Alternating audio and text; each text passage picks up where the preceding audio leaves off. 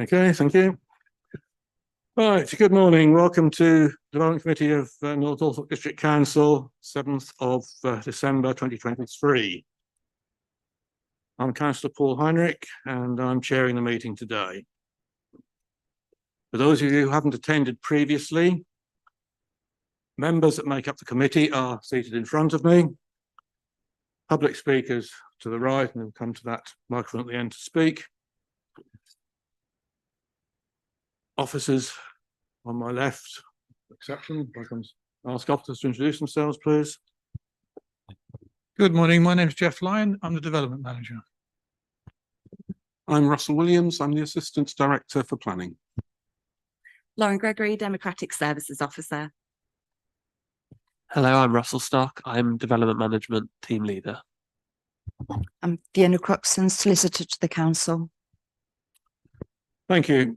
Before we get started, just the usual housekeeping issues. Please could you turn your mobiles off or to silent? Well, I better turn mine off. Would be embarrassing.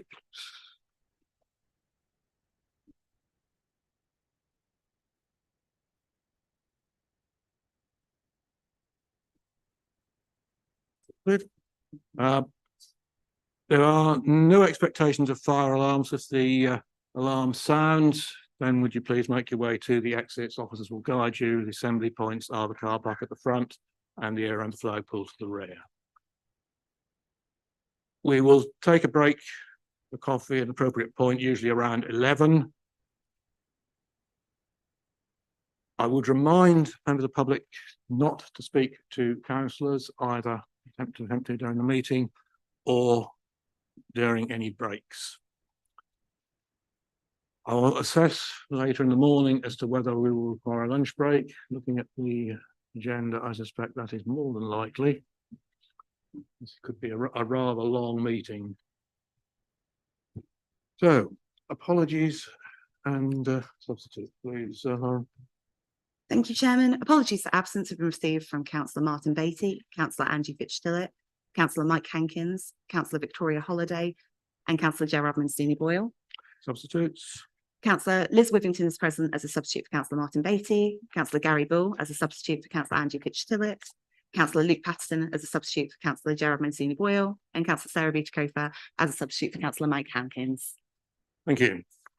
So we move to item 4, the minutes of the meeting of 9th November.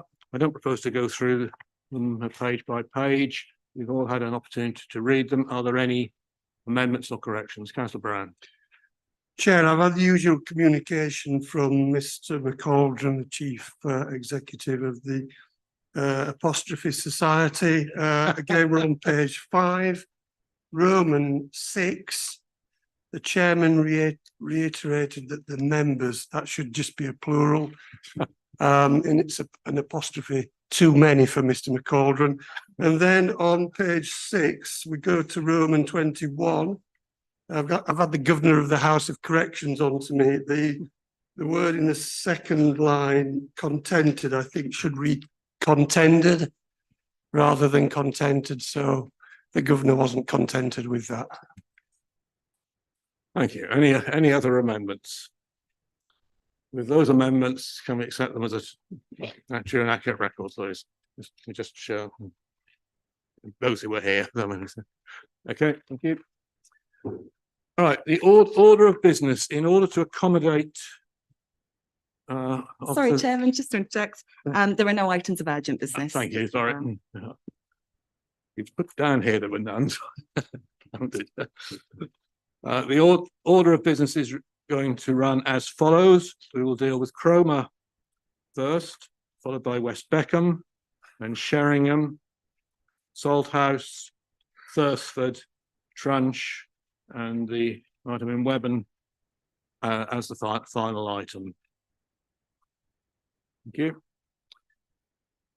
Any declarations of interest? I would note that all of us, I believe, have received considerable lobbying from members of the public in relation to pretty much every application we're dealing with today. Like that declaration on behalf of all of us. Adam, you know.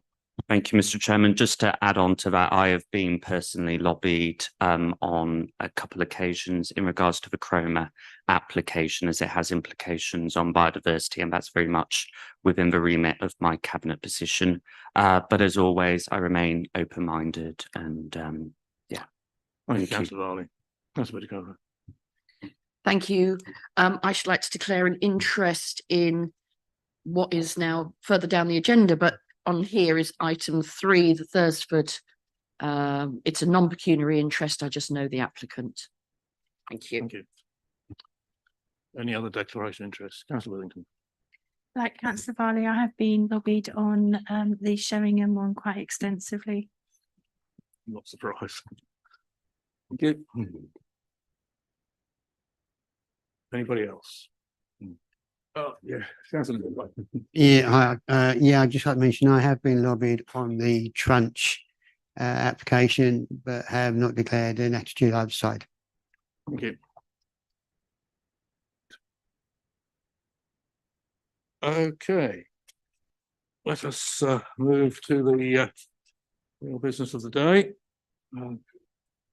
Application Cromer PO /23/0596, the erection of up to 118 dwellings and 60 units of specialist elderly care accommodation with open space, landscaping, sustainable drainage, with access point. It's an outline application, all matters reserved except for access land of Overstrand Cromer. Councillor Williams. Thank you, Chair. As you've just said, this is for PO 230596. I won't read out the description because the Chair's just done that. This is obviously a major application and a lengthy report starting on page 25, running for more than 40 pages within your paperwork. I'm going to try and keep this presentation to around 15 minutes, setting myself a bit of a target there, and not reiterate everything that is in the report, working on the assumption that you have read it. But just by way of illustration, we will wander through the slide pack. The site location is the Green Star, southeast of Cromer town centre and adjacent to the built-up area of Cromer, opposite residential properties on North Reps Road. This is more illustrated by the next slide. So significant sized site, golf club to the top of the paperwork there, and the old railway line to the bottom of the site. Next, please. So just 3 or 4 slides of photographs in some form of logics, and most of these, indeed all of these, I believe, are taken from Overstrand Road. Probably tell by the different sky colour. Some are from the spring, the ones with blue sky, and some are from the last week or two, the ones with grey sky. So the site is to the right of the pictures on the left of this slide. The North Reps Road junction is in the central slide, and then the slide on the right has the site off to the left of it. So reasonably well landscaped across the frontage. Next. So the next one is North Reps Road, properties to the right, site to the left. And a couple of pictures sort of taken from beyond the landscaping across different parts of the centre of the site. And then finally, this is the footpath, not on the definitive map, to the south of the site, which I believe is referred to in a number of representations, which is unaffected by the development proposal. That's predominantly the line of the former railway line. The site does not include that, but it is quite a nice tree-lined walk for those of you that might have done it over time. And then finally, by way of photographs, 2 pictures taken from Park Road with the site ahead of you. The emergency access, which I'll come back to later, is to the right-hand corner of the left-hand one of those pictures. So not straight across opposite the access, but just off skew. And then I thought it might be helpful to provide a few aerial photographs of the site over time. So this is 1999, when the majority of the land was used as an adjunct to the golf course for golf practice and that sort of thing. And as you can see, was clearly maintained as relatively short grass with some landscaping around it, but not that much to the central part of the Overstrand Road frontage. Moving forward, sometime between then and 2007, can't tell you exactly when, but let's call it roughly 20 years ago, it stopped being used for that purpose and started to rewild, for want of a better phrase. But again, at that point, much of the Overstrand Road frontage was largely unlandscaped. And then finally, more to the present day, where it's the site outline is shown in red.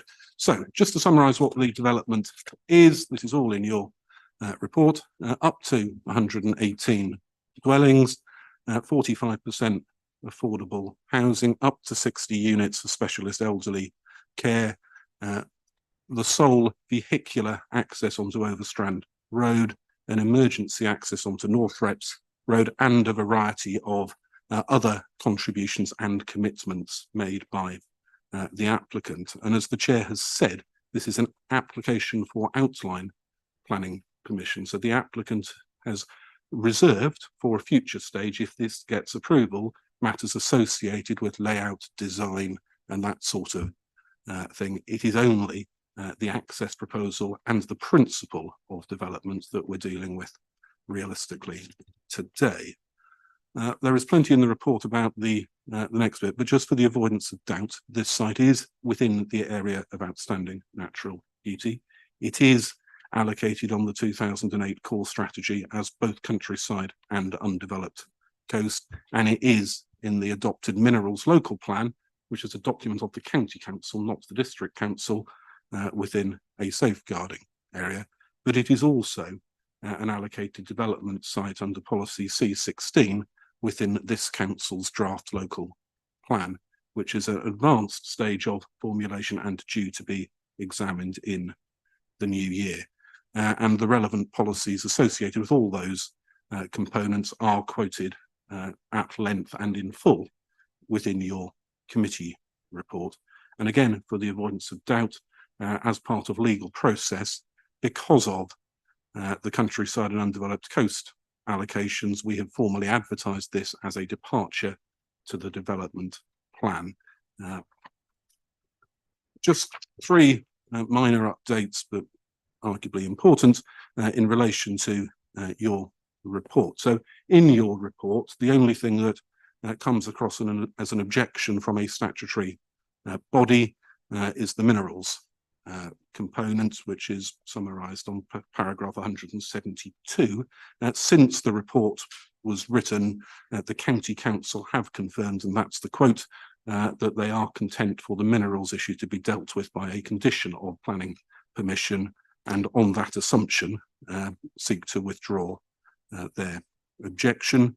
And then in relation to the strategic housing position, i.e. our team that sort of monitor and champion affordable housing, they have commented that they've now done some work on the developer's viability proposal and are confident that the site can deliver 45% affordable housing. And just a couple of errors spotted mainly by me in the report, which are my fault anyway. Just draw attention to the second one. Realistically, the first one's more a sort of typo type issue. There's a wrong policy reference at paragraph 147, but it doesn't change anything in terms of the outcome. So a couple more diagrams. So this is the master plan, illustrative, because as I said, it's an outline proposal contained within the application. You can just about see the red line around the fringes of it. So seeks to retain a significant landscape component in the, let's just call it top left. It happens to be northwest side of the site near the junction with North Reps Road. A reasonable buffer along the southern boundary and a significant chunk in the southeast corner up to the couple of ponds that exist on the site, as well as the retention, with the exception of visibility splay issues, of the landscape margins around the site, both to Overstrand Road and to North Reps Road. Final point to draw attention to on this site, the slightly different colour browny blob on the top left-hand corner is where the applicant envisages the care accommodation going, with the rest being kind of the mainstream residential parts.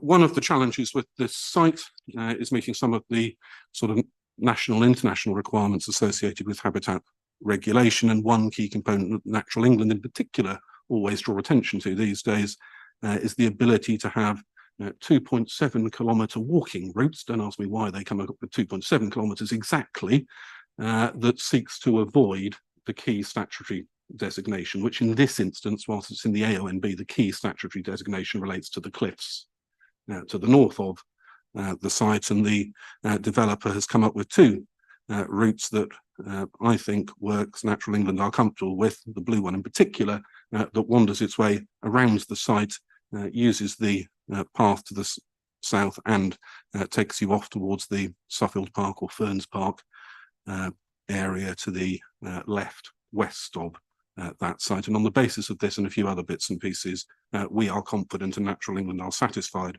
that the habitat regs position is adequately addressed. The report flags three key issues. I'm just going to touch on each of them very briefly. Matters associated with the area of outstanding natural beauty, matters associated with 5-year housing land supply, and, to paraphrase, everything else in that guise. So we've just got a slide on each of those three now. And again, this is covered in some detail in your report. So the first one about the AONB is addressed between paragraphs 123 and 143, and realistically is led by government policy contained within the National Planning Policy framework. There is a core strategy policy which is very similar, having said that. And we have taken the view that this development should be treated as major development in the area of outstanding natural beauty. So that's our first assessment we need to make. And because of that, we then move on to paragraph 177, which broadly says should be refused except in exceptional circumstances. And in our view, having gone through the assessments in association with A, B and C, as is set out in the report, we believe in this particular instance, development is justified within the area of outstanding natural beauty. Next. Then we've got issues about 5-year housing land supply. This is an important part of sort of government policy, and this council does not currently have a ability to demonstrate we have a 5-year supply of housing. We publish a report on an annual basis. The last one was September, which suggests that our yearly figure is currently 4.13, and that's referred to in some of your policy documents, the reference to that document. This development would in its own right increase that to 4.46, which we consider to be a significant leap forward in that, and on balance overrides both the countryside and the undeveloped coast consideration within the development plan. Having said that, we also think the AONB point on the previous slide is more significant in effect than the fact this is countryside or undeveloped coast. Those are the list of things that I've addressed in detail within the report between paragraphs 154 and 214. You might be delighted to know I'm only going to comment briefly on the two that I've highlighted in red. They're more than happy to take questions on the other, but not going to refer to them in detail now. So in relation to the means of access, as I've already said a couple of times and the chair said at the start, this is the one element of detail included within the application and has changed a bit during the course of us having this. The original proposal effectively just had a single access onto Overstrand Road. Following discussions with the County Council and the applicant, an additional emergency access has been provided, as I've already said, onto Northreps Road, which also, in my view, has an added benefit of providing better pedestrian and cycle links east-west from and to the site from the Suffield Park area. And there have been improvements along Overstrand Road, as I've just about demonstrated on the next drawing. I'll come back to the other points in a second. So there's now a pedestrian refuge put into the road, and the pavement is widened quite substantially between the access point and Northreps Road, and indeed between the access point and the edge of the site towards Overstrand. There are points where the pavement is fairly narrow there, and it would be going up to kind of a normal standard to the right of the access point and 3 metres wide to the left of the access point. And the County Council are now comfortable with the proposal and have recommended a series of conditions. There are also improvements for cyclists, which are set out within the report, as well as pedestrians. Finally, by way of detailed biodiversity net gain, this topic is raised a lot, understandably, within the representations, and we do have the council's senior landscape officer on standby, for want of a better phrase, to talk about this, or indeed anything within the ecology and landscape element. Unfortunately, he's had a car issue this morning, so is online and available if required later. But for the avoidance of doubt, biodiversity net gain is a big new thing in the planning world that the government have been talking about for a number of years now, and will require all developments to achieve, well, more or less all developments, to achieve a 10% increase from a baseline figure for biodiversity. In this case, the applicant has offered to do that, but it is not a legal requirement that it is done for this application. Last week, the government published the latest round of guidance, which reiterates the points they've been making for some time, that it is very clear that this legal requirement will only apply to major applications made after a certain date. As yet unknown, but it hasn't arrived yet, and it is likely to be sometime in January 24. And then for other types of development lower than major, it's likely to be April. So this is a material consideration in favour of this application, that the applicant is offering this when it isn't a legal requirement. The other bit that is interesting is there is now, within statute, not even regulation, a standard condition, which is quoted there on your screen and is on the report, which wouldn't require the absolute details of how they would achieve the 10% to be known at this point in time. Slightly unusual in my view, but it is what the law says. So the condition would require, in due course, i.e. before the development is begun, a biodiversity gain plan to be submitted to us and approved by us. So the fact that the applicant has suggested how they might achieve their 10% with a mix of some on-site works and a significant off-site contribution, potentially on a site not a million miles from where we're sitting now, is actually not required under the legislation that has come in. So we are comfortable with that position and recommending a condition is imposed to rubber stamp and guarantee the offer that the applicant has made in that regard. Coming towards a conclusion now, just to draw attention to the fact we've done 2 rounds of representation. They are referred to in some detail in your papers, and there are a couple of appendices that kind of list what has come in, and clearly they're all available online, but 50 local people, organisations, etc. have commented. The vast majority, other than a couple, objecting to the proposal.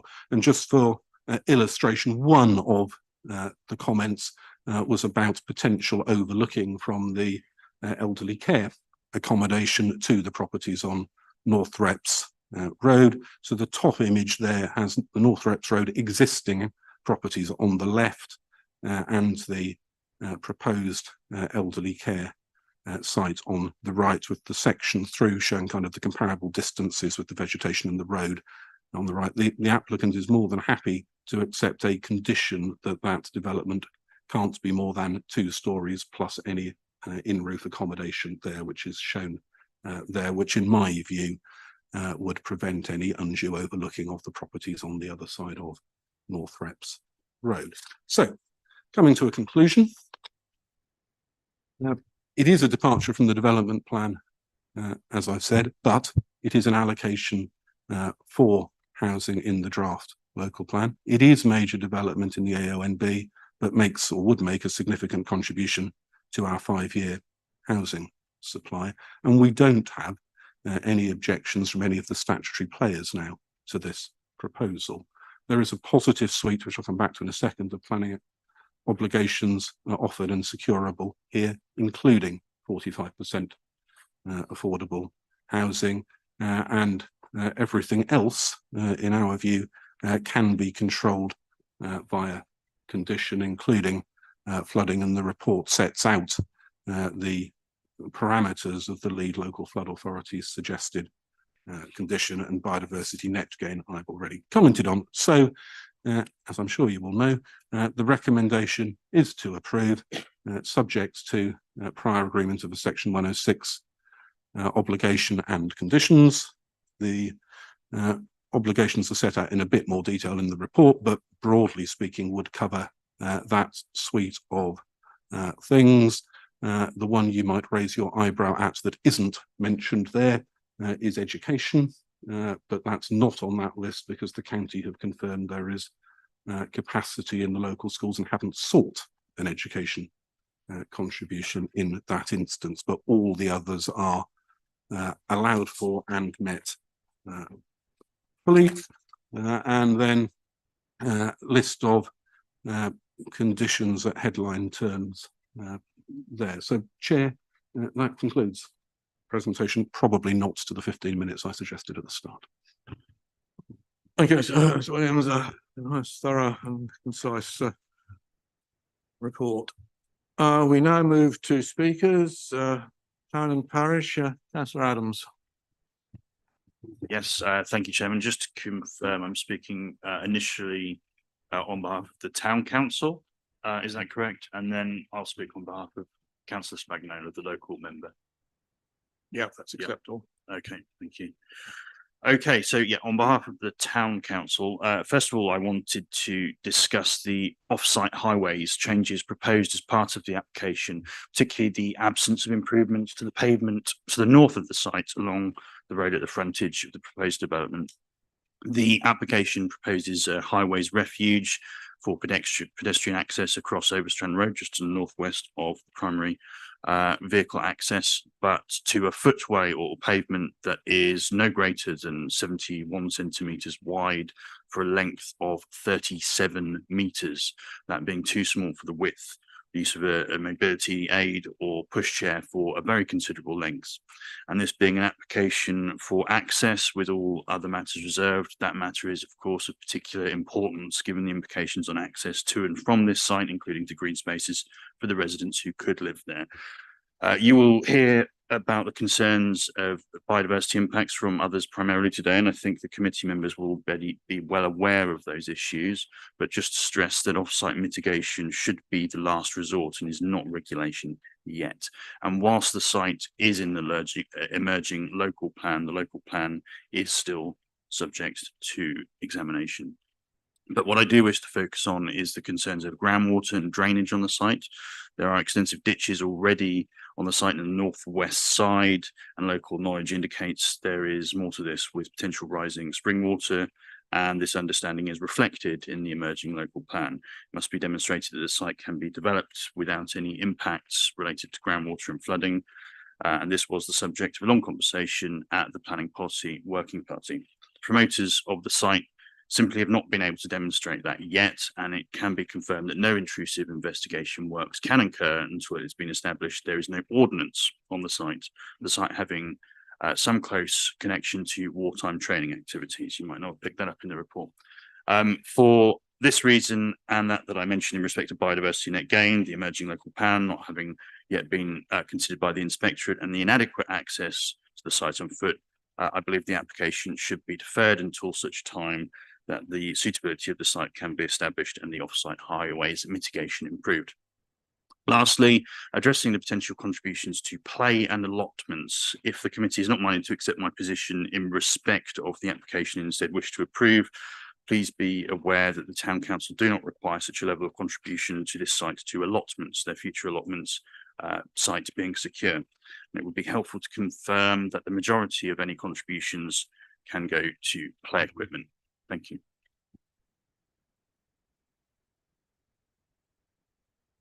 Thank you, councillor. Technically, the local member piece from Emma should come last. Are you happy to wait for that or? Okay, thank you. Okay, we move to objecting speakers. I have three. Michael Wiggins, okay, to come to the microphone.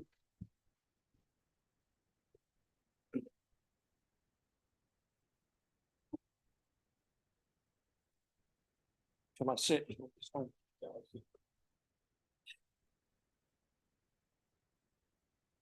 Thank you for this opportunity. Good morning. I asked for this to be distributed. I hope all council members do have a copy because I'm referring to that. In the initial stages, this site has been designated as a waste ground in quite a lot of the documentation. But as you can see from the photographs, if you have this in front of you, it's far from that. It's actually a very pleasant area and is particularly heartwarming when the sun's shining. It's lovely. The site of the location, this goes to page 2. It's a clean sweep right up from Forest Park, right through, that's the site, right through to the golf course and Linkswood and the Happy Valley and the Warren Woods beyond. And the wildlife transit this area to go from place to place. A development would break and fragment that completely. Page 3 demonstrates the site. If you've got that in front of you, page 3 shows that a more clear view of how it interferes with the transit path. The mitigation is also mentioned here at the top corner on the other side. The loss of biodiversity is being classed as minus 41.4%. The loss does not take into account the loss of diversity in the surrounding areas because the surrounding areas depend on that old golf course as a transit area. So therefore, the loss could be far more than 41%.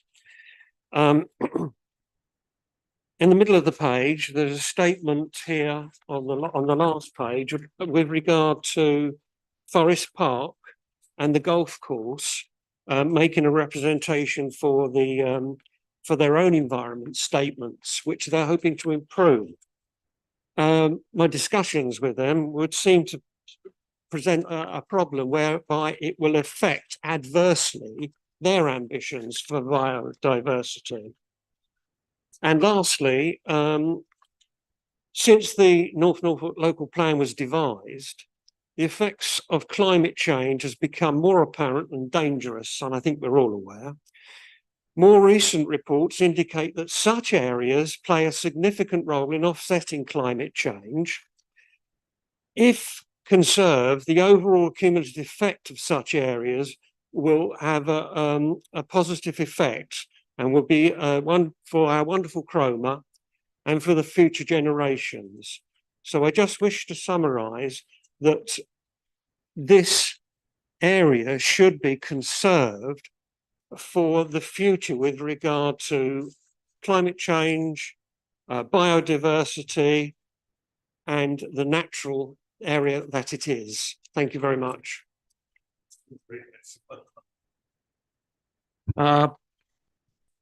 Second objecting speaker, Margaret Wade.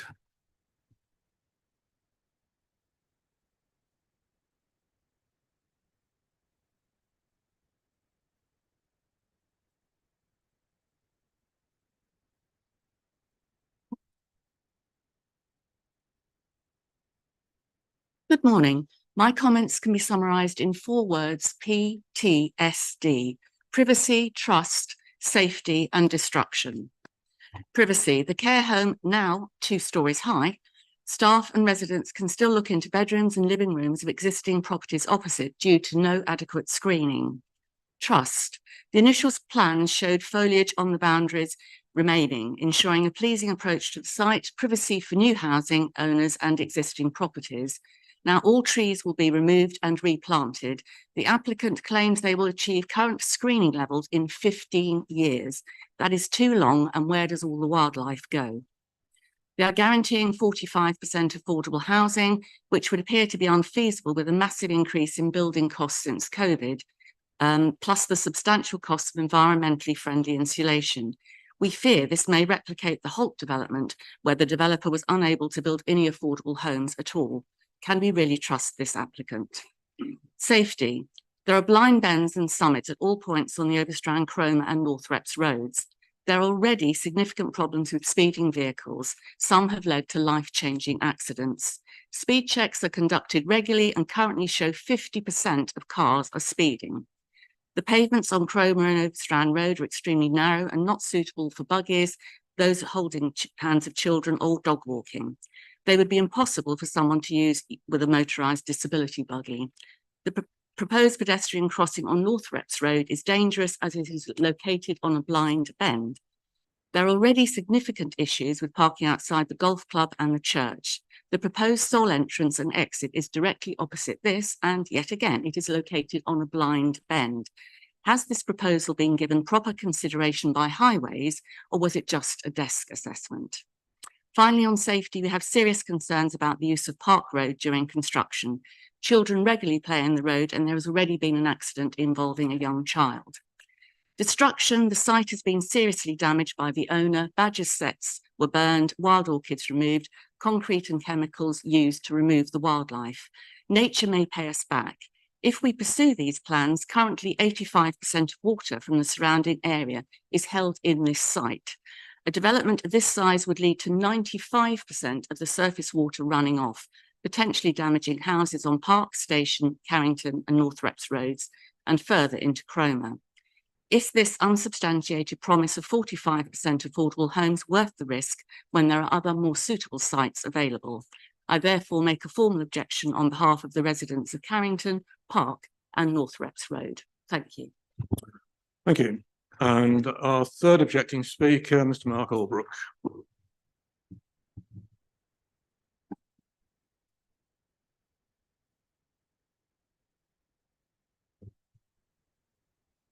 Good morning, everyone. My name is Mark Albrook and I chair Cromer Green Spaces, whose principal aim is, quote, making room for nature in our seaside town, unquote. Hence our objection to the building on this really important site for biodiversity. I should like to make 4 brief points. Firstly, building here would have a serious impact on the patchwork of contiguous important wildlife sites in an area of outstanding natural beauty. The Overstrand Cliffs SSSI, Happy Valley, a county wildlife site, and the Royal Cromer Golf Club all make up a wildlife corridor from the North Sea, giving access to the site in question and the rural inland areas to the south of it. Migratory birds would definitely be impacted, and the AONB would have a large dead area for wildlife, given the impact on habitat which the planned building would have. The fact that the Norfolk Coast Protected Landscape and the Norfolk Wildlife Trust have both objected for reasons of non-compliance is an indication of just how serious the impact on biodiversity would be. Secondly, the flailing of the site prior to the planning application is an indication of the approach adopted by the applicants. What was an unspoiled natural habitat for wildlife was significantly damaged by those behind this planning application, and it is our contention that any mitigation should be calculated from the time prior to this destructive action. It also evidences a scant regard for biodiversity, and any mitigation proposed should be taken with a large pinch of salt. In fact, we maintain that independent surveys should be carried out before mitigation is even considered. In our view, there will be no biodiversity net gain, especially as the proposed site on Holt Road provides completely inadequate mitigation. For, as Professor David Harper maintains, David is Emeritus Professor in Ecology from the University of Leicester and a Cromer resident. This site has no connectivity and no gradient with water features. Indeed, given the uniquely important nature of the Overstrand Road site near the coast, we maintain that there is no recoverable habitat of this sort, and in consequence, like-for-like mitigation is impossible. Thirdly, the benefits of wildlife, biodiversity and natural spaces upon the well-being of the citizenry is now widely recognised. Since Cromer Green Spaces became aware of this planning application, we have heard no single voice in favour of it. Indeed, quite the opposite. Part of our mission is, quote, to help improve people's sense of well-being, unquote. And for the townsfolk to witness part of their area of outstanding natural beauty destroyed can only have a negative impact. The beauty of natural spaces in or near urban areas has unquestioned benefits for residents, and Cromer has few enough of these as it is. Finally, Cromer Green Spaces maintains that there are other sites in this area just as suitable for the proposed development, but whose impact on biodiversity would be minimal. Therefore, Cromer Green Spaces has a question for this committee. When considering the planning application, are other sites being looked at, and if not, why not?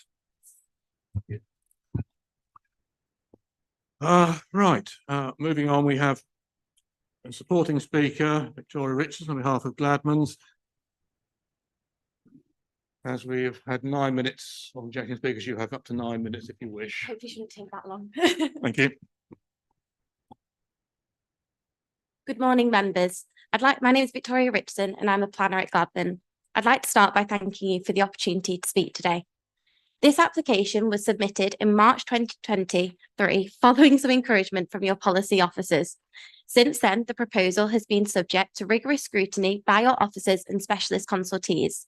We have now reached a position where all consultees confirm they have no objection to the proposal, and the considered opinion of your officers is that planning permission should be granted. The recommendation is, of course, consistent with the decision of this council to allocate the site for housing in the emerging local plan. Whilst not adopted, the plan has been submitted for examination. This means that, as far as the council is concerned, the emerging plan has been rigorously tested, meets all of the necessary legal requirements, and is sound. The fact the site has been allocated in the emerging local plan is an important material consideration for the determination of this application. The proposal provides the framework for a high-quality development of up to 118 dwellings, specialist elderly care accommodation, and public open space. The provision of up to 118 new homes, including 45% affordable housing, would not only make an important contribution to the district's housing land supply, but would also support the government's objectives of significantly boosting the supply of housing to ensure that this generation can have the same home ownership opportunities as their parents. As set out in the officer's report, your officers and consultees agree that no unacceptable impacts arise from the development. In particular, we have liaised extensively with the local highway authority, and they are satisfied that the proposed site access arrangements are safe and suitable to the level of development proposed. Regarding the site's area of outstanding natural beauty designation, the landscape officers considered that the site does not typically exhibit the defined qualities of the AONB, and it is concluded by your officers that development of the site would be acceptable in national policy terms. Turning to biodiversity net gain, your statutory consultees are satisfied that a 10% net gain can be achieved via a combination of on-site enhancements and off-site commitments, which will be secured via a planning condition. In response to the comments about the baseline survey dates, the specialist consultees agree that the calculations used are reasonable, and while some recent site management measures may have lowered the biodiversity baseline value, the assessment used predated these works. Whilst currently submitted in outline form, future detailed applications will provide the council with a mechanism to secure appropriate levels of amenity for existing and future residents and comfort that an appropriate scale, mix and layout will be achieved. Our proposals include a plethora of benefits for both new and existing residents in Cromer, including a contribution towards upgrading play facilities within Ferns Park and allotments. And I can confirm, Mr. Adams, we are happy to be flexible to ensure it's spent where it's most needed. The proposals comprise a substantial amount of green infrastructure, enhancement of existing trees and hedgerows to create important wildlife corridors and green connections through the site, and a commitment to achieving a 10% biodiversity net gain. Other benefits of the proposal include provision of new recreational routes through the site, cycle vouchers for each new household, a contribution to securing additional cycle stand facilities in Ferns Park and Cromer Town Centre, and charging facilities for electric vehicles on all properties. These measures support the council's pledge to become carbon neutral by 2030. The development would have a positive impact on the local economy. Specifically, it would lead to the creation of jobs during the construction phase of the development and increased expenditure within and patronage for local services. Based on census data and official labour market statistics, we estimate that the development would create around 360 direct and indirect jobs in construction and related industries. There's a unique opportunity with this planning application to achieve the provision of 45% affordable housing in line with the adopted local plan, whilst also realising the benefits of the emerging local plan objectives, for example, on climate change and biodiversity net gain. Should you resolve to grant planning permission for this application, it is our intention to make swift progress with the completion of a Section 106 agreement to secure the developer contributions and obligations set out within the draft Section 106 heads of terms. This would ensure that the development of the application site would be accompanied by proportionate mitigation for the impacts of the proposals on local services and facilities. The application proposals represent sustainable development, and the identification of the site in the new local plan supports the principle of development. In national policy terms, the tilted balance is engaged, and a planning permission should therefore be granted unless any adverse impacts of doing so would significantly and demonstrably outweigh the benefits. All technical issues have been addressed. There are substantial benefits to the proposals and no unacceptable harms that arise. We have worked collaboratively with your officers to bring you this application today and fully endorse their recommendation, and I hope you can too. Thank you. Thank you. And finally, Councillor Adams, if you'd like to read out Councillor Spagnola's report. Yeah, thank you, Chairman. And Emma, thanks you for giving her the opportunity to comment on the application via myself while she's recovering. On behalf of Emma, my primary concerns are biodiversity, wildlife and the AONB. First of all, it's been suggested that the site does not have the special qualities of the AONB. In fact, the site has greater qualities than much of the nearby AONB, given the habitat present. This is no monoculture agricultural field. As not only the ward member, but also a resident that lives nearby to the proposed site, during the summer months, I sit out in my front garden listening to the animals and birds who live over the proposed site and watch bats fly from that direction. During driving down North Rips Road, I also frequently observe deer, fox, weasels, rabbits that run back onto the site. I'm concerned all of this wildlife will be displaced from this area, also causing distress. You, I hope, have seen the report by the gentleman who recorded the amount of birds on that area, which proves how important this piece of land is as a habitat. I also understand the biodiversity gain is to be addressed on a piece of land on the opposite side of Cromer. And although I appreciate it is being kept in the locality, I cannot understand how it will address the loss of biodiversity on this side of Cromer, following the fragmentation of the existing habitat, and the off-site mitigation indicated to be trees will not be a direct replacement for the habitat lost on this site, providing something completely different. And I also question whether the biodiversity net gain calculation was made based upon before or after the site was flail cut and cleared, which happened before the application was submitted. So what was the baseline the applicant has used to reach 10% BNG? I also question how the off-site mitigation will be guaranteed in the long term. What would happen if the mitigation was removed? Where is the assurance? This makes me think deferring the application until the new local plan is in circulation is the best idea. On healthcare, I represent the ward that the local GP surgery and hospital fall into. The majority of complaints and caseworker have is a connection with lack of GP appointments, let alone with their own doctor. It's no news to anyone that the real struggle the NHS is facing. I am a former member of the Norfolk Health Overview and Scrutiny Committee for Norfolk County Council, and we were regularly informed that most of the healthcare issues were due to lack of ability to attract professional GPs, nurses, doctors and dentists to Norfolk, with North Norfolk being the worst area for this. And the second issue was the ability to retain staff. The impact of possibly 296 plus people on our already overstretched health service can only cause issues for residents already complaining, adding to this issue. I would also be curious that the money being asked for by the NHS will actually be used in North Norfolk and not diluted into NHS funds. On flooding, the North Reps Road after a recent downpour becomes like a river. My concern is what will happen when the natural ability to absorb the water on the proposed site is dispersed onto the North Reps Road, not only on the impact of the highway, but really the impact on the houses adjacent to the road. I'm also concerned about the springs that are under the proposed site, run down into Cromer, past the hospital, and currently flood the garden at the rear of the Macmillan Centre, get that word right. On affordable housing, this is part of the application where we could recognise a positive impact. I would query the affordability of the homes in an area that is known for temporary and 0% percentage contracts due to the seasonal nature of work in North Norfolk. I would also want confidence that the 45% allocation stays at that.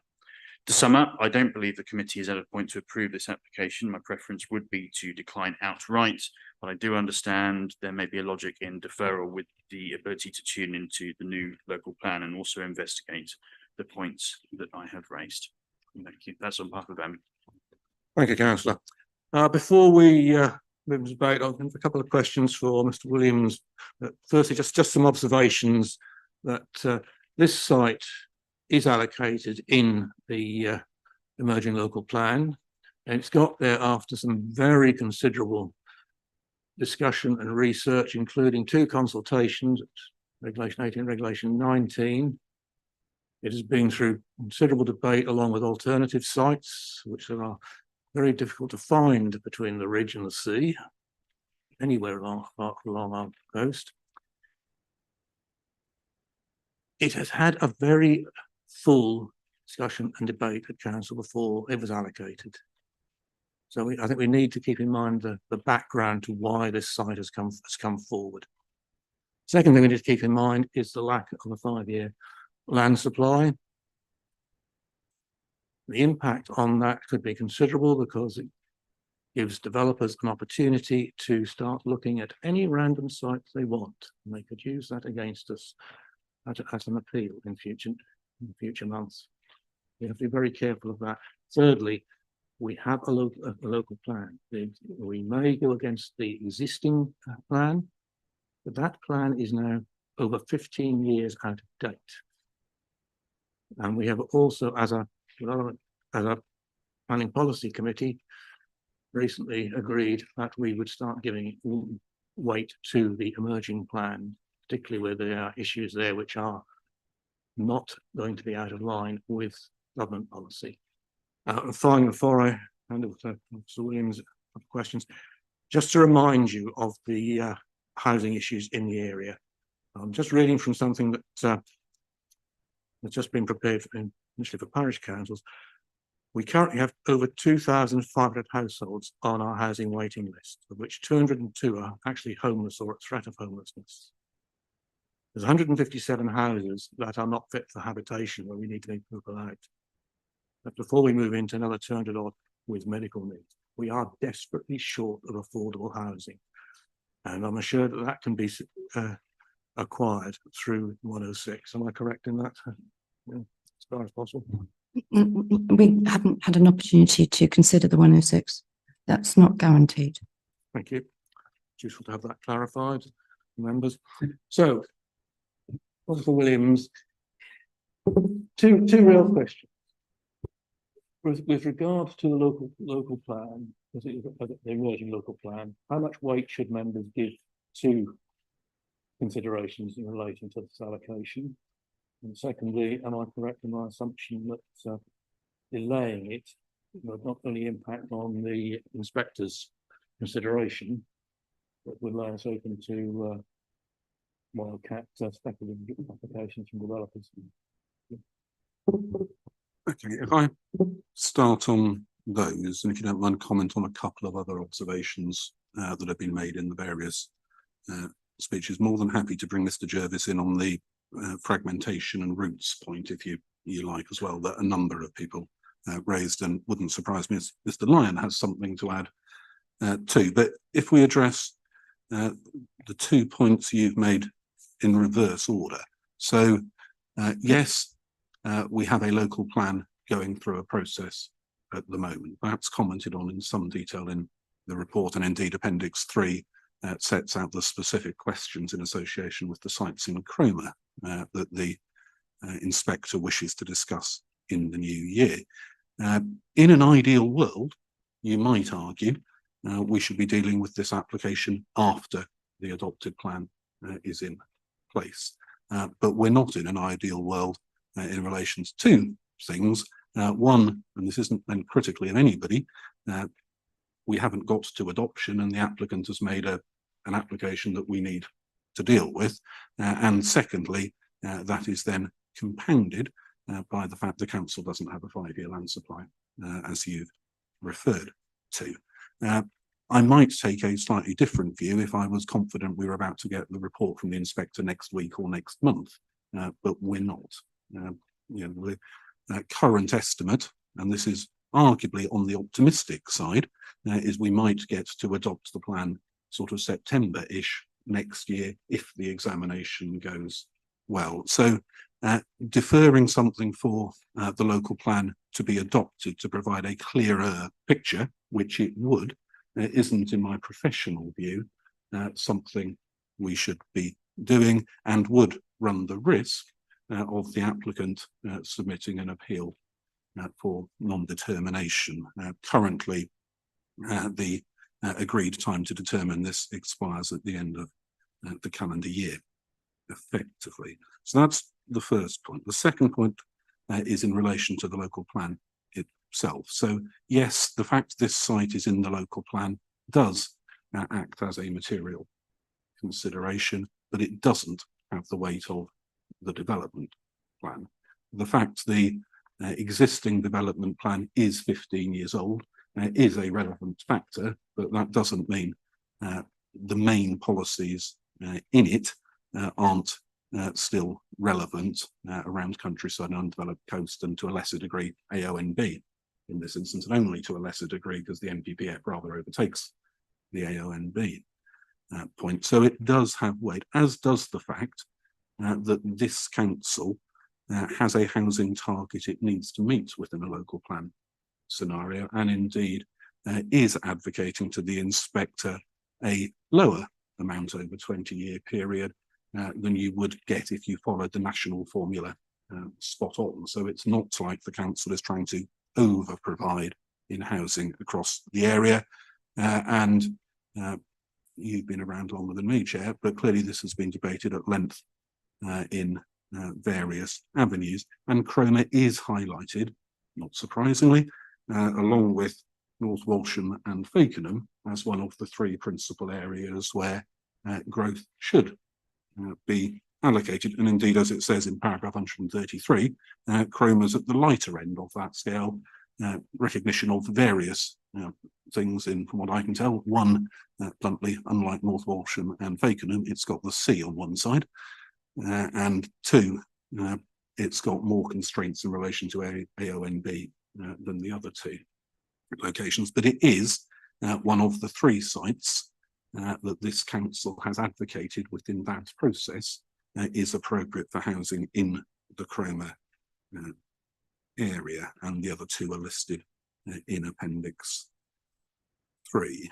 So, and this is a personal professional view, deferring for a long period, I struggle to see what the realistic justification is, which is what deferring it to await the local plan would be. If I can just switch to a couple of other bits. I'm hoping that Mr. Jervis will come in on the kind of fragmentation roots point that certainly Mr. Wiggins made, Mr. Albrook made, and I think Councillor Adams made, both himself and on behalf of Councillor Spag.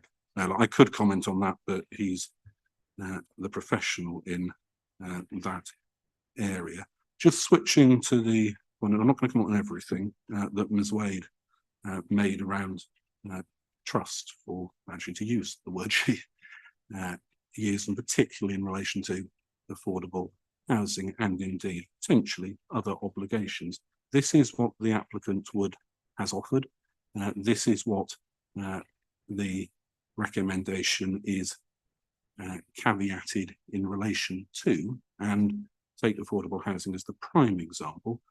the recommendation is that the planning obligation, it says specifically 45%, not it might be up to 45%, but would say 45%. Can I absolutely guarantee that that will be the outcome at the end of the day? No, but I couldn't absolutely guarantee if the number was 15% either. The fact it starts at 45% and is policy compliant with the adopted plan makes it very difficult on affordable housing grounds, if not impossible, to refuse. But we have also, and the applicant has been reasonably open on this, asked our independent viability assessor to look at it. And as I put up on one of the earlier slides, he concluded that it, on the face of it, looks like it is viable at 45% with the full suite of planning gains proposal. Councillor Adams, with his town council hat on, referred to allotment and play. The applicant's representative confirmed, I think, that they'd be very happy to be flexible on that point, and certainly it would be relatively simple to construct the 106 to ensure that flexibility is in place. And equally, Councillor Spagnola's submission referred to health, where the applicant, start with different position, the NHS, the Integrated Care Board, I think it's now called, has asked for just over £500,000 as contribution towards improvements to health facilities, which are set out in the report, the majority of which are in the North Norfolk area. Equally, if you want to improve A&E, that doesn't happen in North Norfolk, if I'm being slightly flippant about it, but does meet the full aspirations in relation to health. And then my final point is a number of speakers have referred to groundwater flooding, drainage, those broad issues, which is clearly and understandably a local concern. So I've got one more I want to comment as well. In my experience, in this part of the world, the lead local flood authority are not backward in objecting to things if they think there is any risk associated with the development, and are not objecting to this, and have recommended a very complicated and long condition is put in place to control this in worst case scenario, in their view, position. So I struggle to see, whilst I personally have a degree of sympathy with where some of the comments are coming from, I struggle to see a justifiable reason for refusing on that one. And then the final point just to comment on is the point that Councillor Adams made in relation to highways pedestrian components. Yes, it is a fact on two levels to me that the pavements in that part of Cromer are not at an ideal width. There is a particular pinch point on the north side pavements to Overstrand Road near the junction with North Reps Road, where it is particularly narrow. I think Councillor Adams said 71 centimetres. Certainly when I walked down it the other day, it wasn't much wider than me, but I didn't get my tape measure out in that regard. And in my view, it isn't easy to see how at that particular pinch point it could be improved. The applicant has offered to improve following discussions with the county council, the width of the pavement throughout the whole of the boundary side of their site to Overstrand Road, which is therefore the south side of the road, which is the side more likely that the residents of the site are going to walk on, because it's the one closest to them. So there would result in substantial pedestrian improvements. And again, the County Council Highways have not recommended refusal and are quite comfortable with the position. So I think I've covered your 2 points and the 3 or 4 other points. But Mr. Jervis may hopefully be available, and then Mr. Lyon might want to chip in as well. Chair. I think it might be useful. You have a say. I'll bring the Jervis. Thank you, Chair. Good morning, members. Yeah, so in terms of the habitat fragmentation aspect of this, there's still quite a lot of green infrastructure at the site itself, and shown on the landscape master plan. Sorry, can you hear me all right? Try again, Ben. And Can you hear me all right now? Is that working?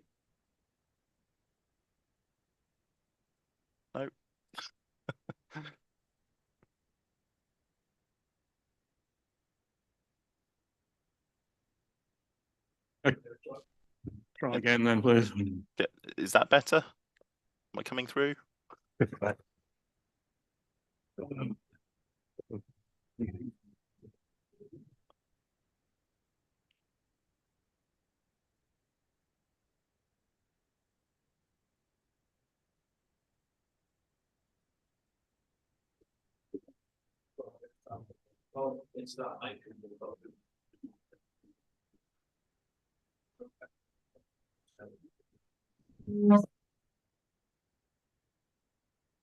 Is that working?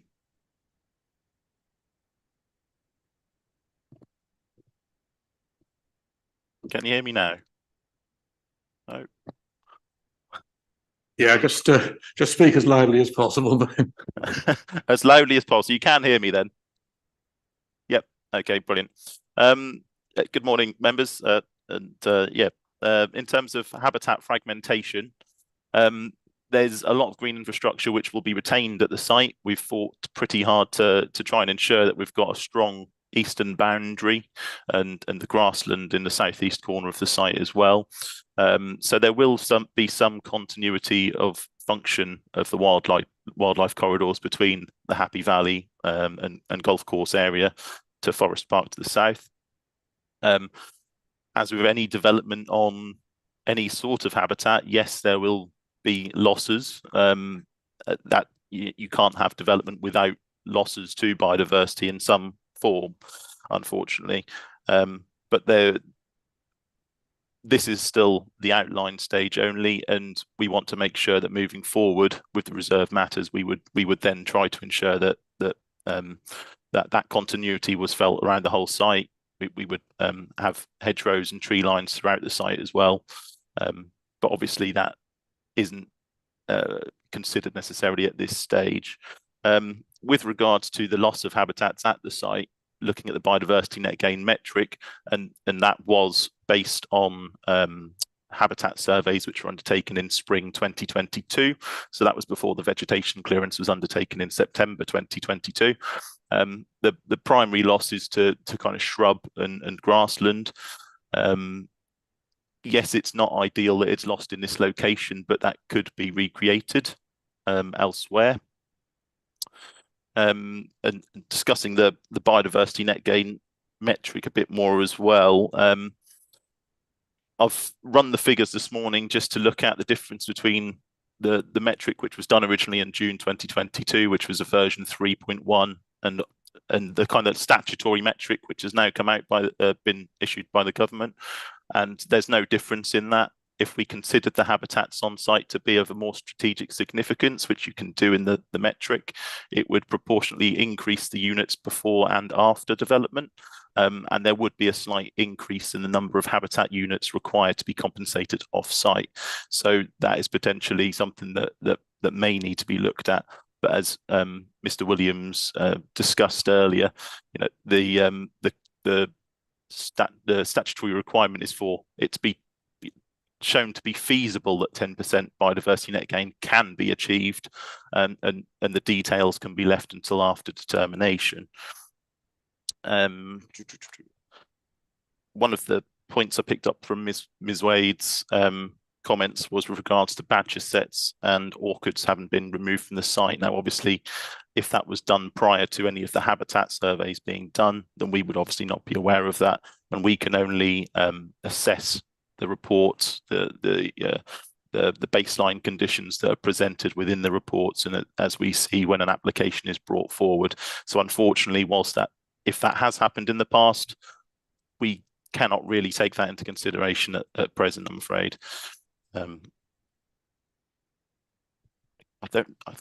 Is there anything else, any other questions that I've missed? Mr. Williams or Mr. Lyon want to chip in with anything? We'll come back to you if we need to when members raise questions. It's okay, then. Okay. Thank you. Yeah. Okay, well, I mean, Mr. Williams has said a lot of what I was probably going to say. Mr. Jarvis has said a lot as well. I think this is clearly a difficult application for members in many ways. On the biodiversity point, particularly, it's a challenging one to sort of weigh in the balance. I mean, yes, we want developers to enhance biodiversity, but given that this is an application already in the planning system, the legislation requiring 10% doesn't bite on this particular case. So we can't say to the applicant, if they didn't provide 10%, we would refuse you, because currently it's a 1% gain is all that you can legally ask for prior to the legislation coming into effect. So the fact that the applicants are offering a 10% gain is obviously a benefit in our view in weighing this application. Obviously, the site itself, we couldn't necessarily stop someone going in there and maintaining that grassland as it was previously as a golf course. So it's kind of, yeah, we have to weigh this carefully in a balance. But say we've looked at it, we've assessed it carefully, and we think there are substantive reasons why we should be recommending this for approval and why members should be approving this. So I'll leave it at there. Thank you. Thank you. Right. Just to remind the members that we are going to be sticking rigidly to the speak once rules, understanding rules, unless particular detailed questions that need responding to. Otherwise, we could be here till 5 o'clock tonight. So we will maintain standing orders closely today. Councillor Patterson. Thank you, Chair. Can I congratulate the officers negotiating, putting such a good application in front of us today. We desperately need affordable housing, and the 45% target is met. And I think, given the weak position we're in with a lack of 5-year housing supply, I support and propose the officer's recommendation. Yes. Thank you.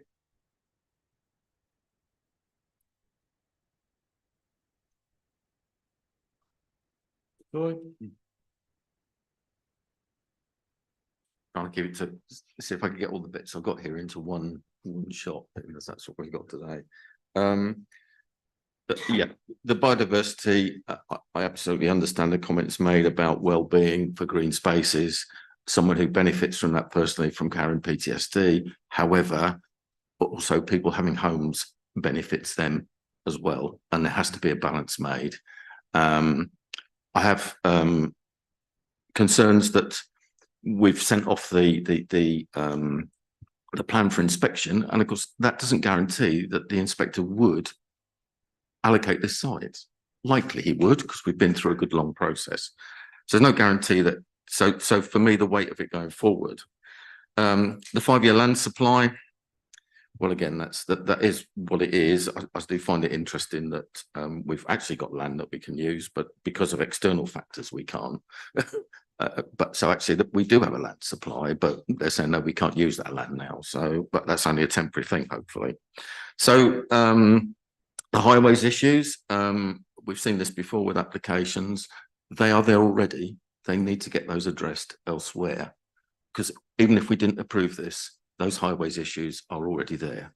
So whilst we can help with the footpaths, which I'll come to a bit further in a minute, and you know, the refuge, in terms of pedestrian abilities, the road, if people are not adhering to the speed limit and there are accidents already, that's happening irrespective of this application,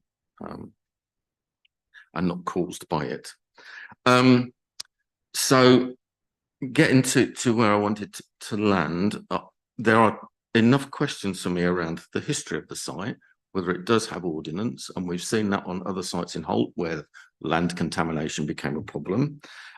Minerals, if there's minerals there, they need extracting, if I've read that correctly, which again would be a further overhead on the site. The flooding, again, I think that whilst we've had reports and that of that, we really need to understand how the water goes on this site, given the local knowledge of springs and the way it flows off the site and on the site. And I don't think there's enough information there. And addressing this footpath issue, I think we need to, being as this is about the access, and that includes pedestrian and highways. So I would, I can't support it at the moment, and I'm suggesting for members to discuss a deferral to deal with those issues, not necessarily for the length of the plan. but to defer so that we can understand better because those issues would affect the delivery of the 45% homes, which is why really we're being moved towards this, because that's what it's going to deliver for us, as well as long as the extra care housing as well. So there are too many questions, I think, that have come out this morning from what we've read to be certain that we're going to get what's being promised to us without those being addressed. So that my recommendation would be for deferral, but I know we have to deal with the original thing first, Mr. Chairman. Yeah, sorry, that was a bit rambling, but I had to get my one shot in. Thank you. It's okay. I have to say that we would need some very sound reasons in planning terms were we to look at deferral. And I would ask you to consider what you might come up with if we return to it. Thank you. Isn't it? Councillor Withington. Thank you. Good morning, everybody. Thank you for bringing that suggestion forward, Councillor Tory. Have someone got a microphone on? Additional.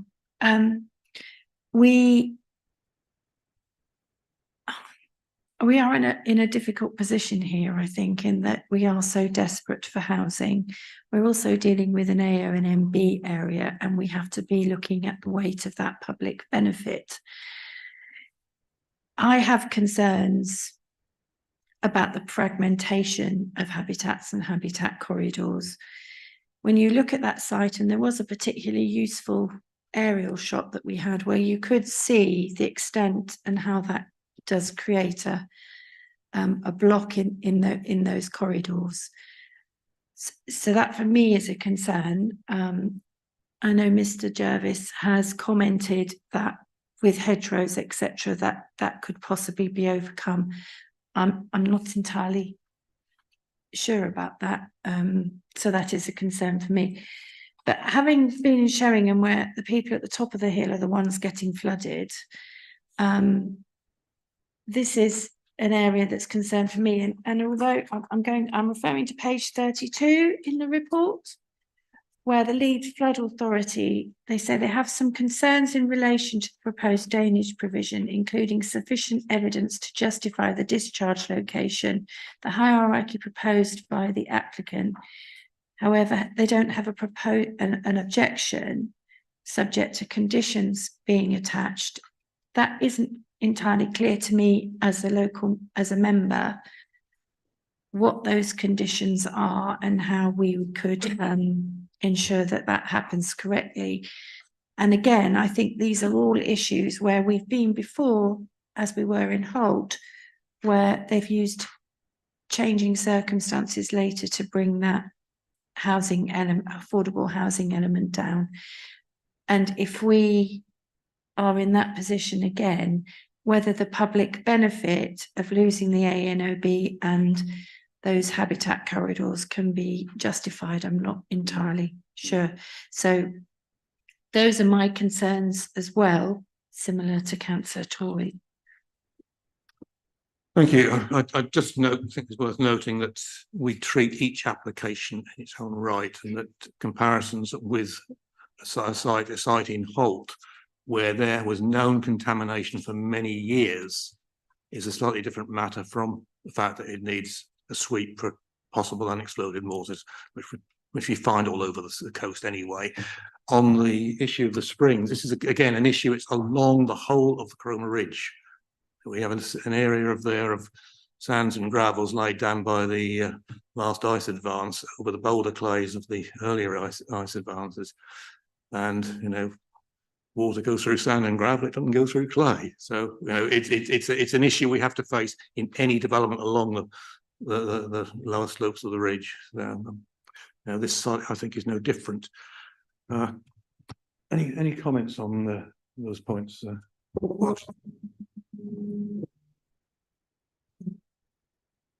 Not sure what I did then, but anyway, just quickly. So in relation to the last point on flooding, the parameters of the LLFA condition are set out in paragraph 205 on page 59 of your report around infiltration testing, ground level monitoring, sustainable urban drainage system, surface water reuse, emergency spillways, finished floor levels, etc. So it's a detailed condition that they are putting forward.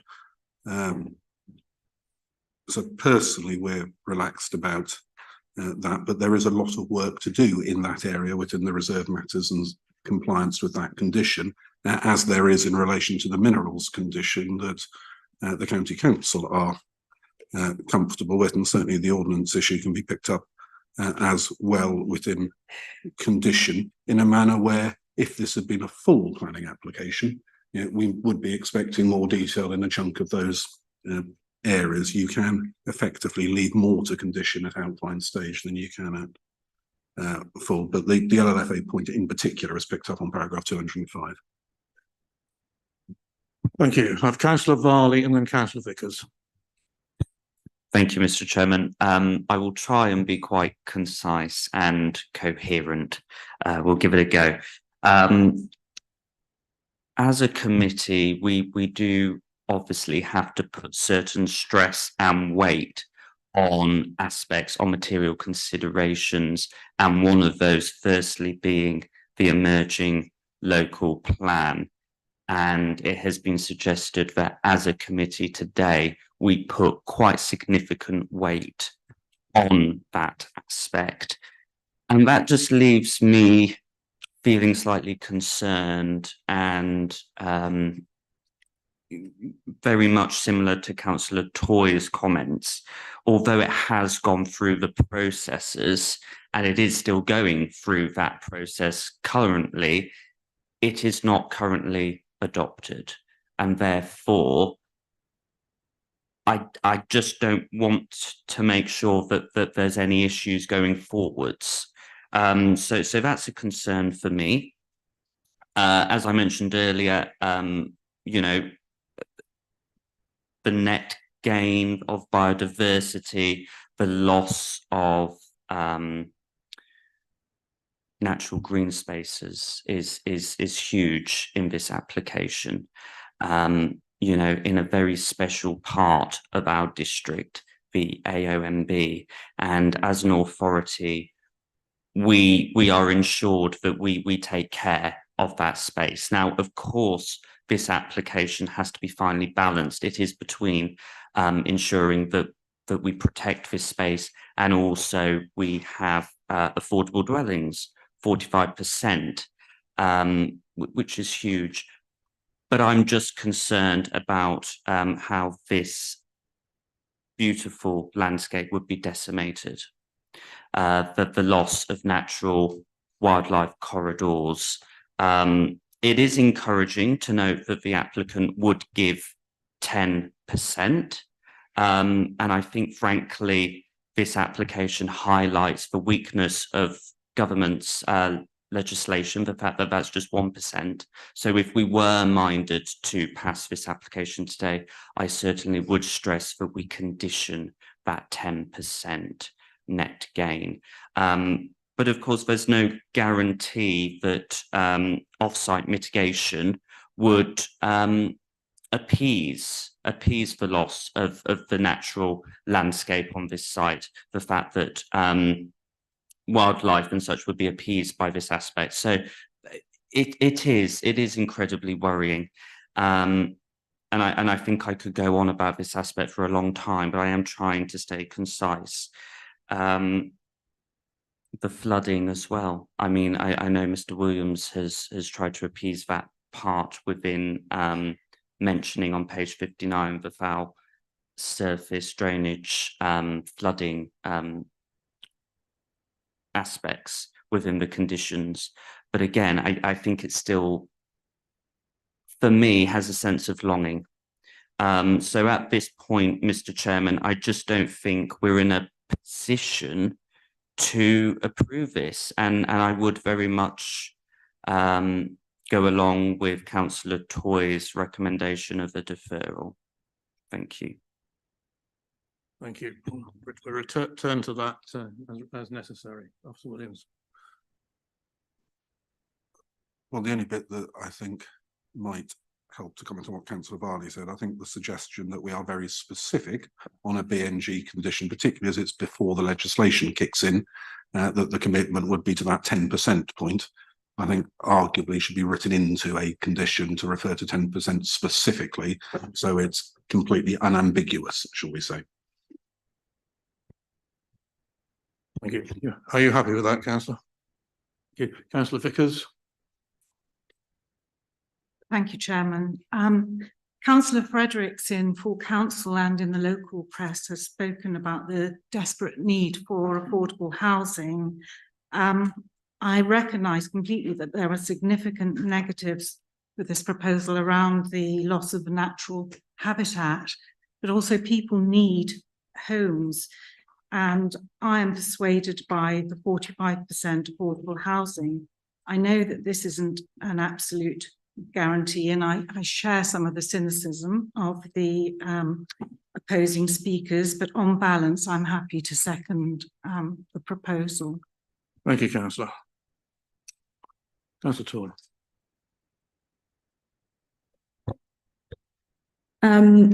Right, I think that this is a very hard decision for everybody. And yes, many of us will be swayed by the 45% affordable homes, but I have my doubts about that. And no, we shouldn't compare it with other applications, but we know that that's not always delivered. So, and there's too many other questions that I'm not completely comfortable with. So I would find it very hard to say yes to this at this time. Thank you. It's worth remembering that we cannot guarantee delivery of a percentage of affordable houses on any site. You know, there's always going to be potential future viability issues to be raised. So I think in this site, as opposed to the one that was mentioned elsewhere in the district, we are much more confident that this land is not contaminated to the extent that the other side was. And, you know, yeah. I was going to make a very similar point that compared to the Holt scheme, which I know is the case that people have in the back of their minds about going from obviously a policy compliance amount down to zero. In that case, we didn't have a viability assessment when that application originally came in to the planning authority back in 2017. With this application, we do have a viability assessment, which our appointed assessor has looked at and has agreed with the conclusions in that report. So we are in a stronger position compared to Holt because we already have evidence before us of their assumptions that they made in terms of coming to their 45% viability statement. As people have said, we can't always guarantee things change, markets change, but we're in a stronger position than we were in Holt. We've learned from Holt and we're making sure that doesn't happen again because we know how damaging that was for trust, because trust is important in development. But yeah, we're in a stronger position with this one. Thank you. Councillor Ball. Thank you very much, Chair. Just a couple of points and clarification, if possible. And I'll stick to the. I don't care about. Well, that's the wrong thing to say. I am aware of other things that have happened on previous developments, but we're dealing with this development. The main one I would ask is, this is outline planning, and you have conditions lined up basically for most of the issues that could possibly occur. Now, I hear what everybody's saying about bionet diversity and gain and all this and the other. Would I be right in my assumption that, say we said, no, we're not going to do this, there's nothing to stop the current owners putting it back to its previous use and wiping everything out that's there anyway?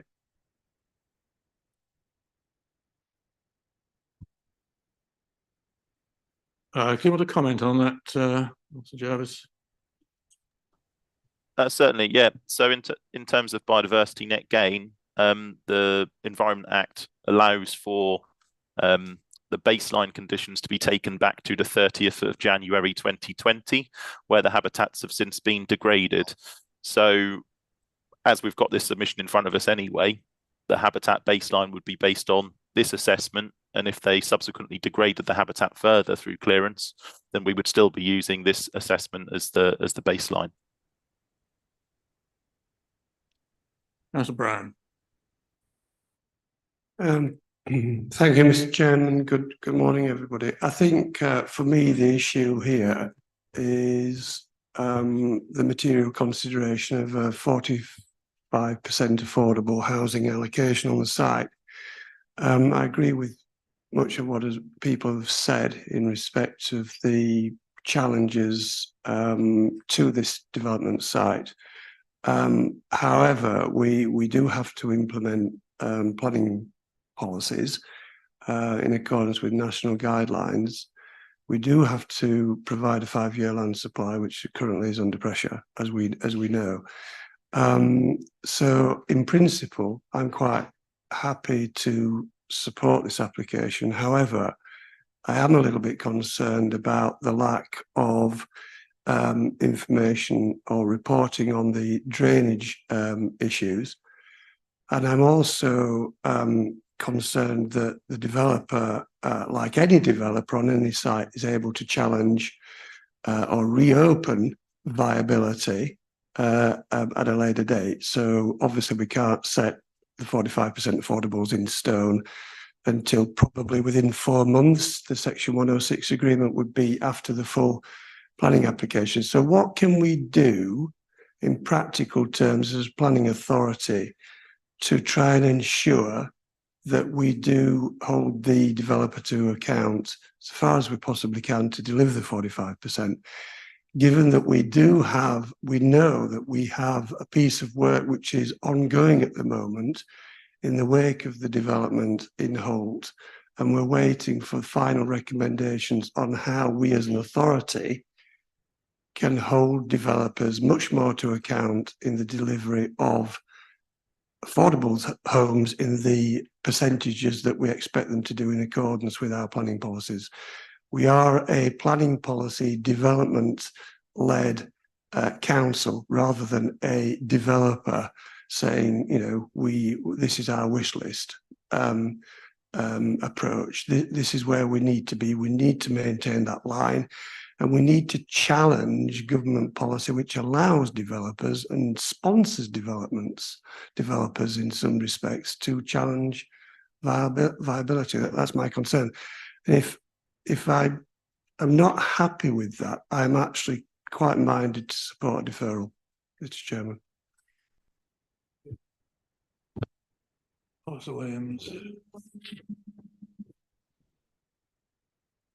I think I'm jinxed, aren't I, on this microphone? But anyway, just 2 quick observations, mainly in relation to Councillor Brown's point, but it also picks up on a couple of other people. So firstly, process-wise, so this is an outline application.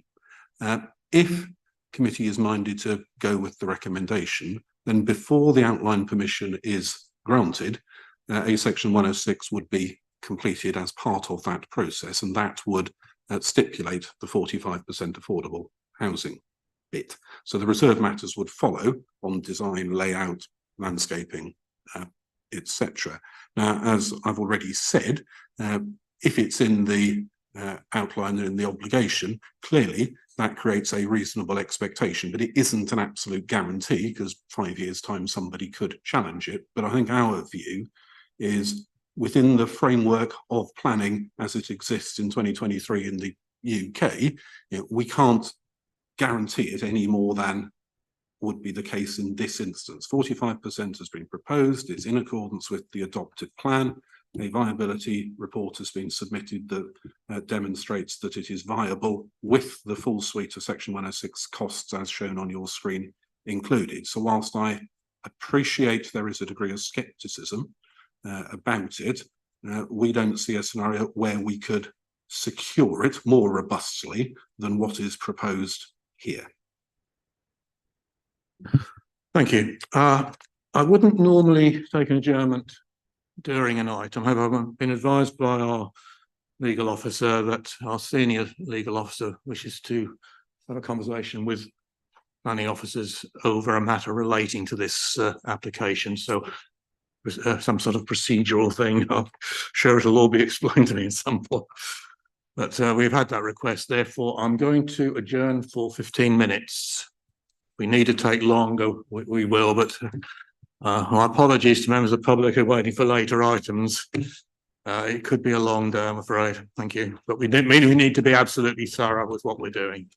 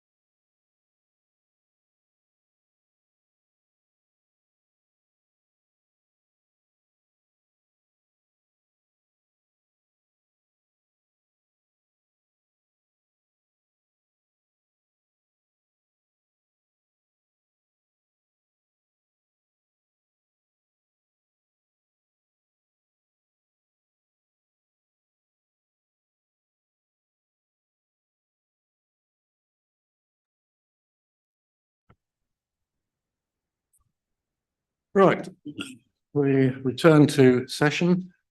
The adjournment was related to procedural issue. I'll ask Mr. Williams to clarify, please.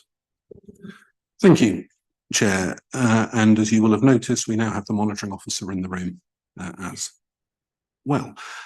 So a query has been raised whether it was appropriate for Mr. Jervis to have contributed, to have contributed to the discussion remotely.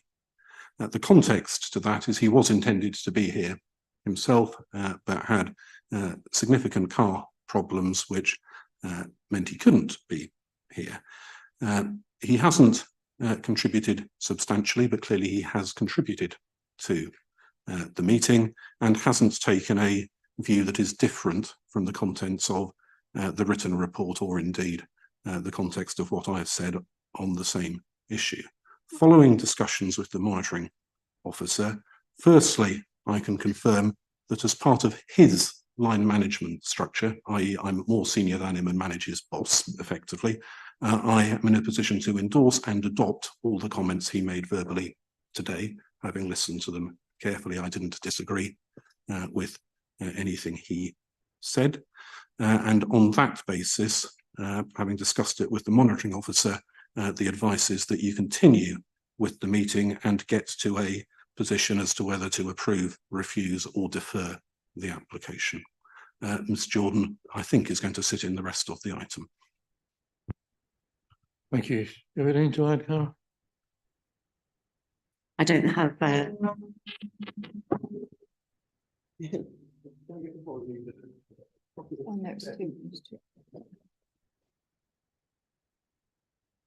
apologies. I don't have anything specific to add next to the conversation that I had with Officer Williams. Okay, thank you. We return to debate. Does anybody else not spoken before the adjournment wish to add anything? Or have any further questions? Councillor Beckham. Thank you, and thank you for the clarification. I think like most of my colleagues, I am any opportunity to get 45% affordable housing is extremely tempting and we would wish to support. But I think I've sat through too many where it's over time that the reports have changed. And I am always against, I've always spoken in this chamber about not developing on the AONB. If I could have a cast iron guarantee, which I know is impossible, so I'm not asking for it, I just know it's impossible, then I would be inclined to vote for the application. But with it being on the AONB and there being no guarantee, I'm afraid I will be not able to support this today. Okay, thank you. Councillor Toy, I'll give you a second bite. Thank you, Mr. Chairman. Being as I sort of started the deferment thing, I thank you for letting me speak again. So there's two things. One is, could someone clarify for me the viability report? Does it, I don't think we've seen it. I couldn't find it in there and I apologise if it is there.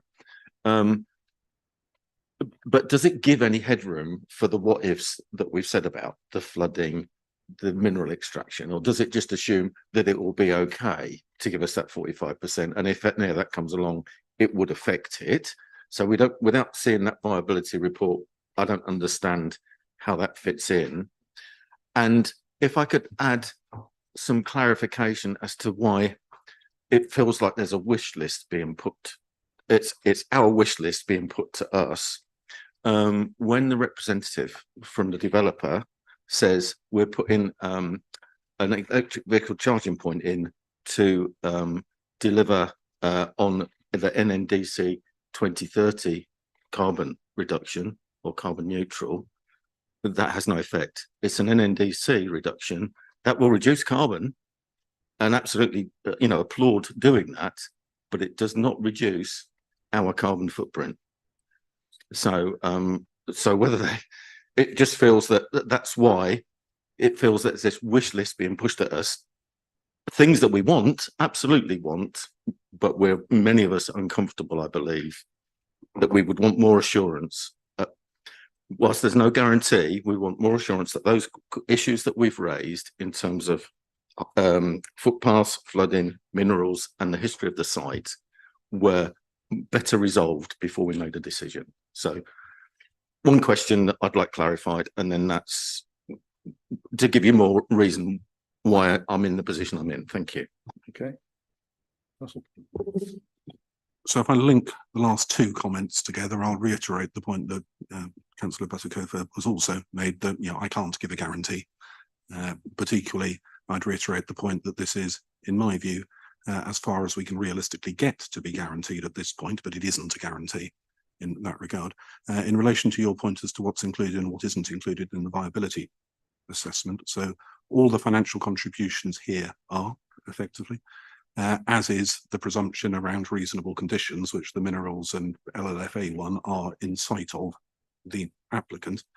Equally, I'm not going to try and mislead you. If either of those, or indeed anything else, comes up with a complete curveball, then it is possible that somebody would come back and try and renegotiate that position based on viability. It's possible our policy position might have changed by then. 45% is more than is in the deposit draft local plan that's going to go to examination, which would be 35% for this site. So we're not in a world of guarantees, but the conditions and the parameters of them are known, and certainly we're in a stronger position to get a higher number if we start with 45% in a Section 106 agreement with a viability assessment associated with it than if we started with a lower number.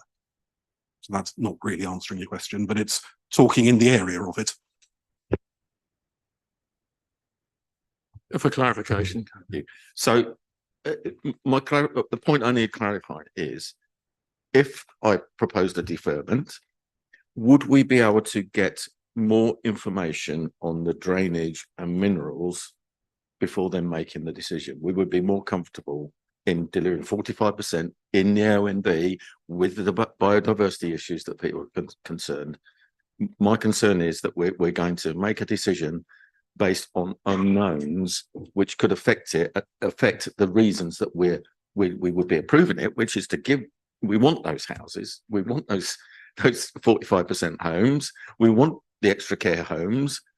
And we're prepared to balance that against the biodiversity issues and the highways issues.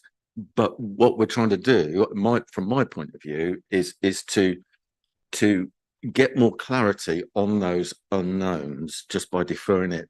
If that takes a few months to do some percolation tests or whatever, I'm not a specialist. They're the things that I know of that happen. Would that enable us to be much more comfortable in that balance? Because for me at the moment, without those knowns, the balancing the 45% affordable homes against the, and that real need, and I accept that need, and I'd love to see it delivered. So in that principle, I'm not against it, but it's not, we're balancing the AONB, the fact it's not an allocated site, against a lot of unknowns in my opinion. So thank you, Mr. Chairman. Thank you. I think at this stage we need to. Well, I was just going to endeavour to observe on Councillor Toy's point, and Mr. Lyon might too. So there's a couple of points in response to that. So number one is, oversimplistically, as of next month, the applicant would have a right of appeal effectively for non-determination, and we just need to have that in the back of our minds. And that's not saying that should be determinant in the factor, but if you then take the core of your question is, would we get more information that would reassure us on 2 or 3 key issues? To a degree, that will be dependent on the views of 2 different groups of people. One is the applicant. How willing might they be to do more when, in both cases, take flooding and minerals, the statutory consultees are comfortable with the condition being applied. So they might well come back and say why, but equally they might volunteer to do more, to respond to your point, and I clearly can't talk for them. The second option bearing in mind both are effectively external to this council, is will either of those two organisations, or indeed highways if you add in the footpath point, provide more information and comment further. The third bit, which is in our control, not sure it's going to provide much more reassurance, is we could display, I very nearly did, the exact wording of both conditions, but bluntly, the flooding one is summarised in here as probably more understandable if I've written it than if you read it in full. So we could try, but it's not guaranteed, and there will be an interesting query about when it might be done by, clearly the applicant is less likely to appeal if it comes back to the committee at the start of January than if it might come back to one in June. And I make that up in that regard, but you know what I mean in that context. So yes, you might get a bit more, but it isn't guaranteed. And we are against a backdrop where the key players externally have said it's fine with the level of detail provided, subject to those conditions.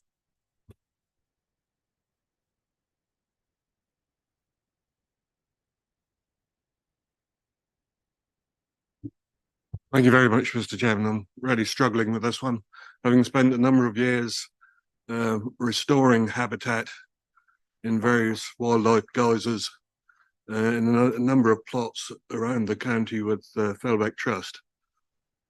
I can also remember driving past the Cromer golf practice ground as it was, and seeing the owner spraying it with gramoxone and it turning yellow before my eyes. The loss of this habitat is devastating. However, the loss of possibly 54 affordable houses, by my calculation, which might be a bit off, is also devastating. And so, mindful of the 5-year land plan and the possibility of what I called wild planning, I think I will be voting for the officer's recommendation. Thank you, Councillor. Yes, Councillor MacDonald. I agree with Councillor Fisher.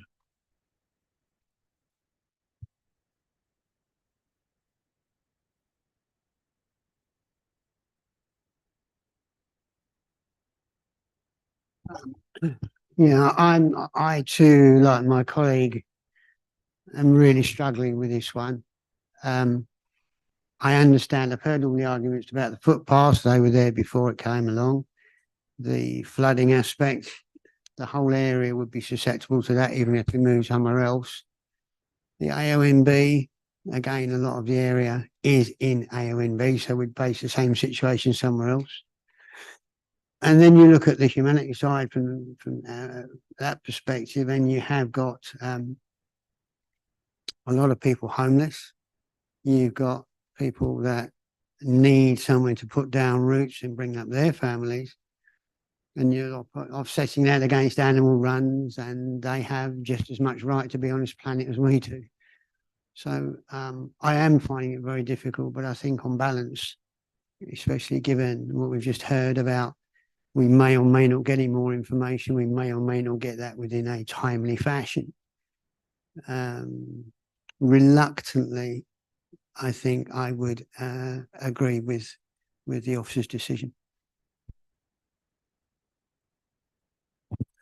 Okay, just final clarification.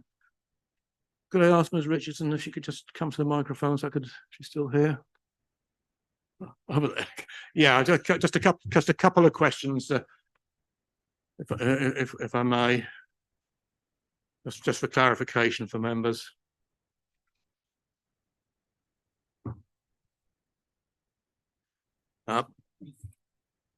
Yeah, I'll leave it off for the moment. So I'll put the question, then you can switch it on. But basically, some members have indicated preference for a deferral, but we have a reasonable clarity as to what the issues might be. We've also have indicated that the timescale for that might be considerable. Could you comment as to whether information that some members have requested could be provided in a rapid timescale. I'm talking about for a January meeting with Christmas in the way.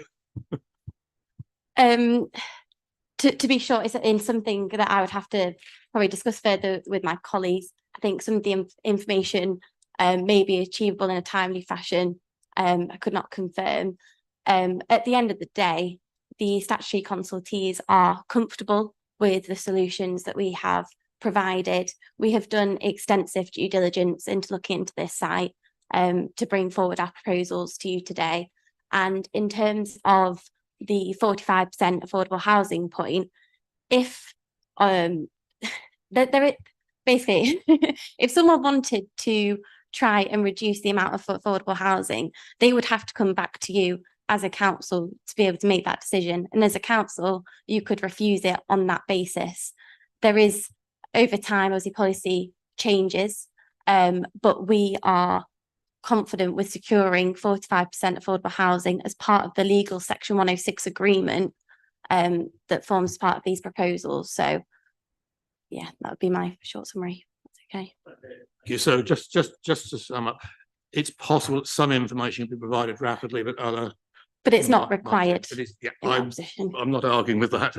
No, I just want clarity for members that if some reason they were to seek a deferral, that information could be dealt with rapidly, so that we're not deferring for too long. I'd rather deal with this matter within the next couple of meetings. But I don't, because that would rely on our external consultants to be able to pull together that information. It's not something that we could guarantee rapidly. A lot of these works that are subject to planning condition happen over a period of months to ensure that the reports are accurate.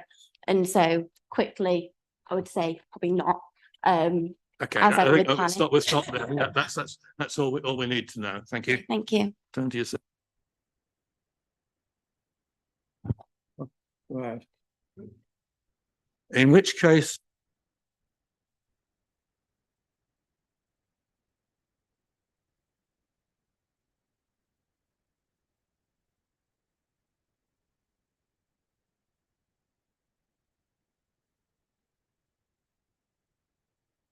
Chair, just a point of order, if we had a proposal once upon a time for a deferral, do you need to cover that off first? What, in time, you mean? Oh, that's fine, if we're doing it on that basis. sorry. So Councillor Patterson proposed the officer recommendation prior to any suggestion for deferral, which doesn't prevent us coming back to it if required. You know, we either approve the recommendation, or if we fail to approve the recommendation, we have two options. One, propose refusal, in which case we would need some very substantial reasons, or secondly, to defer with a set list of further information, and we are clear that that may take some considerable time and pose some risks. So that's where we are. We have a proposal in front of us. It's on page 63 of your papers. We're on to page 64 with all the conditions and the S106 expectations delivered there. Proposed by Councillor Patterson, seconded by Councillor Vickers. Recorded vote as usual. Could I just come in first, Chair? Sorry, just the one variation that I suggested in response to Councillor Varley's question earlier is to be explicit within the conditions about the 10% BNG. Point I think should be read within that paperwork. Okay, with that inclusion, then we go to the vote. Thank you, Chairman. Councillor Brown? Abstain. Councillor Bull? Approve. Councillor Butikofer? Abstain. Councillor Fisher? For. Councillor Heinrich? For. Councillor MacDonald? For. Councillor Neverway? For. Councillor Patterson? For. Councillor John Toy? Against. Councillor Kim Toy? Abstain. Councillor Varley? Abstain. Councillor Vickers? For. And Councillor Withington? For. So that is 8 votes for, 1 against and 4 abstentions. The recommendation is carried for approval.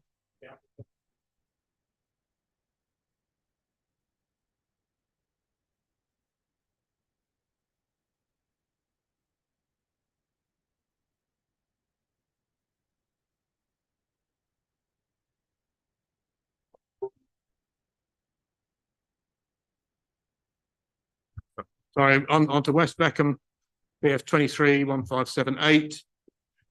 At West Beckham, Officer Brands is presenting.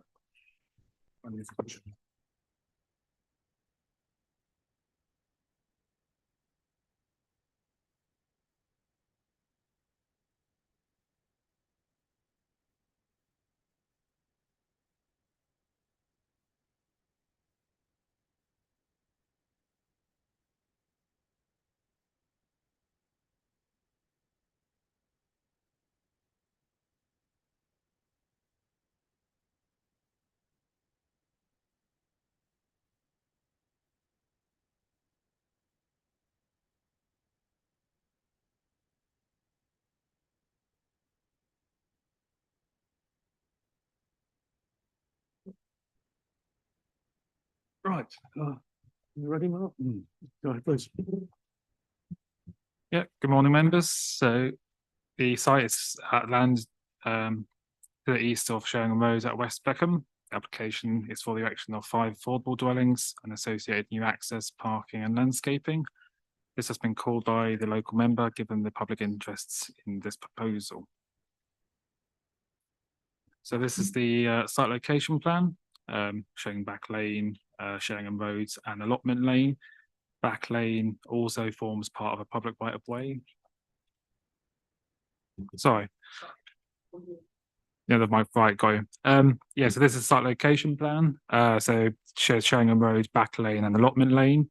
Back Lane also forms part of a public right of way network footpath. There's also a further footpath 300 meters to the north, and the A148 principal road is 600 meters to the north of this site.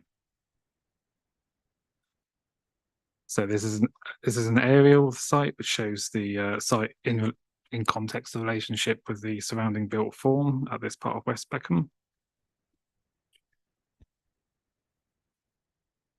So this is the proposed site plan. 5 bungalows will be sited to the north of the site. Plots 1 to 4 being a terrace, an L shape, with plot 5 detached to the south in a courtyard arrangement.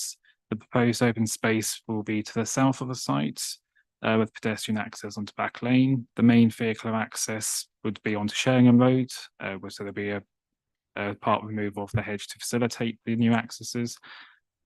Just for reference, say there is a more comprehensive landscaping plan in the landscape schedule.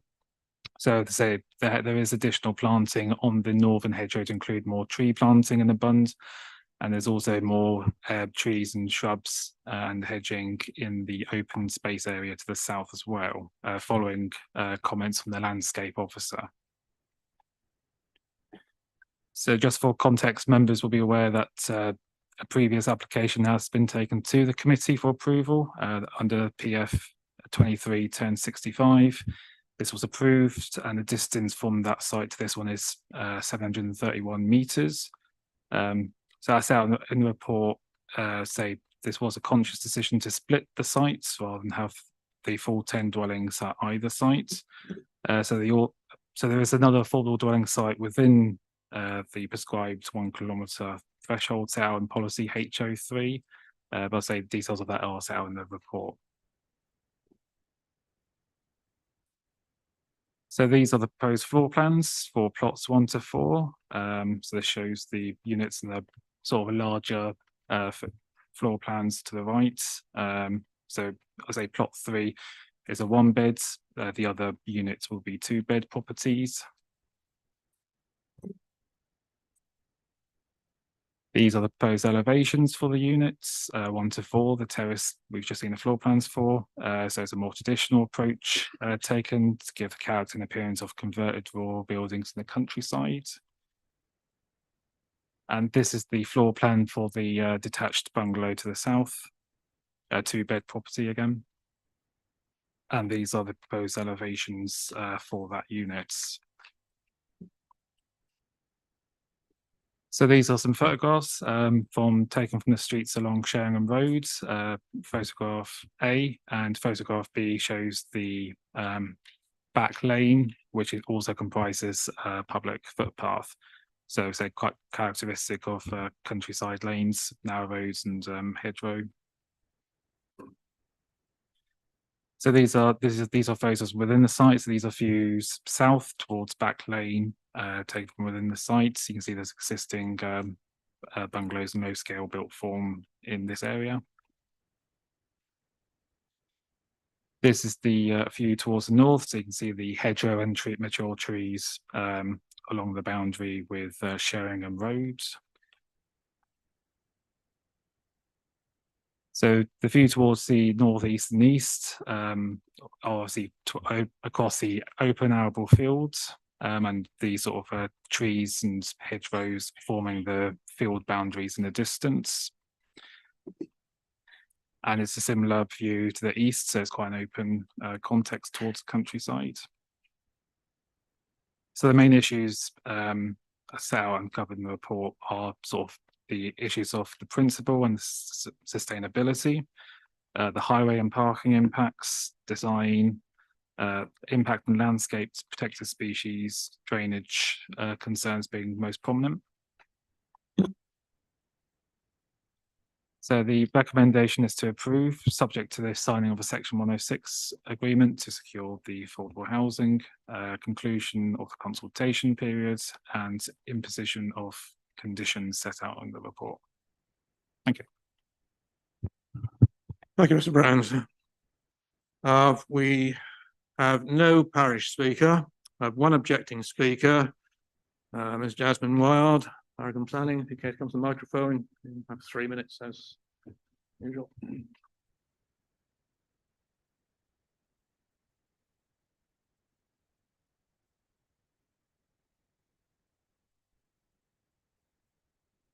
Good afternoon, members. I will not repeat the procedural and substantive deficiencies identified by my clients, Mr. and Mrs. Potter, in their most recent objection letter.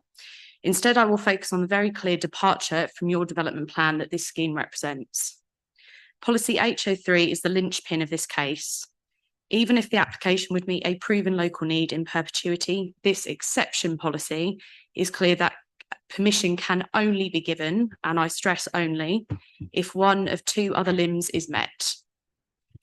The first is that for schemes of 10 or more dwellings, the site singular must be within proximity of a higher order settlement. That does not apply here. The second is that for schemes of 10 or less dwellings, the site singular must adjoin an existing group of 10 or more dwellings and cannot be within a 1 kilometre radius of any other scheme permitted under the policy. It therefore deliberately limits the amount of housing that can come forward in unsustainable locations. Rightly, it strikes a balance between the benefits of meeting local housing need and the harms of placing those homes in locations that are ill-suited to sustainable travel. My clients have explained why the application site does not adjoin other dwellings, and we stress that this policy wording has an obvious meaning that differs from the word adjacent used by your officers. It's also a matter of fact that you have an impractical effect already permitted another scheme for 5 dwellings within a 1 kilometre radius. Straightforwardly, the application does not and cannot comply with this most important policy. However, the applicant encourages you to suspend common sense and view this standalone application as being part of the same scheme as the previous approval. Frankly, this is absurd, and furthermore, the game is up when you consider that the scheme is split across 2 sites. That does not reflect the clear wording of the policy that it must be for an individual site, even if it were part of a single scheme of 10 dwellings. Our interpretation is obviously correct because this is consistent with the fact that the policy then militates against subsequent permissions being granted, i.e. on any additional site. Where one development has already been approved, the policy is clear that there cannot be another.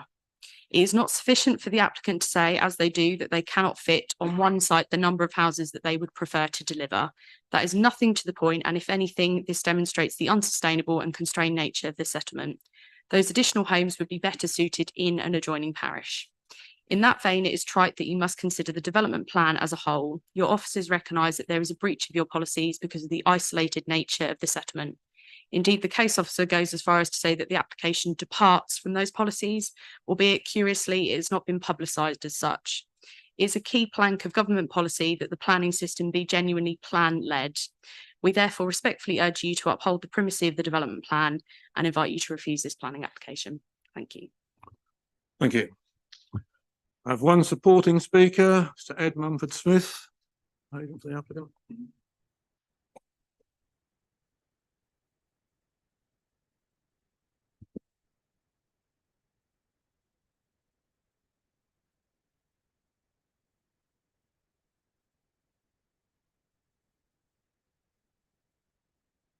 Good morning. So, last time we considered the Church Road application, I explained that we had originally considered putting all 10 dwellings on Sheringham Road. We felt that would be overdevelopment, so we proposed to split it.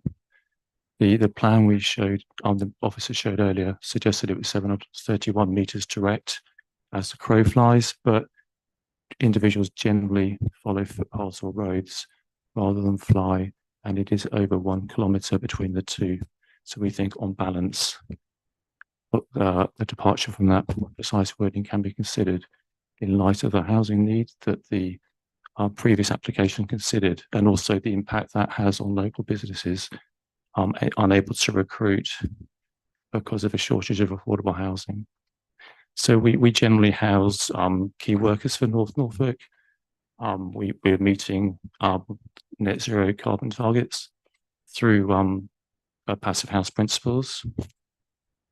We have public funding, very high level of public funding from Homes England and in a package with some other sites in the district, on the basis that we can commence construction works quite soon.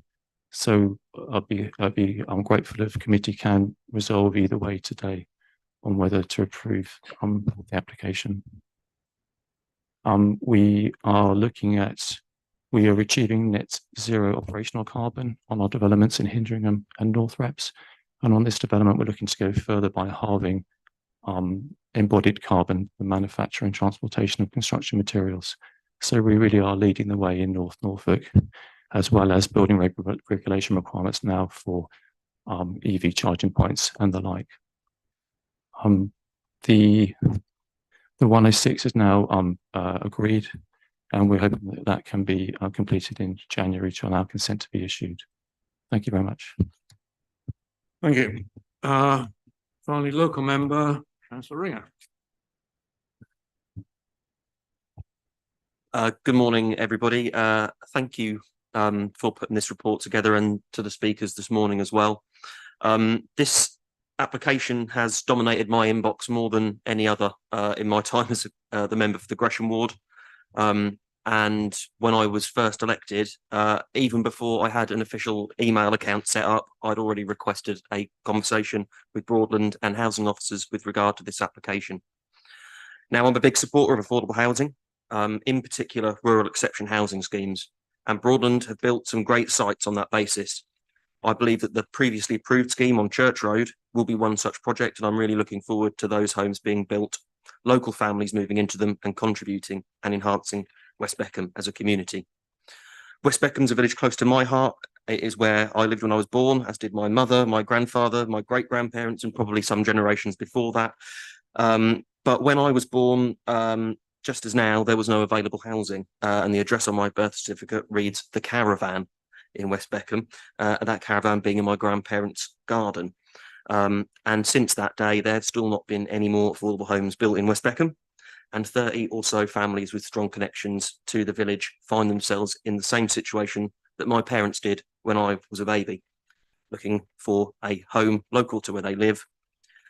That affordable homes are needed in West Beckham is undeniable.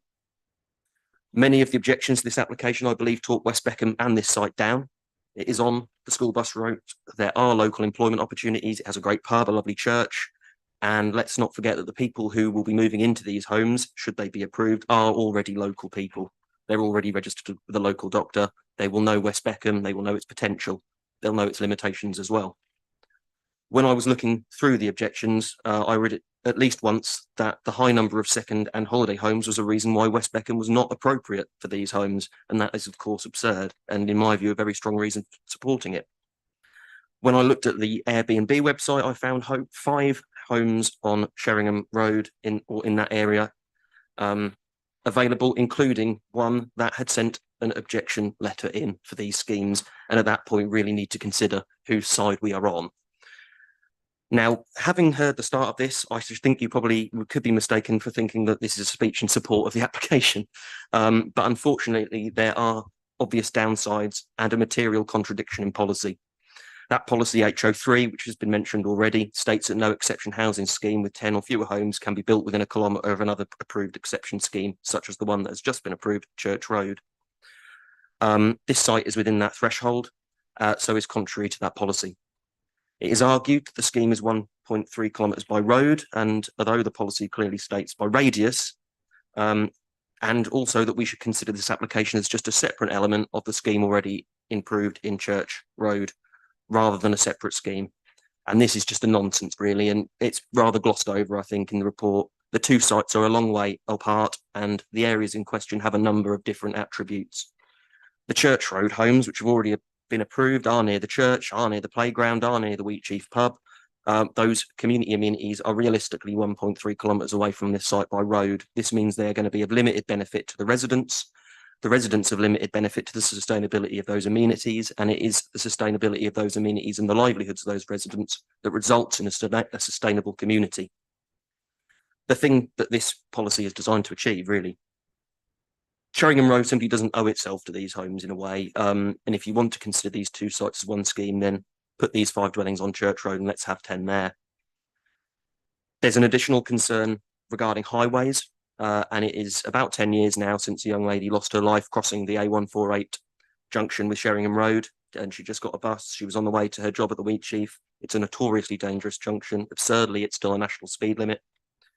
And I know many residents of West Beckham avoid this junction altogether and travel through Bodham or East Beckham to access the A148. And until such time the County Council sort out that stretch of road, I'll be loath to support any additional housing here with the vehicle movements they'll create. I think that the homes and the layout of the site is good. There are some questions over vehicles parking on Sheringham Road, access via back lane, and a rogue triangle on the plan over the back lane junction, which has not really been explained, but these are not insurmountable. I'm impressed with the environmental credentials of the scheme, the inclusion of solar PV, the footpath, the meadow, the planting. I'd be very happy to support this application if it was in a more appropriate location. So, committee, that is my 2 pence worth. I desperately want to see more affordable housing in West Beckham. This application, as it stands, cannot be considered in conjunction, though, with Church Road when it is so disparate from it. It's contrary to policy H03 on that basis. The outcome I would like from today is that Broadland go away, come back with 10 dwellings on Church Road, all the homes on one site, and I'm really keen to work with Broadland on that. That is, I've just finished. That's your time up, John. Okay. Thank you. Do you wish to respond to any aspect of that? Not at this time. Okay. We do have housing representatives here. If, do you have anything you'd like to add before we go into debate?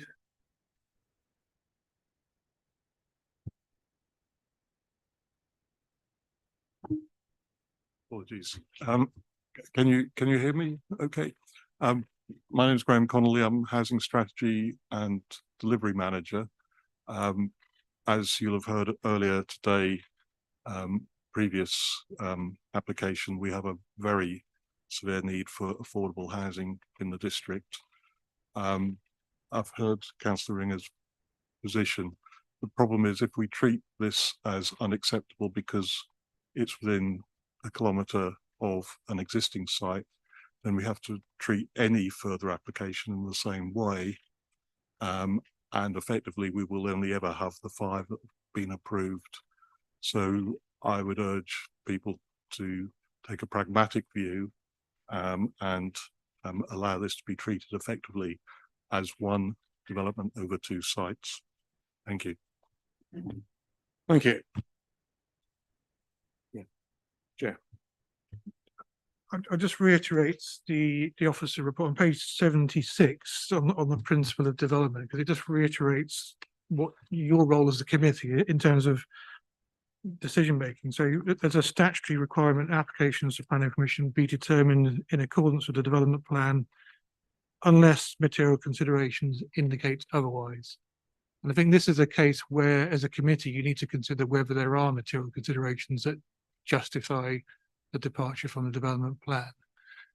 Now, your officers have recommended approval because they do feel there are material considerations, but I agree, it's for you as a committee to consider whether you accept those material considerations. And if you do, then you can go on and recommend approval. But I just wanted to reiterate, because I know there have been concerns that raised by objectors that we should, in effect, be black and white and just determine it in accordance with the plan.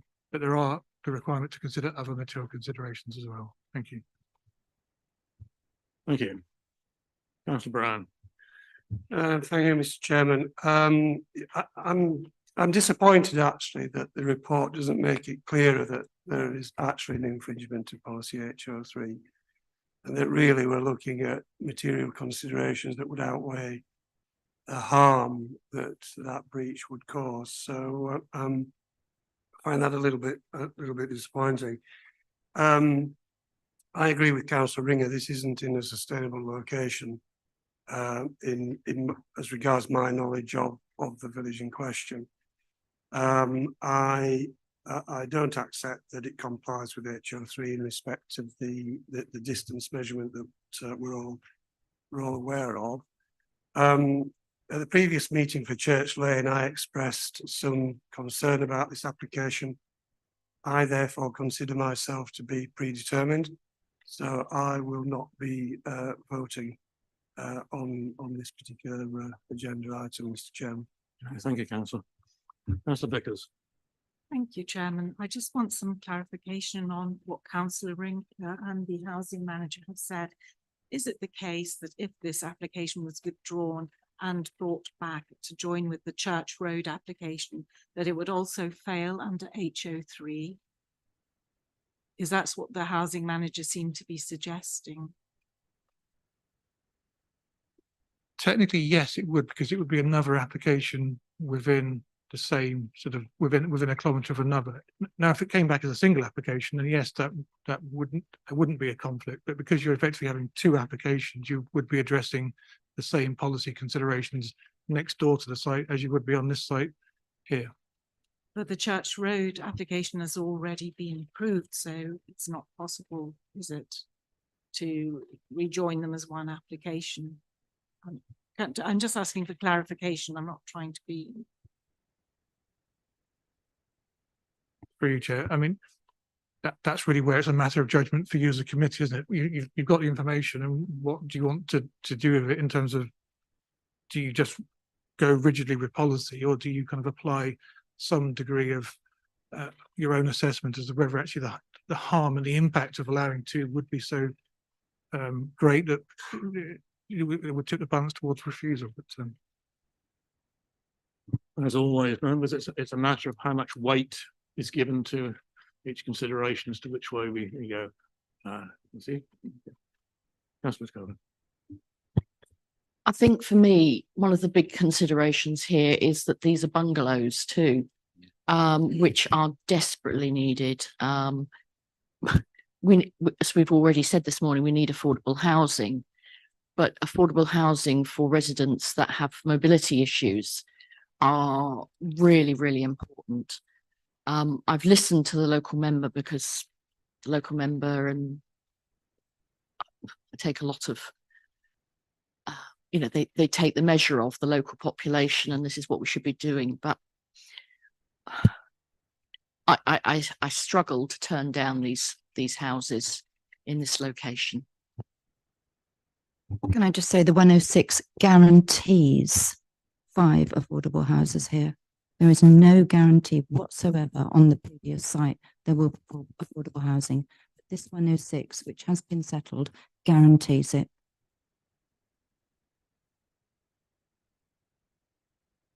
Thank you, Chairman. I think while I sit here with a full stomach and a roof over my head, I can't turn down any affordable housing put forward, and I would like to propose. Thank you. Thank you, Mr. Chairman. First of all, I would just like to thank the officer for this very good report, and also for the local member giving his coherent, concise report as well. I very much agree with my colleague, Councillor Sarah Butikofer. It is really important that we have a range of housing options, and we do, most importantly, need affordable dwellings.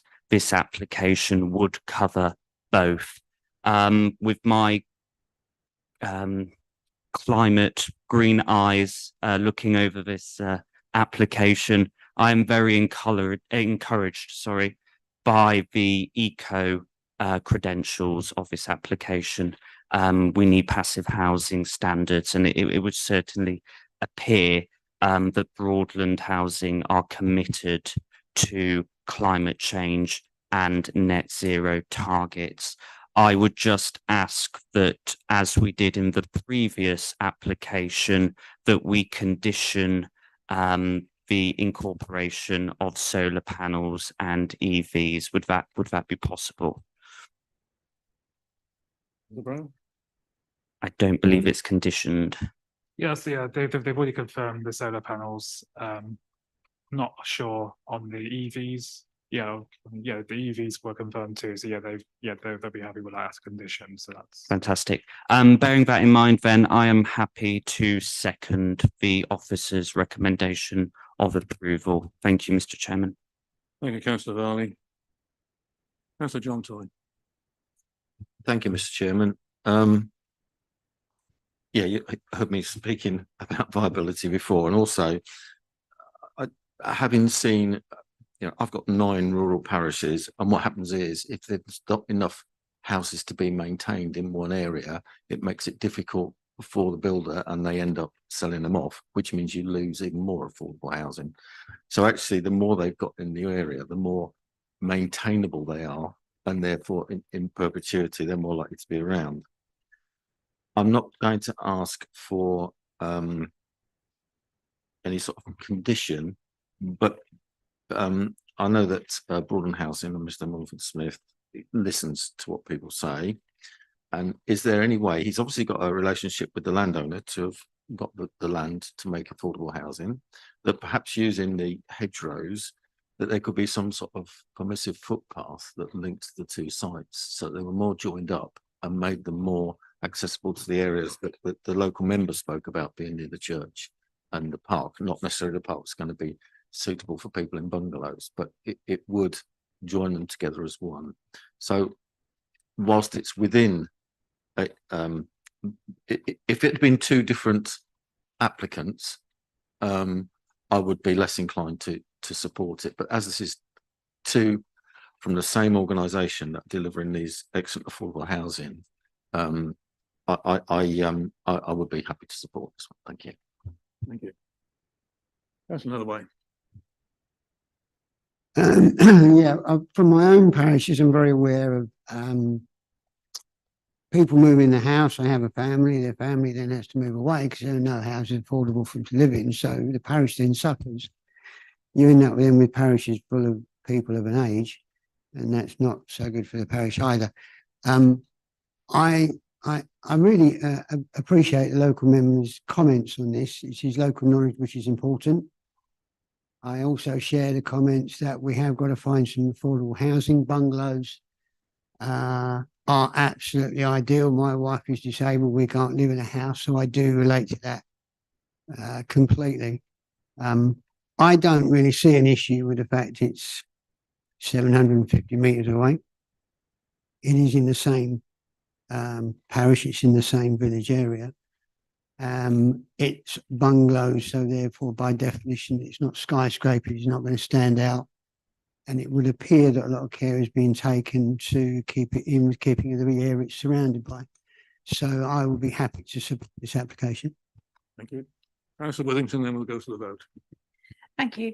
I think for me, the important thing on this, and it's this distinction on the term affordable housing, isn't it? We were previously talking about affordable housing, which was 30% of market value. Here we're talking about social housing, which is more genuinely affordable for the people in our area and what is desperately needed, as we've heard from the housing department. For me, that and the comments in regard of second homes, we're not here about second homes bashing, but we are here trying to mitigate the impact of it. And the only means that we really have realistically is through exception sites. And so for that, you know, if I'd have got in earlier, I would have been more than happy to propose this, although I appreciate Councillor Ringer's comments. So thank you. Thank you. At that point, we will go to the vote. The recommendations for approval are set out on pages 84 and 85, including conditions. Thank you, Chairman. Councillor Brown? Abstain. Councillor Bull? Support. Councillor Butikofer? Councillor Fisher? Councillor Heinrich? For. Councillor MacDonald? For. Councillor Neverway? For. Councillor Patterson? For. Councillor John Toy? For. Councillor Kim Toy? For. Councillor Varley? For. Councillor Vickers? For. And Councillor Withington? That is 12 votes for, 1 abstention. The vote is carried. Thank you. The application is approved. Where are we? We'll take a break around 1 o'clock if members are happy. We'll try and get at least one more dealt with in that time. So we move to Sheringham PF 23-1172. No, welcome to the house of fun. You can do whatever you feel most comfortable with. Right, I Ready when you are, Darryl.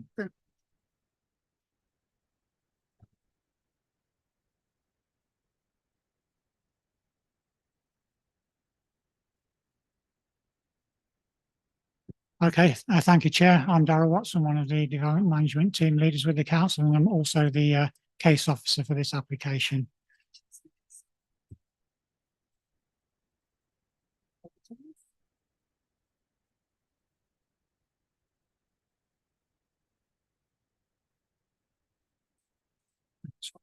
Okay, this is application PF 23-1172, item 14 on the agenda, starting on page 145. It's a site at 68 Cliff Road, Sheringham. The proposal is to demolish the existing dwelling and construct a replacement. There's a slight change to the recommendation, which I'll highlight at that stage of the presentation. Other than that, there are no updates to the report. This first slide shows the general location of the site, which is at the end of Cliff Road. It is within the settlement boundary and a residential area for the purposes of the core strategy. This shows the site in more detail. The site is outlined in red. It faces the putting green. The coast path runs past the front of the site. That's the northern side and around the northern corner as it rises up towards Beeston Bump. The dwelling sits to the rear of the site and has a modest footprint compared to the surrounding properties, a number of which are used for holiday purposes. This is a location with the aerial photo overlaid. The well-used coastal path is apparent and the putting green is opposite. One of the garages in the garage block and the sort of front corner of the site belongs to the existing dwelling. The others belong to the neighbouring property. You can see at the end of this end section of Cliff Road is unmade, and also the extensive rear garden to Ashbourne House on Nelson Road, which is here. That property is also a bed and breakfast. The application site adjoins a short section of the side boundary to that property.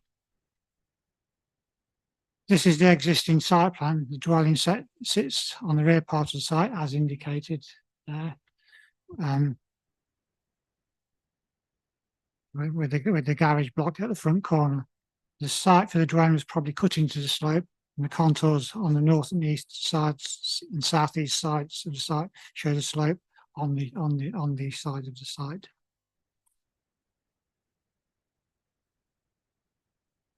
Now the proposed site plan, the dwelling would similarly be located to the rear of the site as indicated with a larger footprint. It would extend further back into the rear and northeast side and will sit slightly further forward from the line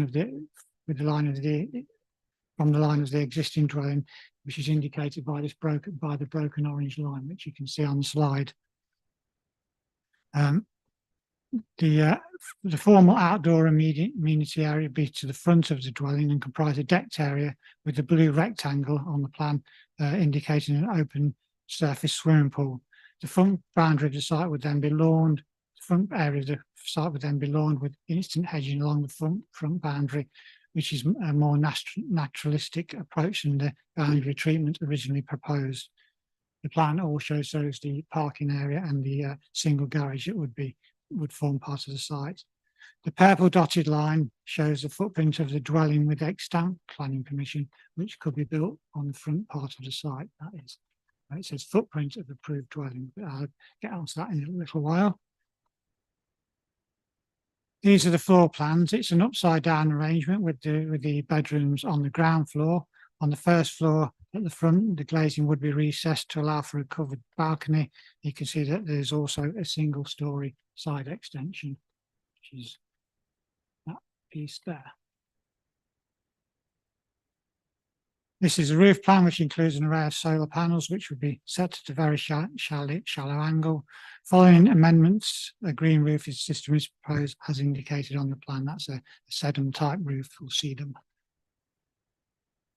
These are the proposed front and rear elevations. The front is largely glazed with the covered balcony at the first floor, as I mentioned earlier. You can see that the single story section would be adjacent to the boundary with 6466 Cliff Road. The rear elevation would be largely invisible in public views, obscured by the existing banking. Now the side elevations, these are relatively simple with a render finish. They will be obscured to a degree by the neighbouring property on one side and the bank on the other. These are the sections. AA on the left is widthways and BB on the right is lengthways front to back. They show, amongst other things, that the highest part of the roof of the proposed dwelling will sit slightly lower than that of the ridge of the existing and about 3.5 metres lower than the ridge of the pyramid roof to number 64 Cliff Road.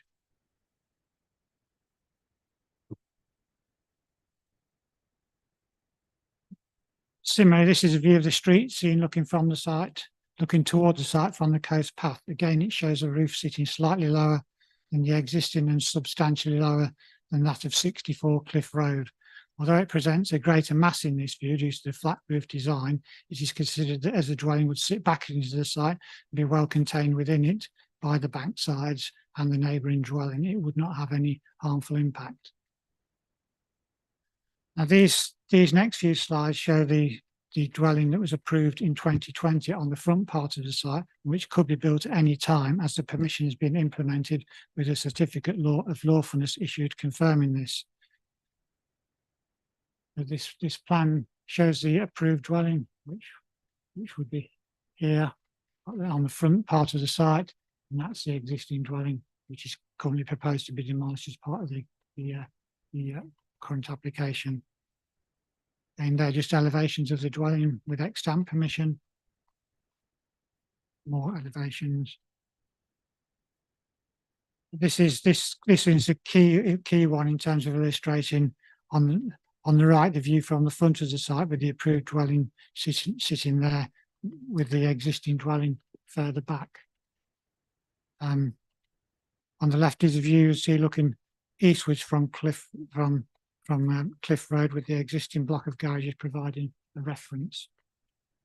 As explained in the report, the extant permission is a material consideration of some weight in terms of the consideration of the impact on the character and appearance of the area of the proposed development, as although the dwelling that has permission was clearly acceptable, an acceptable arrangement, otherwise it wouldn't have been given permission, and the approved dwelling is lower than that proposed, because the proposed dwelling would be set back into the site, the overall impact would be less than if this dwelling was built with the existing dwelling in place. It also shows that a contemporary design approach has been accepted previously in relation to this site. And now to the site photos. These first two show the site from the end of Cliff Road. On the left, you can see the garage block on the front corner of the site and the front elevation of the existing dwelling. The photo on the right is a view as you move close to the site, showing the existing dwelling and the neighbouring property, 64 Cliff Road to the west.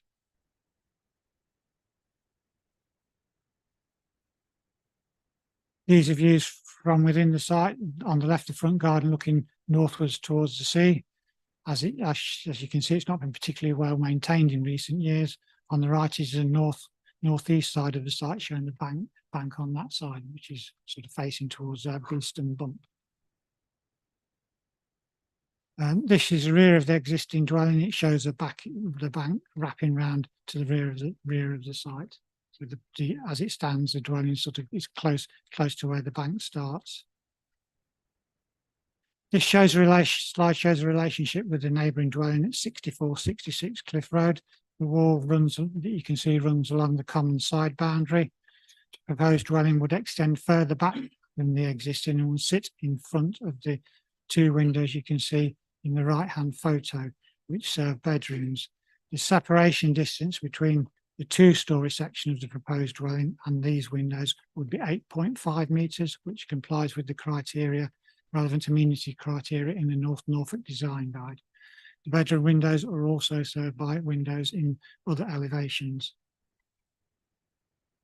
This is a view of the site, view from within the site, standing at the top of the northeast boundary, which is at the top of the bank. So just a views across the front part of the site. Now some views of the site from the coast path. On the left, you can see just past the front of there's a view just past the front of the site where the path climbs above it.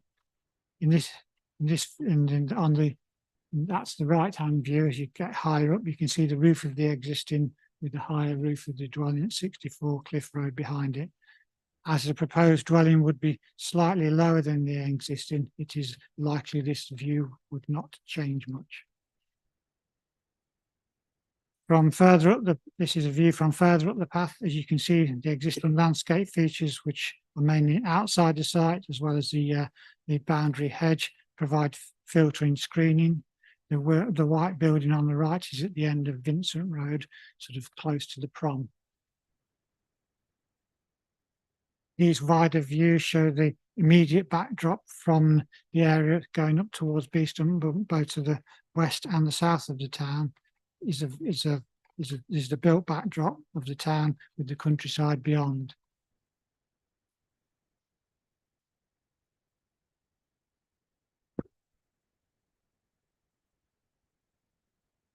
There's a couple more close views of the site from Cliff Road to show the immediate context in which the dwelling would sit. And again, this is the view of the front of the site as the coastal path runs adjacent to the front boundary. These are just to show a little bit of the surrounding built context. The image on the left is a block of flats nearby on Cliff Road. The middle image shows the sort of big white building on Vincent Road, which I referred to, and then the one on the right is number 62 Cliff Road.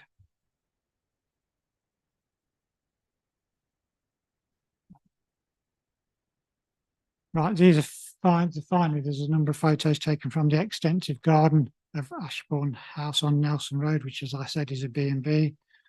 On the left, you can see the rear elevation of the existing dwelling with its first floor window, which faces towards the side boundary. There's a high hedge on the rear boundary of the site, as seen in the right-hand photo, which would be retained.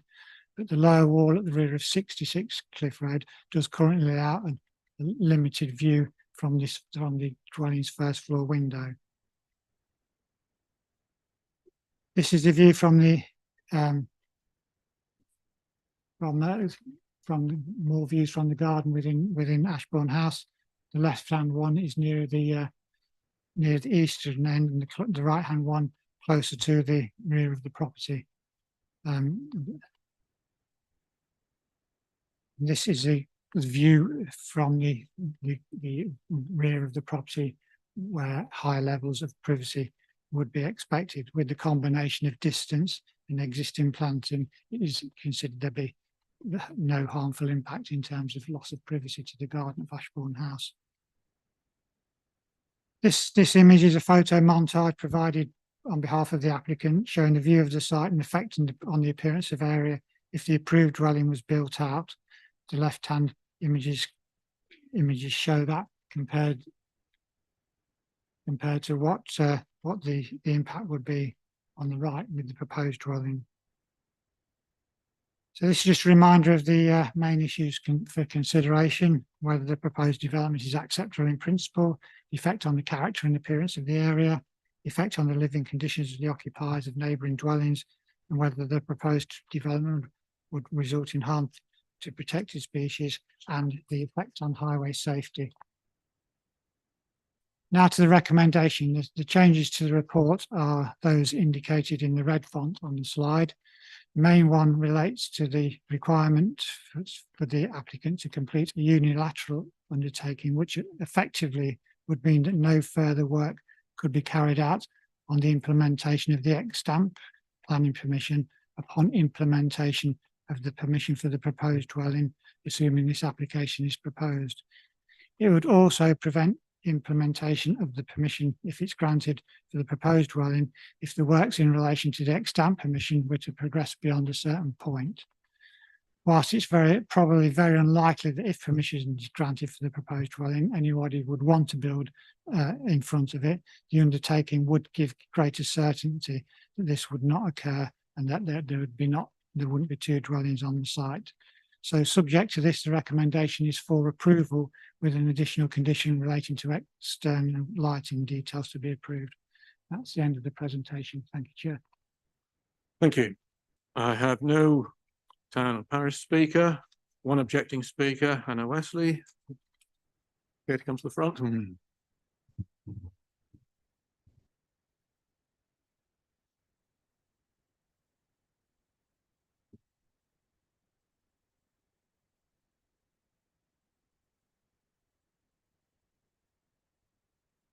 Thank you, Mr. Chairman. Hi, my name is Hannah and I have objected to this planning application. I live next door to the applicant's site, 64 and 66 Cliff Road are mine. We effectively share a site with the applicant at the top of Cliff Road, and the current arrangement is that the applicant has to pass over my driveway in order to access their site. So given that we live in such close proximity to the site, I don't mind saying that my greatest frustration here is that the applicant has refused to consult with me during this application process. They have in fact refused all communication with me.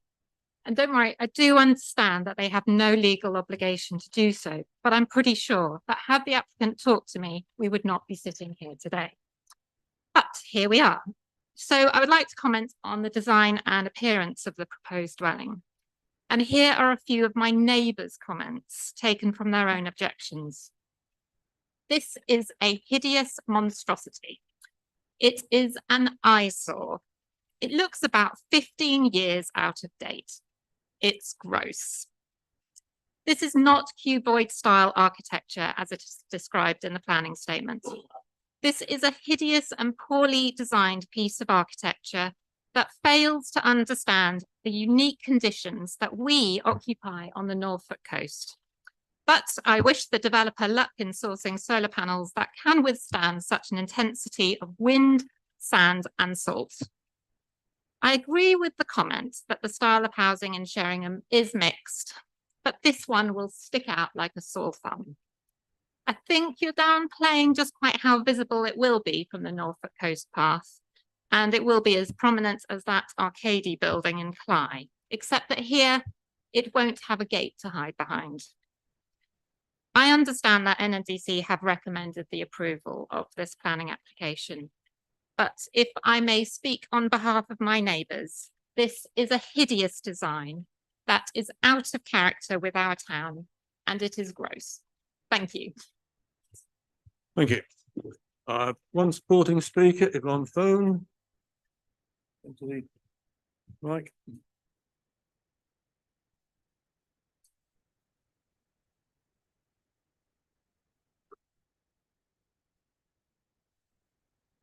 Hi.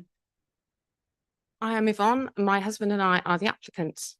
We think our application has been misunderstood. The proposal is an alternative scheme for a 4-bedroom house to replace the existing 3-bedroom house called High Lee and the approved building plot for a second 3-bedroom house on land in front of High Lee. None of the objection letters acknowledge the building plot, which was approved in 2017, renewed in 2020, and is now implemented. In 2017, the original application had no objections. On renewal in 2020, one objection was made from next door. We purchased both High Lee and the building plot last year, and I was aware of this objection and asked for a meeting with the neighbour to hear the issues firsthand, which we did. She explained, as her letter stated, she was not happy with the, quote, glass balcony and wraparound walkway on the first floor, that it, quote, presents an overbearing and intrusive concern, and that she felt, quote, severely overlooked, although it did comply with planning policy. The top left image shows the new walkway and the master bedroom of next door, which is the 45-degree dormer window. She also explained that in her opinion, the parking allocation for High Lee and the new house was insufficient. She felt there was limited space for vehicles from 2 separate properties to use the driveway, which is also shared with her property. We understood and we agreed with these thoughts. It was a much more sensible approach to design just one new 4-bedroom house to replace 3-bedroom High Lee and the 3-bedroom building plot. The brief to our architect was to solve the perceived overlooking and to be sensitive and considerate of the location. This is the design thinking. The house is upside down in layout. At the first floor, there is a balcony which is set back behind solid side sheet walls, which are 750 millimeters deep. These walls limit the view to straight ahead, and the depth stops any leaning over the balustrading to look sideways. There can be no overlooking into next door whatsoever. The approved new house in the garden of High Lee is contemporary in design with a flat roof. When approved, the officer's report stated, quote, it is considered that whilst it would be different to other buildings in the locality, the proposal would not result in harm to the character and appearance of the area and is acceptable in terms of policy EN4. It was therefore appropriate for us to use a contemporary style, and the house design has been deliberately kept very simple and understated. We've put the house to the rear of the plot, reducing its impact, being over 15 metres further away from the cliff path than the approved house. If you look at the top 2 images, you can compare. It is tucked into the cliff side to be discreet. The bottom 2 images show the new house will barely be seen from the cliff path as it rises to Beeston Bump, and a new hedge hides the house from the front. High Lee, the existing house, is very energy inefficient. It's got low insulation. The heating system is storage of panel heaters. Our house will be highly energy efficient with air source heat pump, solar panels, triple glazing, and very high insulation, thus reducing the energy use by up to 90%. So in the long term, the energy saving of the proposed house will far outweigh any waste demolishing High Lee. Thank you. Thank you. Local member, Councillor Willington.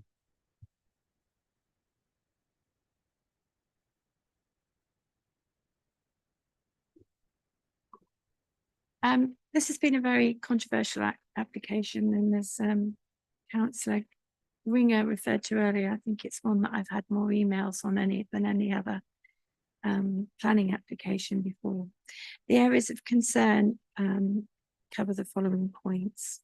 Its modern and square design is felt to be out of character, and which you have seen the different styles shown locally by the officers. There were also concerns about this being the visual entry into Sheringham as people were coming along off the coastal path, and felt that this was a detrimental view and not in keeping with the houses in that area and the businesses in that area as well, because there are B&Bs and holiday lets as well. Although not in the ANOB, because it starts actually quite a way away from there, it's perceived as being part of that special landscape by the local community, and also I think those people who regularly use it from outside the area. And it obviously is leading into the AONB. There were concerns expressed about the route to the coastal path and the ANOB, which requires the bank to be undercut to accommodate the design. And obviously there were then concerns about potential damage to the path in the future. And the massing of the development with overlooking of properties to the rear. I think there are different views on that, obviously expressed by the applicant there as well. And environmental concerns have obviously been raised as well. But I think the fact that there's already an approved application is obviously quite a significant factor on the principle of development. It's the character and the style of it which is causing the biggest issue.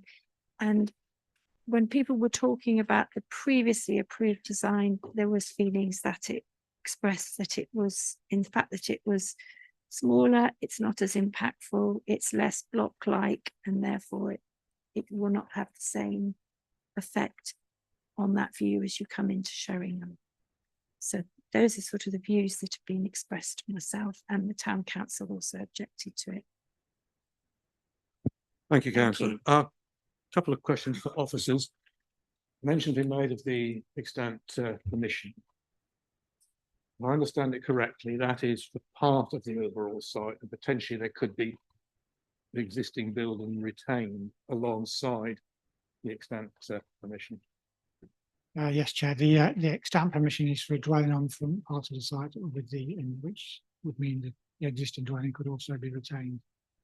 So this application would see the removal of the existing building and development of the site as a whole. With removal of the existing dwelling, with the unilateral undertaking in place to prevent the dwelling on the front being built. And the demolition of the existing building. Things happen to enable the building of the new. Yes. Yeah. Okay, thank you. It's useful to clarify that. Members. Councillor Varley and Councillor John Tory. Thank you, Mr. Chairman. As always, thank you for the thorough report and for the local members' comments this afternoon. This is quite a tricky, contentious application, actually. As noted within the report, this application does just lie with, outside of the Norfolk Coast AONMB. But I would argue that some considerable weight should be given on this decision. It is neighbouring to this special area. It is also close to the cliffside footpath. Now, I don't want to get bogged down in design aspects, because of course that is quite subjective.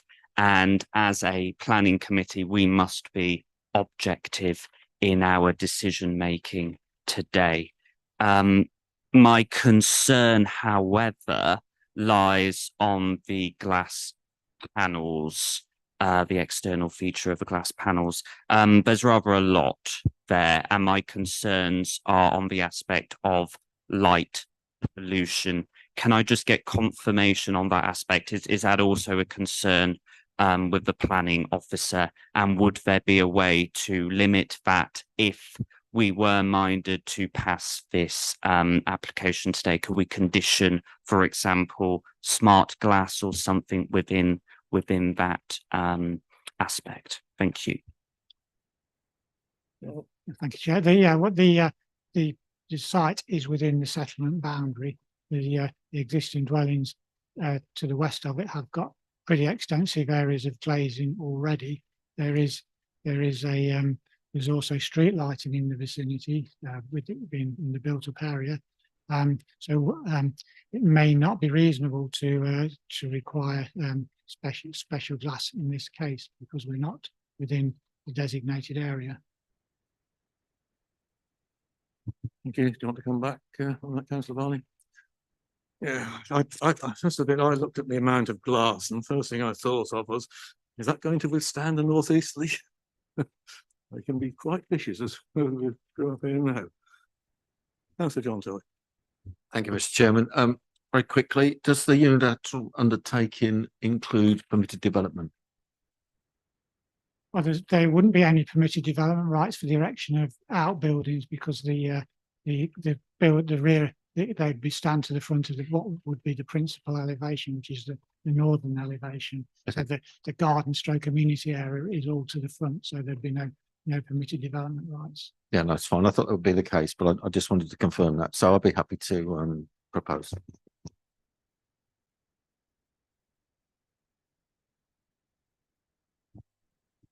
Thank you. I think the extant permission has a lot to play in this, because it could already be built out, and it could already be built out further forward, and we could end up with two properties on one site.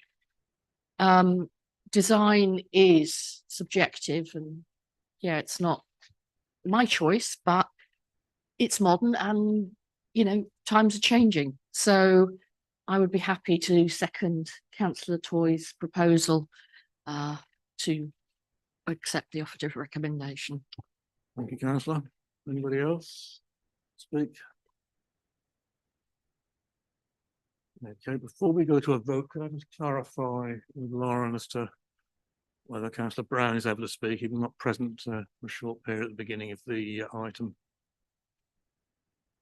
I note that councillor Brown was absent for the first 2 or 3 slides of the officer's presentation. It's whether or not that is considered significant enough that he was absent for part of the vote. Well, that's clear. I'll say it wasn't. In Okay. which case you may vote. Councillor Brown. Thank you, Mr. Chairman. That was my interpretation as well. Thought we better clarify it. Yeah, no, absolutely. Thank you. They're on the rules today. Okay, if we can go to the vote, the proposal is to approve your papers and the additional conditions made by Officer Watson. So, Thank you, Chairman. Councillor Brown? For. Councillor Bull? For. Councillor Butikofer? For. Councillor Fisher? For. Councillor Heinrich? For. Councillor MacDonald? For. Councillor Neverway? For. Councillor Patterson? Against. Councillor John Toy? For. Councillor Kim Toy? For. Councillor Varley? Councillor Vickers? For. And Councillor Whittington? I'm abstaining. That is 10 votes for, 1 against and 2 abstentions. The vote is carried. the application is approved. Okay, we have 4 more items. I suspect the next one at Salthouse might provoke a certain amount of debate. I propose that we will adjourn now and reassemble at 1:30 on the dot, if we can manage it, and in allowing. And we'll see how long it takes us. Thank you for your forbearance, members of the public who've been waiting for some time. We did have a much larger agenda than normal today, I'm afraid.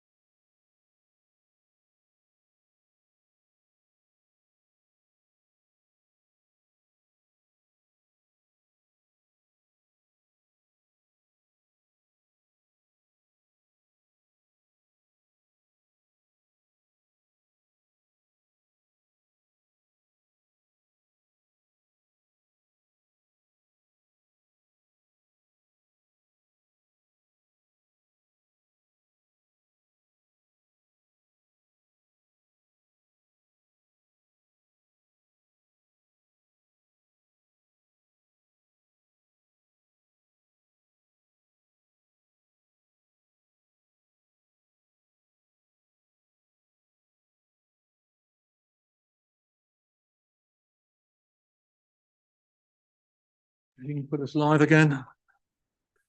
Okay. Thank you for, and apologies for having the rather rushed lunch, but I really don't want to be here till 5 o'clock. So if I could ask the remaining officers to present, if they can be as brief and concise as possible. Thank you. So Salthouse, PF/23/1695. Bruno.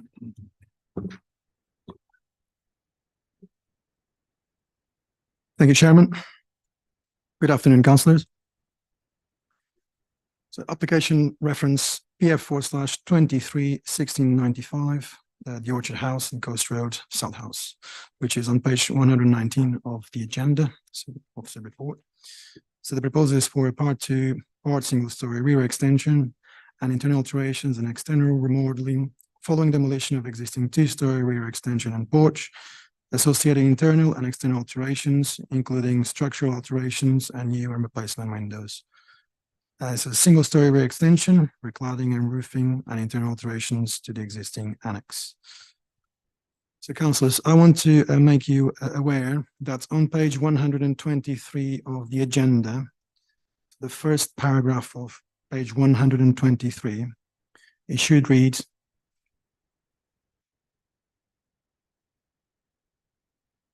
the proposed development will result in an increase in the height to the original dwelling by approximately 0.20 meters, with an increase in footprint of 35 square meters, which is tantamount to an increase of 28%. Then goes on to say, further below, halfway through the paragraph, the alterations to the dwelling and annex in relation to those of the original dwelling and former garage will result in a cumulative increase of 69 square meters or 45% in footprint. Thank you.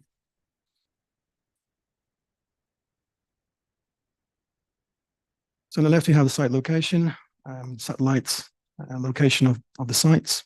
On the right, we have the limits of the sites within red line.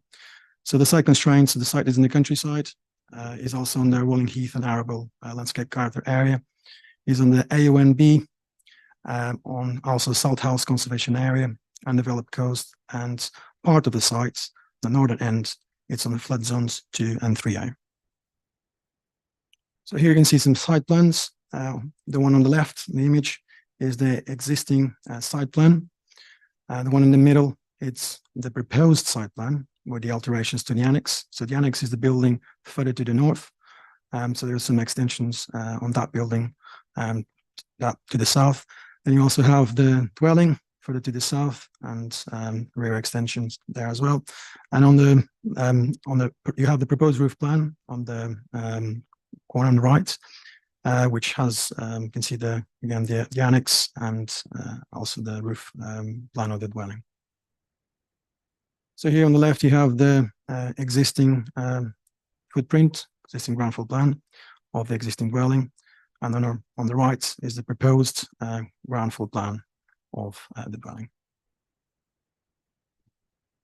Here on the image you see on the left is the roof. You have some attic plan with some internal space areas. We can accommodate additional bedrooms if necessary. In the middle, we have the proposed first floor plan with a rear single-story rear extension, access staircase. There's also a void between that first floor plan and the single-story rear extension, which separates both places, both living areas. And on the right-hand side, you have the roof plan of the proposed dwelling. Here on the left is the existing north elevation of the dwelling. And on the right, you can see the proposed north elevation of the dwelling. This drawing is the side elevation facing east on the left. So that's existing. And on the right, it's the proposed east elevation. What do you see there is parts. You have a dormer window facing the front, and at the rear you have some vertical fins which serve the staircase. And on the grounds, the first and the ground floor level, you have the rear extensions and glazing which serves the kitchen. Here's the rear elevations on the existing elevations.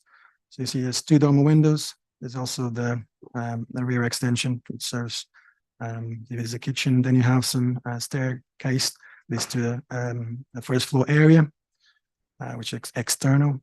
And you have see the levels of glazing as well. And on the right hand side, you see the proposal. So on lower down, you can see there's a window that serves the kitchen. Above, there is a window which serves living spaces which are set behind through the void. And then on the right hand side, you see those fins, vertical fins, directed towards north as much as possible, and that serves a staircase. This is west elevation, so existing west elevation on the left, and then the right is proposed west elevation. Here are some sections. So on the left hand side, you have the ground floor plan with two sections marked FF and EE. So on the right hand side, you have those two sections.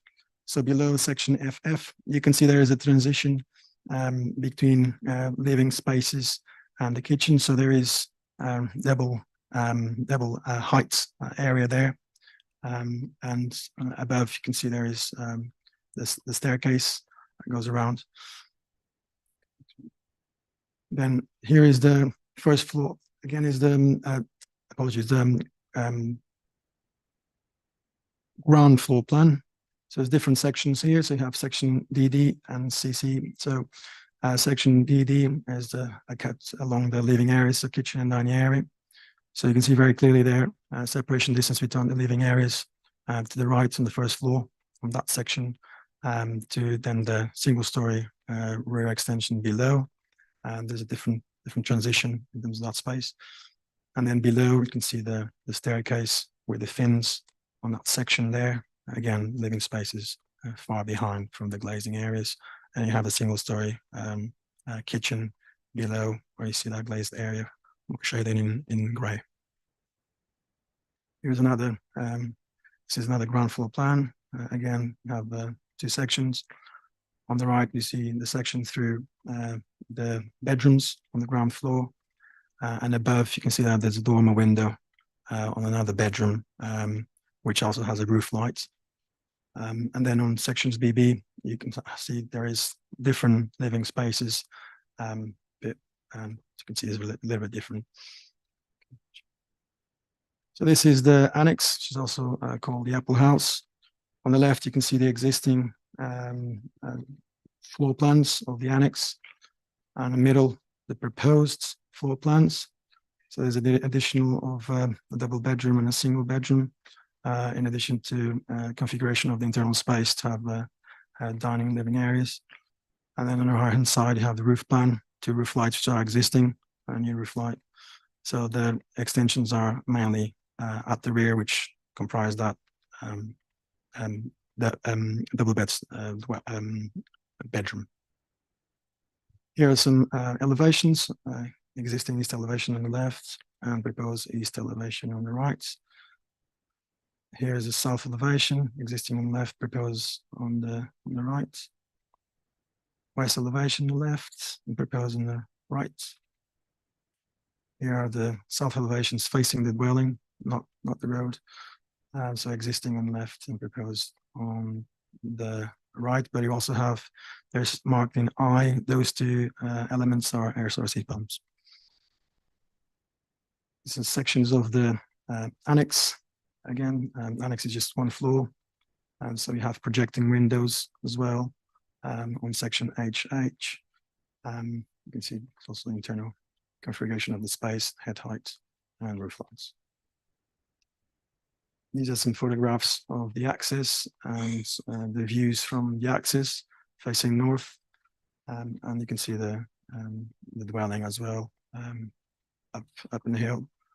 There's two, you can see there is a grey building which will be removed, and then behind it there is an annex. Is that the annex that I'm referring to? That is part of the application. That building at the front you see there is not part of the application, which is this green building here at front.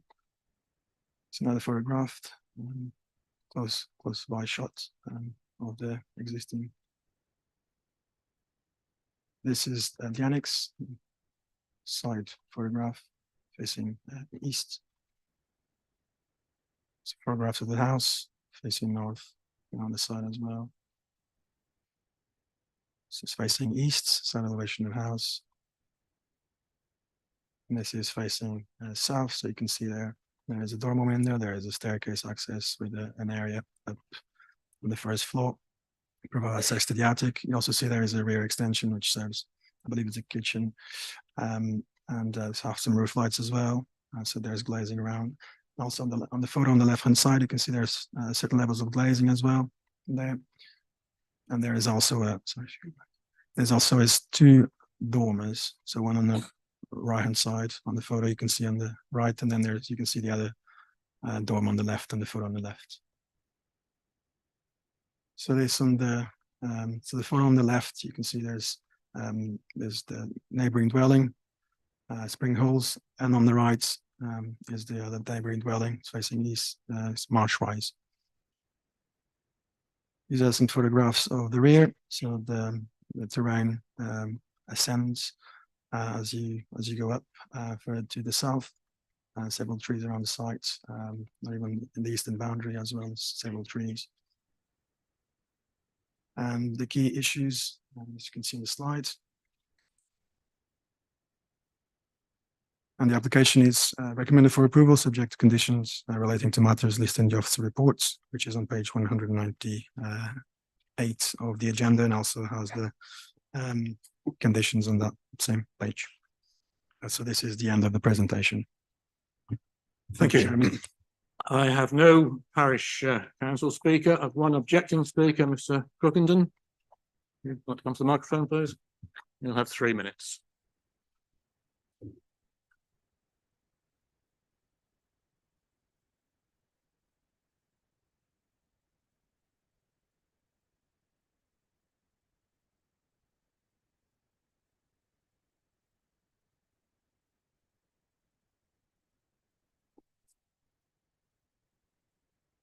Can I start by thanking the committee for their vital part in preserving the special character and landscape of rural communities over many decades. However, challenges remain, and I want to make 3 points. Firstly, these proposals are disproportionate and inconsistent with HO8. The original dwelling was essentially a 2-bed bungalow. The proposals make a 6-bed, 4-reception, 4-bath property, which is a second home. The increase in the footprint and usable GIA is 100%. It's not the 45-48% figure in the officer's report. That's incorrect. The correct test is the increase in size relative to the original dwelling, which is expressly defined in HO8 to be the house.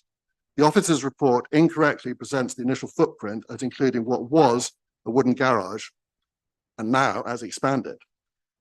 His figures are therefore understated in my view. By any standard, these increases are disproportionate to the original dwelling.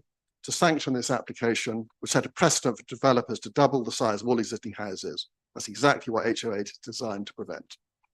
Secondly, the extent of glazing, which is inconsistent with the dark skies policies. The proposals envisage 23 new or enlarged windows, including 2 at the rear of 15 square meters each and 6 roof lights. The proposed mitigation measures are limited. The impression given in the officer's report is that the increase in glazing is limited. This is also incorrect. The existing windows are small, and a very significant increase is proposed from 31 square meters to a staggering 88 square meters. The increase for Orchard House itself is 190%, i.e. near tripling. Obviously, this has a negative effect on the dark sky policy of the AONB. Any suggestion that topography of the land is material for reducing light spillage into the sky cannot be right. My last point relates to the social objectives of planning policy and maintaining a healthy community in Salthouse. As detailed in my submission, the overarching objectives in local plan include sustainability of communities and maintaining inclusive, healthy communities. The same principles inform the core strategy. A key feature of healthy communities is the importance of maintaining housing mix. Given the demographics of the area, it's critical to keep a significant proportion of 2- and 3-bedroom houses. An increasing proportion of large houses damages the balance. The core strategy explicitly reflects this. Para 3.2.22 requires the retention of smaller, cheaper houses in rural areas. Neighbourhood plans up and down the coast reflect these concerns, and they are very relevant to Salthouse. We have only 158 houses, and over 50% are second homes, the highest percentage in Norfolk. I believe the most pressing issue is not the number of second homes in itself, but the irreversible change to our housing mix that seems to go with it. What is happening is that second homeowners are greatly expanding their properties, converting 2-3 bed houses into those with 5 or 6 or more, which are not designed for permanent occupation. The problem is that each conversion is irreversible. Being in the countryside, no new properties can be built. The existing smaller houses are removed permanently. Salthouse risks becoming an enclave for rich outsiders, with most of the houses being valued at well over £1 million. I'll have to stop you The there. loss in 3 conversion, minutes is up. every house matters. Apologies, your 3 minutes is up. Fine, Chairman. We have one supporting speaker, Mr. O'Connor.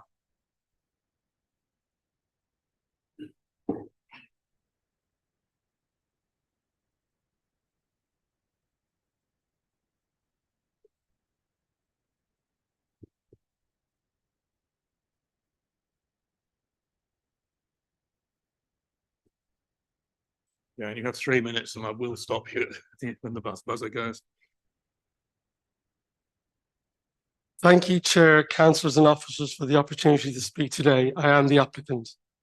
My family loves Salthouse. We spend many a starry night at the top of our garden looking up in wonder. As dark sky lovers, we already shut our blinds at night. We recently sold our business and are planning to move to Salthouse when the work is finished. We want to insulate the house and bring the house and annex up to modern environmentally fat standards, including air source heat pumps. We are not looking to add any more bedrooms. There is poor headroom upstairs, so we need to raise the roof by 20 centimetres to insulate it.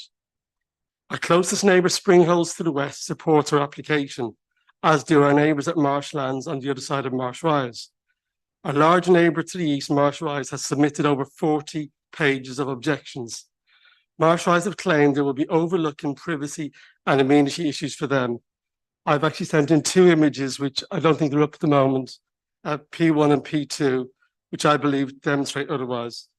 In the photos, OH is Orchard House, MR is Marsh Rise, SH is Springholes. P1 is a drone photo taken from the back of Springholes.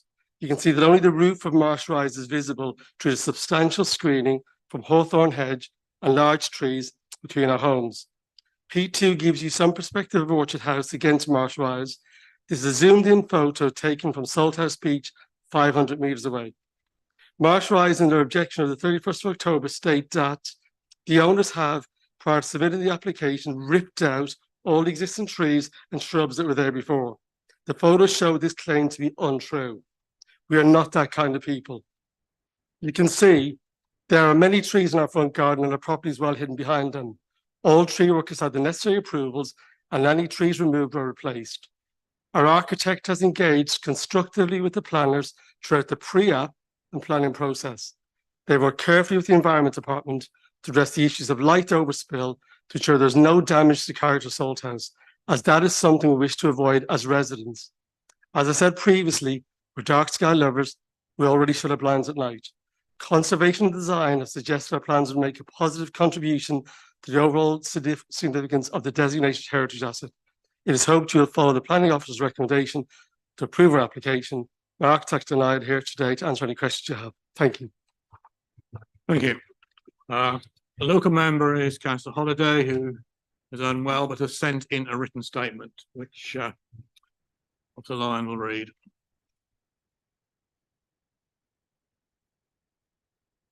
Okay, so this is the representation on behalf of Councillor Victoria Holliday. She says, there have been community objections to this application on the grounds of increase in size and the quantum of glazing, which are felt to erode the character of the village.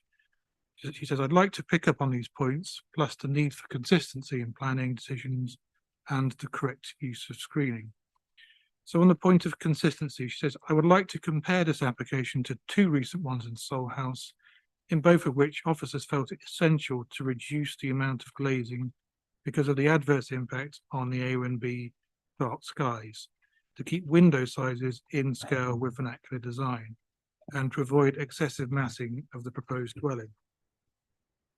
She says, I would like to compare this application to 2 recent ones in Salthouse, in both of which officers felt it essential to reduce the amount of glazing because of the adverse impact on the A and B dark skies, to keep window sizes in scale with vernacular design, and to avoid excessive massing of the proposed dwelling. So the first example, she says, it's planning application ref PF 22-1009. Says you will see the proposed elevations facing east and across the Salthouse marshes special protection area. The glazing was reduced on the advice of the landscape officer, and here you can see the final approved design. And then in the second, it's reference PF 220414. Says you will see the proposed elevations facing north onto Salthouse marshes special protection area and south onto Salthouse Heath. The glazing was again reduced, as was the massing of the dwelling, on the advice of landscape and conservation and design officers. And then there's a final approved design at the end. So Councillor Holliday says, why is adhering to vernacular design and scale and reduction of impact on the nocturnal quality of the AONB crucial in these two applications, but not in the one we are discussing today? Surely the relevant planning policies, current plan policies EN1 and 2, and new local plan policies ENV1, 2, and HOU6 apply equally. In relation to screening, landscaping to mitigate harm has little backing in local and national policy. According to the National Design Guide, planting should enhance or protect the amenity of a site. According to the North Norfolk Design Guide, new planting should not be used to screen buildings in sensitive locations, e.g. the AONB, as it is proposed here. In terms of light spill, Councillor Holliday says that the use of reduced visible light transmission glass mitigates light spill to a certain extent, but if the quantum of glass is increased by more than that percentage, there will still be an adverse impact on the nocturnal skies. The visual intrusiveness of large areas of glazing remains. Just to clarify, there is no reduced visible light transmission glass on the south elevation of the main house, where the glazing is increased, and therefore there will be an impact on the nocturnal character of the AONB, in addition to adversely impacting the amenity of the next door neighbour. The same applies to the south elevation of the annex. And in terms of mass, Councillor Holliday says new local plan policy HOU6 says proposals should not materially increase the impact of the dwelling on the appearance of the surrounding area, taking into account the prominence of the site and the impact on the landscape. So the proposed footprint of the main dwelling is 43% greater than the existing, and the annex 113%. Surely this proposal does not conform to this policy. Finally, she says, I find this application does not conform to local plan policies EN1, EN2, HO8, and NPPF para 176, nor will it comply with new local plan policies ENV1, i.e. that proposals must demonstrate how they minimise effects on tranquility and nocturnal character. ENV2, the proposal should protect, conserve, and enhance distinctive settlement character, nocturnal character, and visually sensitive skylines. ENV6, the development will not be permitted if it causes unacceptable impacts on the amenity of neighbouring occupants, including the prevention of disturbance by artificial light. And finally, ENV8, the proposals will respect the distinctive local character. Thank you, Chair. Thank you. Members. Councillor. Would it be possible to get the long shot back up that the gentleman put up on the screen from the beach side, showing the houses side by side? Yeah, that's one. That's one, yeah. And we're talking, the property in question is OH in the middle, yeah? Okay, yeah, I've seen enough, thank you. Yep. Thank you. Adam. Thank you, Mr. Chairman. First of all, I'd just like to thank the planning officer for the thorough, concise report. I feel quite content with the list of concise conditions, especially the glass, the smart glass provision, that this wouldn't have obscene implications on dark skies or anything like that. So bearing that in mind, I am happy to propose the officer's recommendation of approval. Thank you. Thank you, councillor Barley. Councillor John Toy. Thank you, Mr. Chairman. My only concern, having proposed the previous application in Sheringham, that was somewhat different. I struggle with the view from the north on this house, along with, if you looked at the picture that we had up there, we don't need to put it up again, to have this sort of curved front full of flint, it doesn't fit with the street scene. The rest of it I'm happy with, and I have to accept conservation and design's arguments, but I felt I needed to comment that I didn't think it's right for that front view along the street scene. But in all other respects, I'm happy to second. Yeah, are you seconding? Thank you. Anybody else? Are you all getting somewhat jaded? I hope not, because we've got a lot to go yet.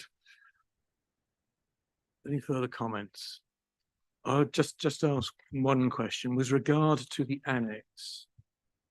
Am I correct in reading that it is conditioned that it can only be used in conjunction with the main residence? It can't be let with an Airbnb or separate holiday let or separate accommodation entirely.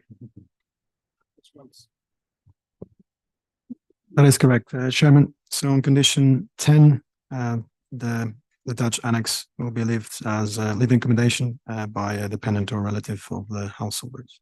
So there is a condition to secure the use. Wanted that one clarified. Nobody else wishes to speak. We will go to the vote, Lauren, please.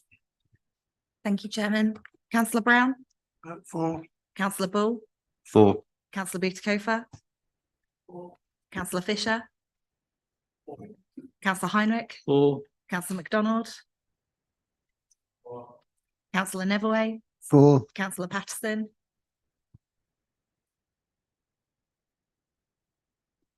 For. Councillor John Toy? For. Councillor Kim Toy? For. Councillor Barley? For. Councillor Vickers? For. And Councillor Withington?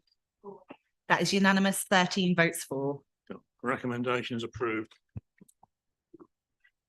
Moving on again, we are now at Thursford, PO/23/1526.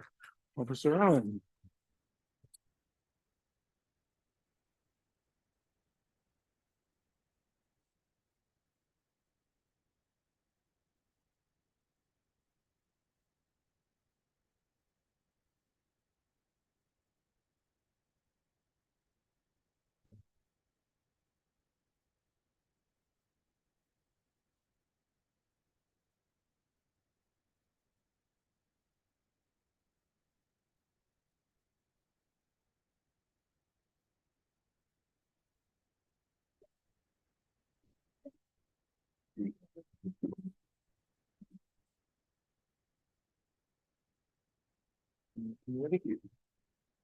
Good afternoon, members. This is agenda item 8 on pages 87 to 107, planning reference PO 231526. The application is an outline application including access only. All other matters, namely appearance, landscaping, layout and scale, are reserved for subsequent approval. And the application is for the erection of a self-built dwelling on land to the southeast of 1A, the street, Thursford Green, Thursford. The application has been called in for consideration by the committee by the ward member for the reasons set out on page 89 of the report. Slide 2.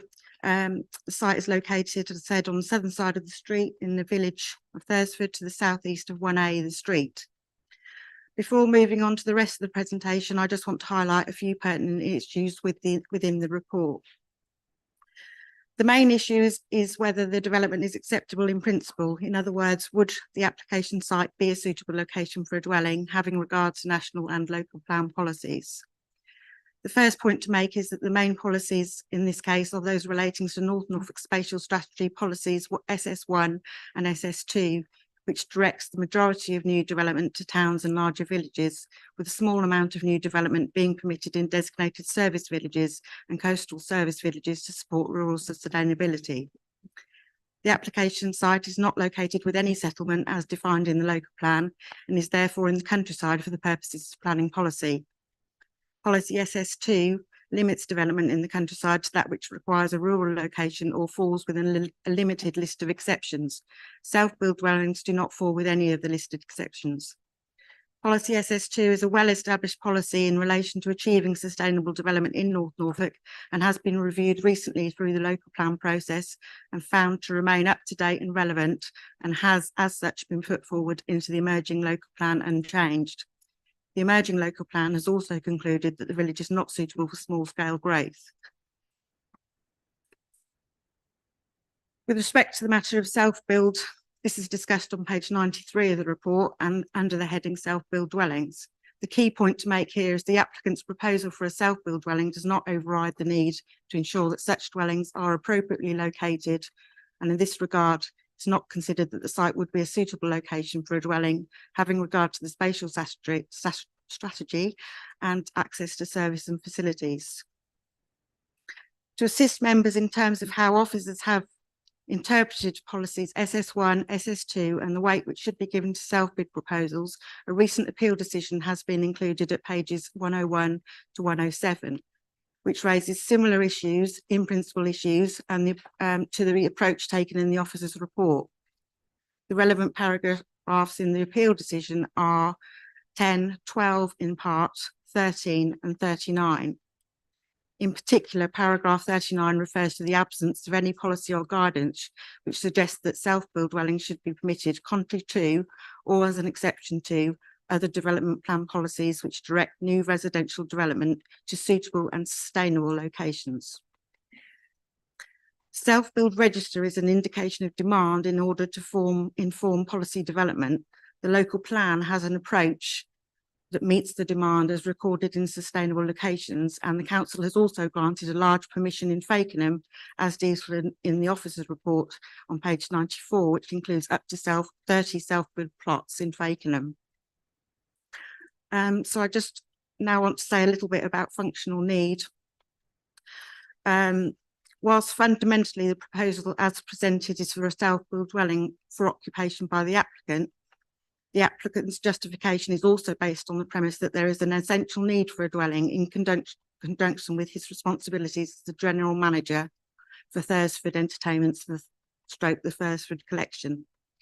The report therefore also considers the application against the relevant policies for essential rural workers' dwellings, and this is discussed on pages 91 to 93 of the report.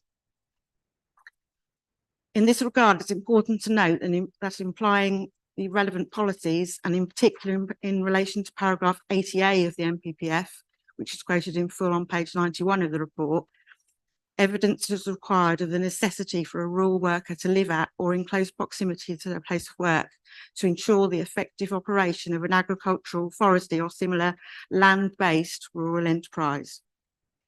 Examples of this are where animals or agricultural processes require on-site attention 24 hours a day, and where otherwise there would be a risk to human or animal health or from crime, or to deal with quickly with emergencies that could cause serious loss of crops or products.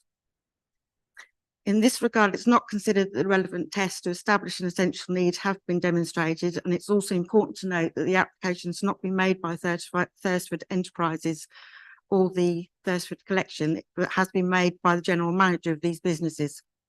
As presented, there would be no functional link between the dwelling and Thursford Entertainments. In particular, officers consider insufficient evidence has been provided that would necessitate a 24-hour presence to enable the business to function properly, and the functional need could not be met by another existing dwelling, for example, a home for sale on the open market in the village or immediate surroundings. So I just want to run through the rest of the slides now.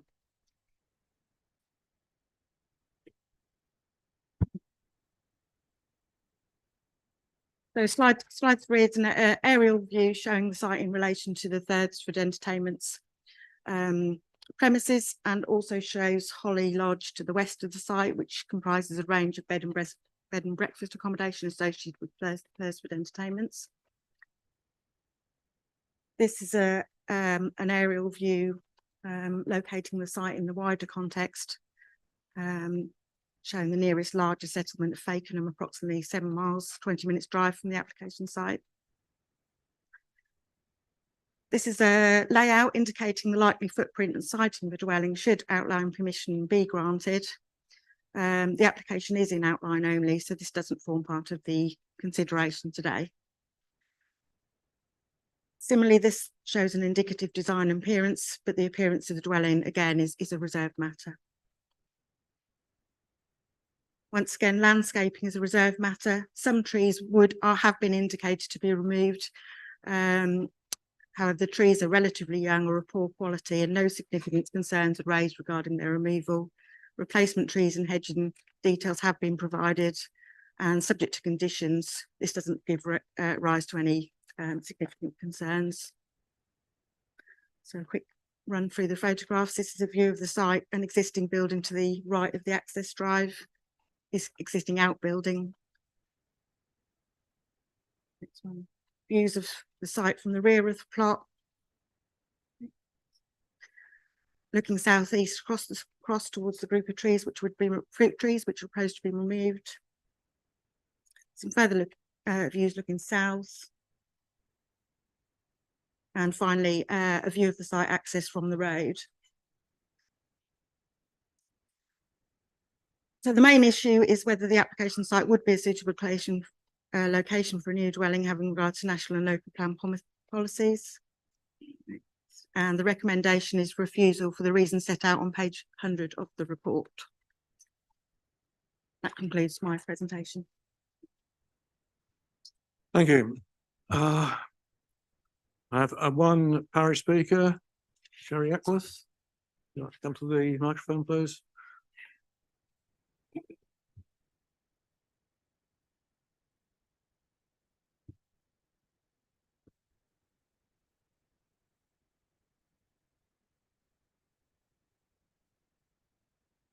Hello, thank you for giving me the opportunity to speak.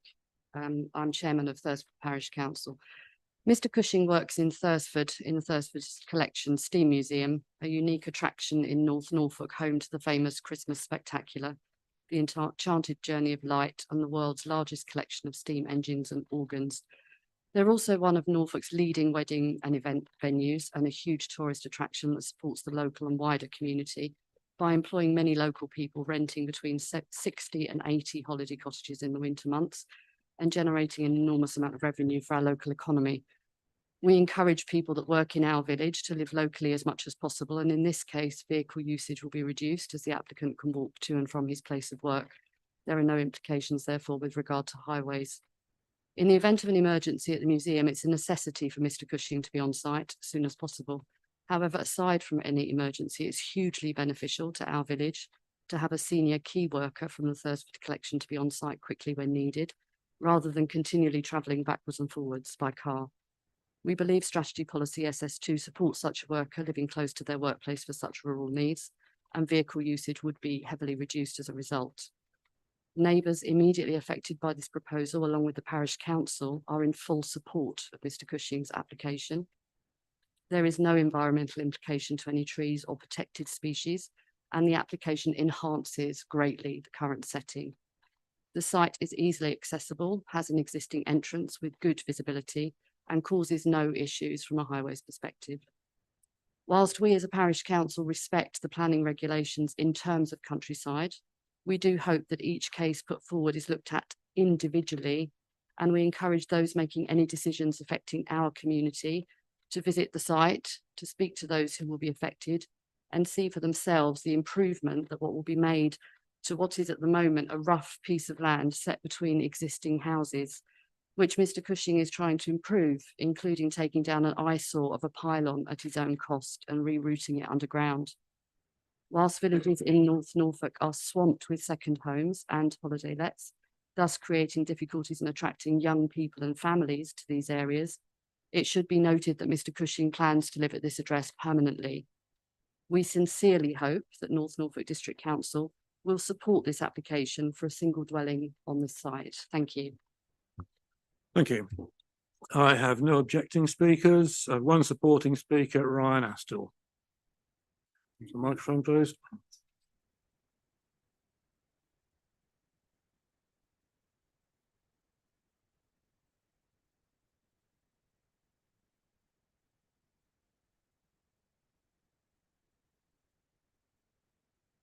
Good afternoon, Chair members. I will be speaking in support of the application on behalf of the applicant, Charlie Cushing, who is in attendance today.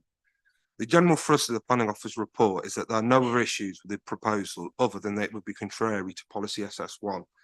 Thursford, among a number of other settlements, are designated as open countryside. The supporting text of this policy explains at paragraph 2.413 that new market housing in the countryside is restricted in order to prevent dispersed dwellings that will lead to a dependency on travel by car to reach basic services and ensure a more sustainable pattern of development. The inference then is clear that this policy seeks to restrict development in locations such as Thursford to reduce dependence on the car. The individual materially important merits of this case are unique in that it would allow a dwelling in this location which would reduce dependence on the car and therefore constitute sustainable development. The applicant's responsibilities as general manager makes them responsible for overseeing all staff and operations of the significant family business in Charity, which has a hugely beneficial economic impact on the wider area. It is their responsibility to be on call 24/7 in case of emergencies, staff call-outs and security breaches. The day-to-day duties of the applicant can take place anytime and are more onerous during events in the Christmas Spectacular. We have provided information to ensure the council that there's no other property in the village where this need can take place whilst adhering to data protection requirements.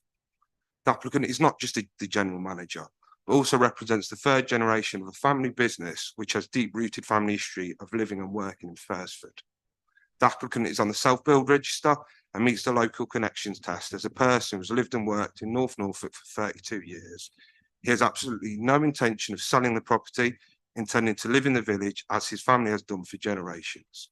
In summary, the proposed dwelling development would allow an additional dwelling to be achieved to meet house and land supply, meet a need for self-build development in the district, and reduce dependence on the car and therefore ensure a more sustainable pattern of development, thereby intrinsically meeting the requirements of policy SS1. It is a well-established principle that planning decisions should be made on a case-by-case basis and be determined on the individual merits of the case. This case is unique in that despite the initial perceived conflict, the proposal will clearly achieve the aims of the policy to reduce reliance on the car and increase sustainability. The planning system allows for flexibility in such cases. The proposal therefore complies with national and local planning policies, and it's kindly requested that the application is approved to enable our client to benefit from replacing car trips with walking to work.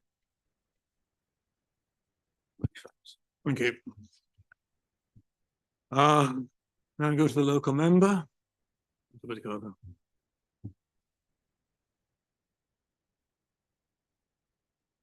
Thank you, Chairman, members. When this application was first brought to my attention and I heard where it was, I thought it would be a cut and dried case and I would be supporting the officer decision. However, having been out and visited the site myself, I'm afraid I cannot support the officer's recommendation for refusal and believe there are more than sufficient material considerations for the committee to look at and to approve the application. As we have heard, and you will read in the report, Section 38(6) of the Planning and Compulsory Purchase Act 2004 states that all planning applications must be determined in accordance with the development plan unless material considerations indicate otherwise. So just what are these material considerations that I think support the application? Firstly, whilst the village of Thursford is indeed in an area designated as countryside, this proposal is for a property in the middle of the village where it will be surrounded by other properties. It is not in the middle of nowhere or in the middle of what we might refer to as pure countryside. Core Strategy Policy SS2 states that development will be limited to that which requires a rural location and is for one or more of a number of specified types of development. This would only include one new dwelling in specific circumstances which includes where it can be demonstrated that there is essential need for a rural worker to live permanently at or near their place of work in the countryside. This is reflected in paragraph 80 of the MPPF, which states that planning policies and decisions should avoid the development of isolated homes unless there is an essential need for a rural worker to live permanently at or near their place of work in the countryside. Is it right to discriminate a business that operates in a rural location and cannot relocate just because it is not a farm or other agricultural enterprise? Policy HO5 of the North Norfolk Core Strategy also specifically relates to agricultural, forestry, and other occupational dwellings in the countryside. It states proposals for development in the countryside to meet the housing needs of full-time workers in agriculture, forestry, and other essential workers connected with that land will be permitted only where they comply with the following criteria. Now, I won't go into each one, but I'll just respond to what those points are. So we have heard Mr. Cushing is the third generation taking on the management and development of what is a rural business. He has provided evidence that he is on call 24 hours a day and during the busy winter season is often on site until 1 a.m, returning at 8 a.m. The applicant has demonstrated he is the primary responder to emergencies at the site. Whilst the site does clearly have security systems, you only need to visit the location to see the size of the premises and the area of ground covered with a diverse range of attractions to understand why a key holder needs to be on site. Thursford also have a large number of performers based in and around the village during the show, and you've just heard how many live in properties in the village. And so their welfare also falls to the applicant. So as I said, is it right to discriminate against that rural business? In relation to the other details of the policy HO5, I see that officers have noted they have not been provided with occupancy details for other properties in the ownership of Thursford or the Cushing family, which I'm a little surprised about, as I'm told the applicant and his agent have explained very clearly these properties are occupied by other key workers of the company, and personal details of the occupants cannot be disclosed for GDPR reasons, not because they wish to hide any information. I am sure members can understand such is the nature of Thursford business enterprise in the village, that specialist workers are key to its day-to-day function, and with housing at a premium in North Norfolk, arrangements need to be made to attract those employees. There can be no doubt about the financial sustainability of the business, and indeed its contribution to the overall North Norfolk economy, drawing as it does thousands of tourists into the area each year. It's not a replacement dwelling. Secondly, policy SS1 sets out the spatial strategy for North Norfolk. It seeks to focus the majority of new development in the principal settlements, with more limited development in the secondary settlements and smaller amounts in the service villages and coastal service villages to support rural sustainability. In addressing the objective of sustainable development, the economic objective of the National Planning Policy Framework requires proposals to contribute to building a strong, responsive and competitive economy. This development, I would argue, does support rural sustainability, as it would be supporting a rural business, and critically for a council focusing on the green sustainability agenda will be very substantially reducing the number of car journeys to and from the village each day. I would therefore argue that the development is in accordance with the aims of core strategy policies SS1, SS2 and HO5. And can be considered to align with the national policy. 5 minutes, unless you can come back again as a committee member. I have to say, I have my other hat on, some considerable sympathy with what you've been saying. Over to members. I'll come back to you, sir, if you wish to speak again. You have to leave, Councillor. Okay. Thank you. Who wishes to start? I usually look at you, John, in the absence of the. Okay. Having had a few of these myself, of which we've had some success with, I'm acutely aware that we've got to understand that whilst this will work environmentally, that the property could change hands in, I think it was 3 years' time. Personal circumstances don't directly relate. So I accept that. But having said that, the premise behind this, that it's someone who's key to the Thursford collection. And I was just looking, first of all, SS1 starts with the majority of, but not all. It says the majority of new housing. It then suggests other areas, but it doesn't mean that we can't put new housing. It also says, okay, so looking at MPPF 80, it said it should avoid development isolated homes. This is not an isolated home. It is an infill. Okay, this is a debate that I've had here before. One thing that would have been helpful, I've not seen it in there, would have been something about the quality of the house, because it's an outline planning permission.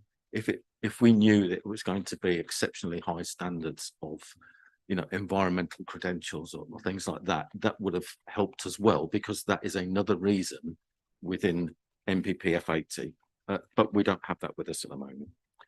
So, having listened to the representations and understanding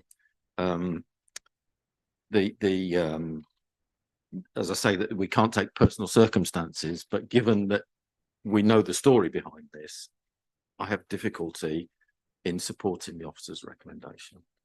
Thank you. Thank you. Councillor Willington. Thank you for what you've just said, Councillor Toy, and thank you for your comprehensive points, Councillor Butikofer, because I think those reinforce what I was thinking, but giving some element of clear evidence base to that as well. And for that reason, I'm happy to propose that we accept the officer's recommendation.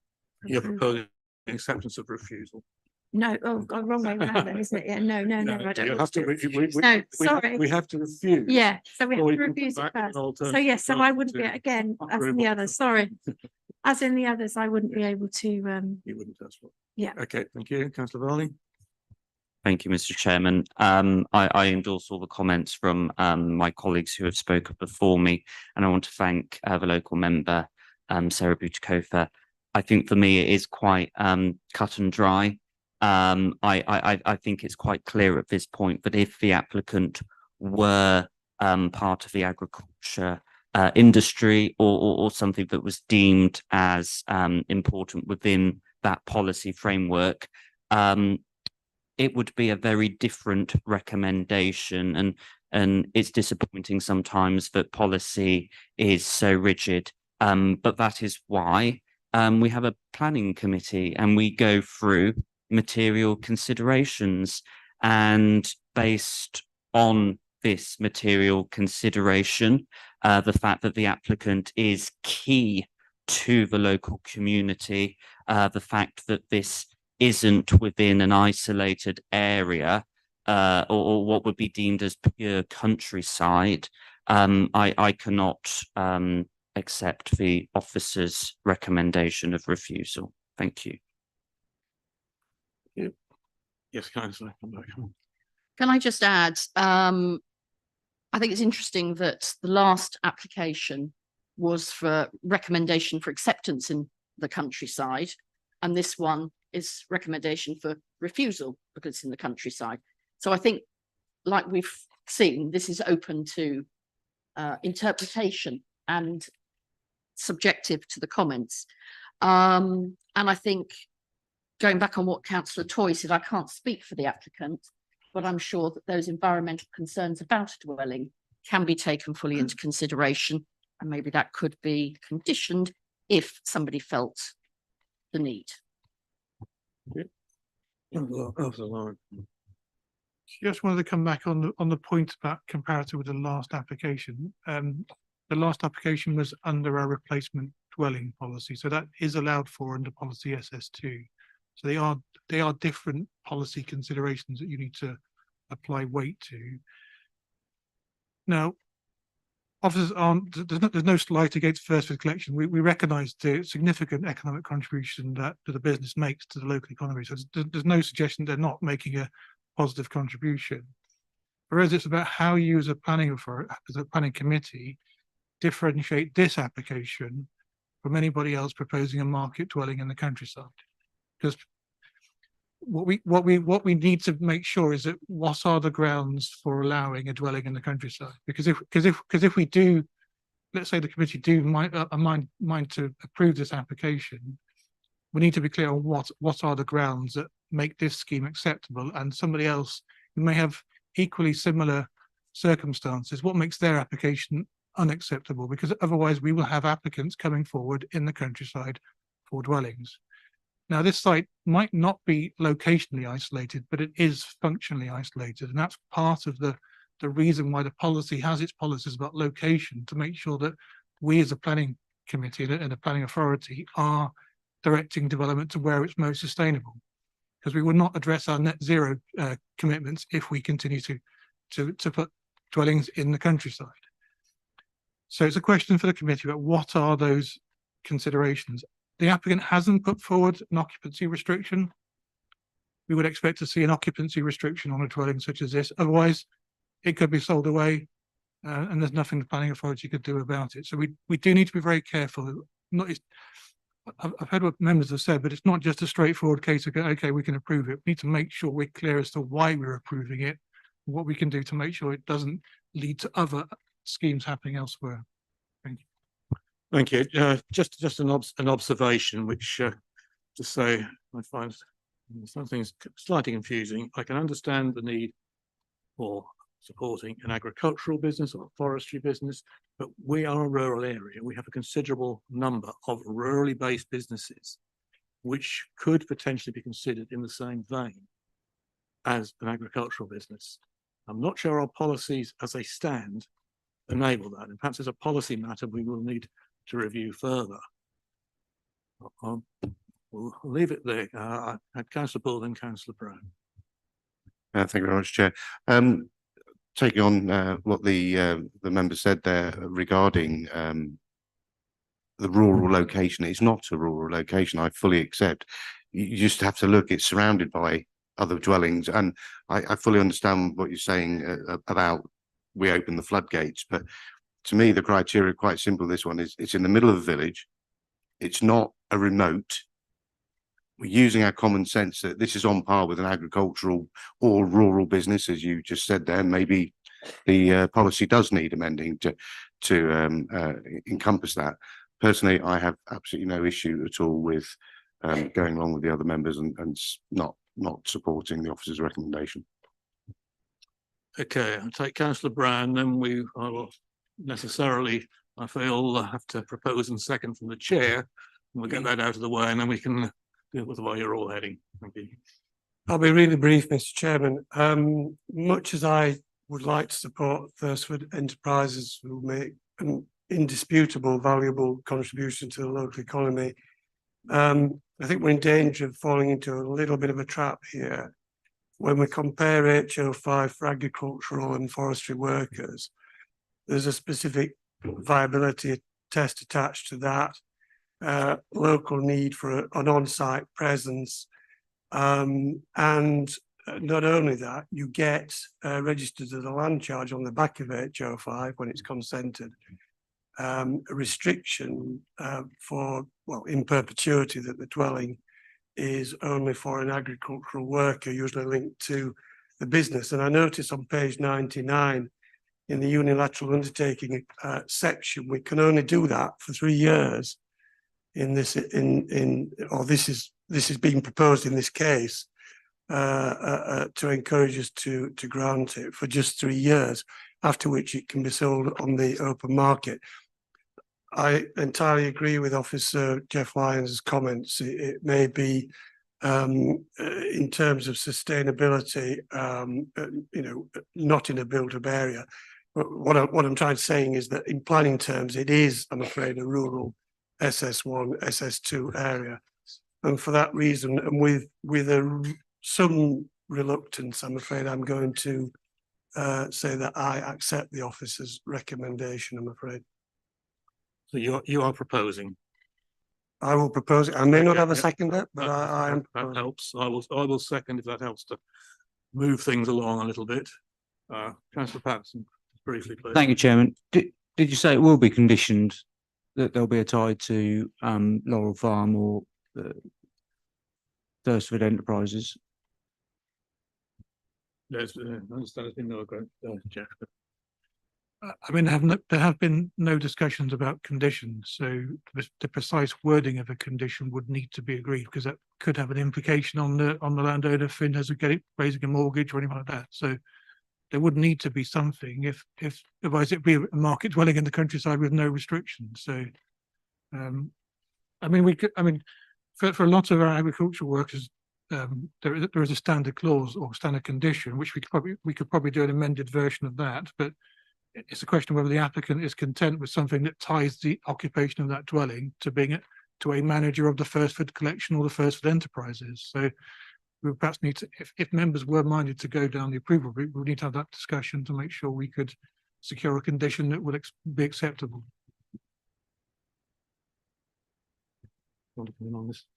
You can, if the applicant were willing, have incorporated in the section 106 agreement, just looked it up online, 106 added into that the permission inures for the benefit of a particular occupant. That's far longer than 3 years.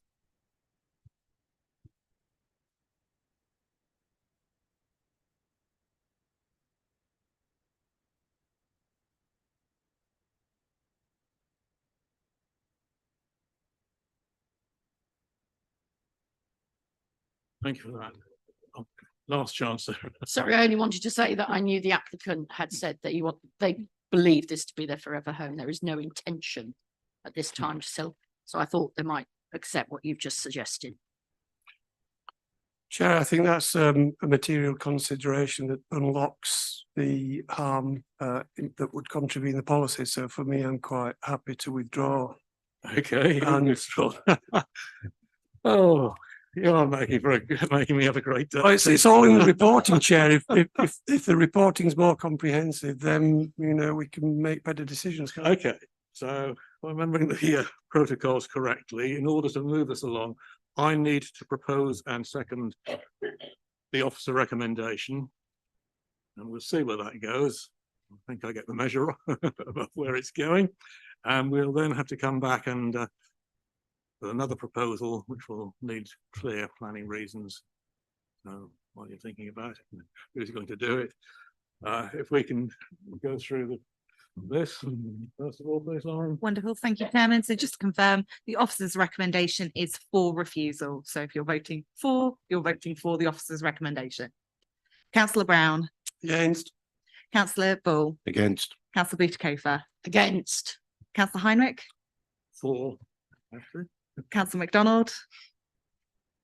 Against. Councillor Neverway. For. Councillor Patterson. Against. Councillor John Toy. Against. Councillor Kim Toy. Against. Councillor Varley. Against. Councillor Vickers. Against. And Councillor Withington. So that is 2 votes for the officer's recommendation and 10 votes against the officer's recommendation. The vote is lost. Okay, so we have rejected the recommendation. I can now take either proposal for deferral or the proposal to I think we should go. go. The reasons. May I make a proposal for acceptance on the grounds that human rights of the applicant, we would be prejudicing his human rights if we didn't look at other workers that are key in the countryside. That there are substantial material considerations that mean that we are able as a committee to look at the application as a whole and decide whether we believe it is appropriate or not. Are you able to give specific policies you wish us to? So in relation to the material considerations, like I said, I argue the development is in accordance with the aims of the core strategy, policies SS1 and SS2 and HO5, and can be considered to align with the overarching sustainable development objectives of the National Planning Policy Framework. Thank you. Do we have a seconder? I'll take a second. That's a comment.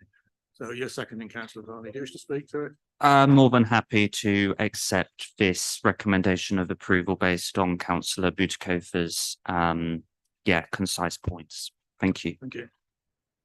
Also, I'm not seeking to make myself unpopular, probably already am, but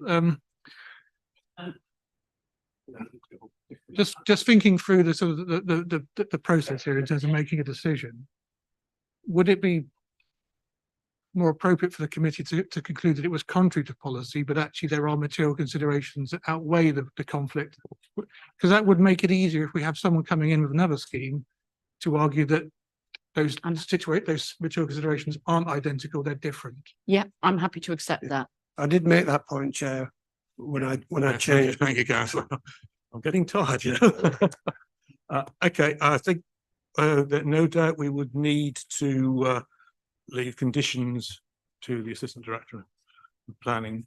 That's going to speak on that, Russell. I was going to suggest something to that effect, but the other bit coming back to the previous discussion with that recognition that the occupancy control point, whether via a condition or a Section 106 agreement, needs to be wrapped up within that as well.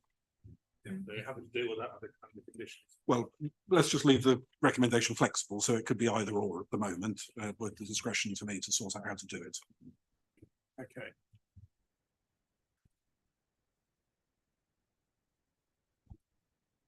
Are we able to request as part of it that we look towards a design that is outstanding as well to reinforce the MPPF 80? I just to put that to the applicant. Not now, but I think the applicant has heard your aspirations, also sat at the we will get a detailed application, won't we? Yes, exactly. So this is outlined, so the detail of the design will be part of the reserve. Okay. So I've done that then. That's fine. Thank you. Okay. Well, very quickly then, councillor Patterson. Thank you, Chairman. So and this is with an occupation restriction on it. This is what we're going to say. Yep. Okay, good. Okay, if we can take a look then. Lauren. Thank you, Chairman. Councillor Brown. For. Councillor Bull. For. Councillor Butikover. For. Councillor Heinrich. For. Councillor MacDonald. For. Councillor Neverway. For. Councillor Patterson. For. Councillor John Toy. For. Councillor Kim Toy. For. Councillor Varley. For. Councillor Vickers. For. And Councillor Whittington. For. That is unanimous, 12 votes for. Thank you. The application is approved, subject to conditions and further negotiation and the detailed application. Thank you. Moving on. Trunch, PF 230613. Interesting one to come after the last one. Officer Argo.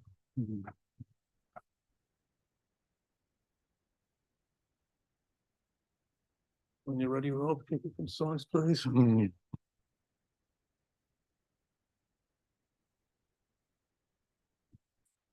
we are 1, 2, 3, 4, 5, 6, 7, 8. Yeah, we're remote. Okay, right. Good afternoon, councillors. Thank you for your time today. I'm presenting application PF 230613, which seeks planning permission for a 2-storey detached dwelling, cart shed garage and associated landscaping works. The proposal has received 11 representations of objection as well as the parish council. No objections have been raised by the landscape, conservation or highways officers. The full comments of these objections and representations can be found within the committee report. The site lies on the outskirts of Trunch within a small parcel of land. There are dwellings to the south and west of the site. To the north and northeast of the site are open fields. This aerial photograph gives a contextual relationship to the surrounding buildings. Trunch is served by North Walsham Road and Gimmingham Road to the north and south, and Mundsley Road, Chapel Road, Bradfield Road through the east and the west of the village. The site lies on the east edge of Trunch as shown by the red polygon. This slide shows some of the constraints of the site. As you can see, the site is within Trunch Conservation Area, which mainly includes a lot of the converted agricultural buildings and the parish church in the centre of the village. The site is also bordered by, but not included, by an area of outstanding natural beauty. I've prepared this slide to show the contextual historical approvals in Trunch and their relative locations in the village. These applications were approved over the last 3 years for new dwellings, and of course each application was determined on its own merits, as each planning application should be. The site in red, being granted permission for 1 dwelling, was following a conversion of an existing barn adjacent to the site. The blue and green sites are the same for 3 dwellings which were taken from the rear garden of an existing dwelling. The yellow site was for a single dwelling on a piece of land undeveloped, surrounded by existing dwellings, and was granted with the previous outline approval, contrary to policy SS2 at Development Committee. The site in black, the purple site was also granted a single dwelling which was constructed to the rear of an existing dwelling on existing residential land. The black site was refused by the inspector following a non-determination appeal on the site. This site has 3 adjacent houses to it. The map on this slide comprises of the general built-up area of Trunch, in which many of these approvals have taken place.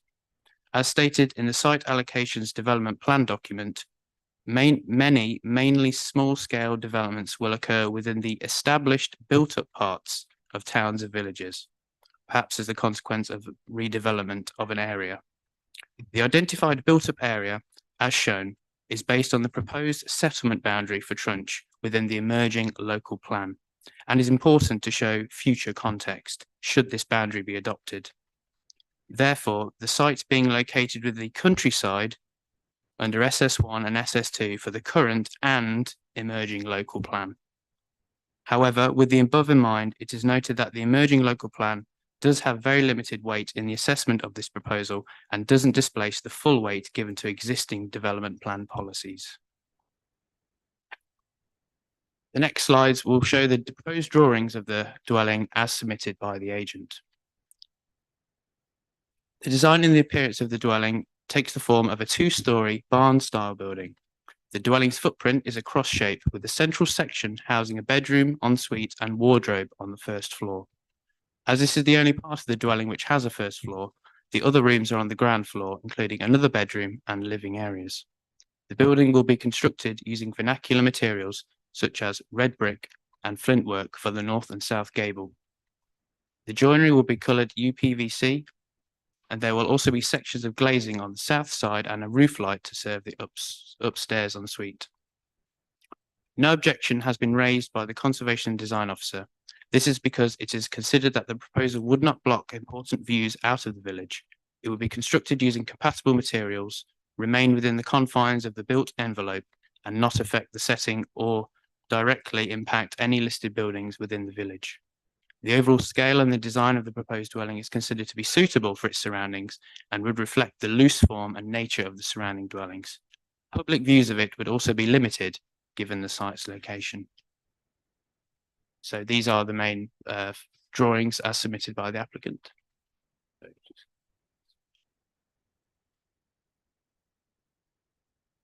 And the garage as well.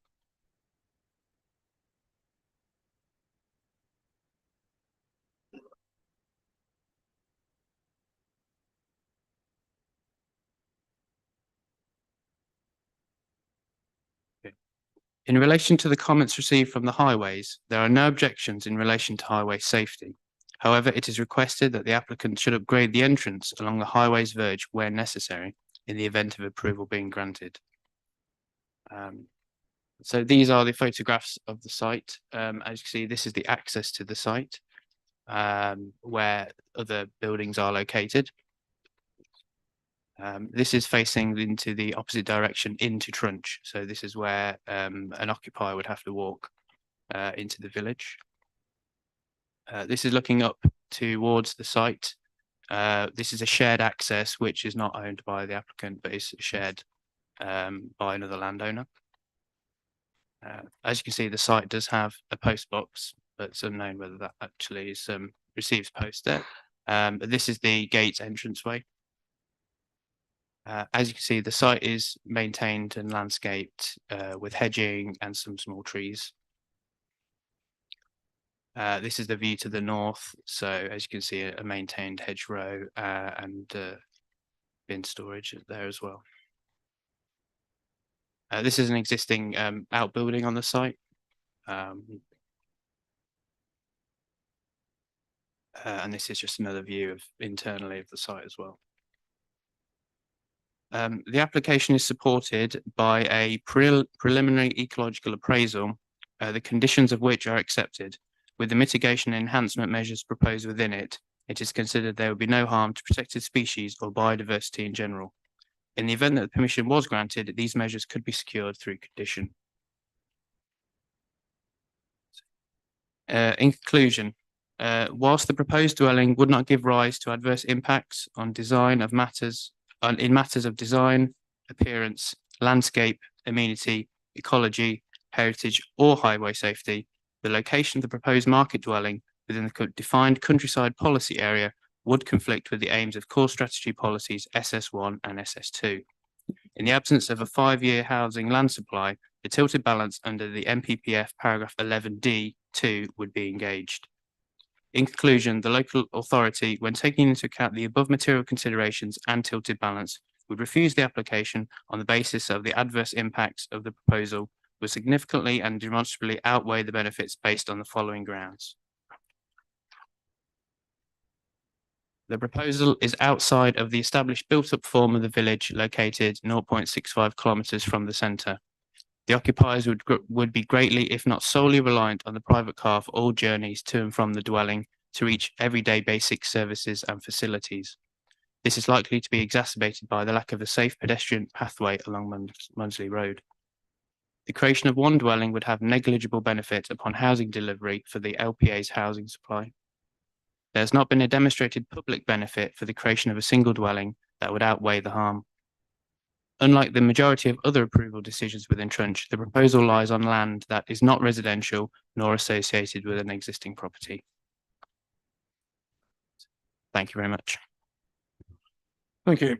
I have no parish speaker, though you'll note in your papers the parish doesn't object. I have one objecting speaker, Mr. Miles. Apologies for you having had to wait so long.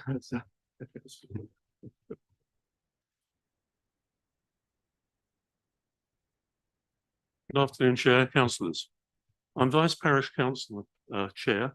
However, I can't speak on behalf of the Parish Council because I was not a Parish Councillor when the decision was made in relation to this. However, I can say that last night at our Parish Council meeting, we did discuss an agenda on biodiversity.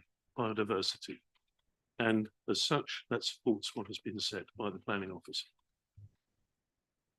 This application is a planning consent to construct a substantial house and a large cart shed on a greenfield piece of countryside.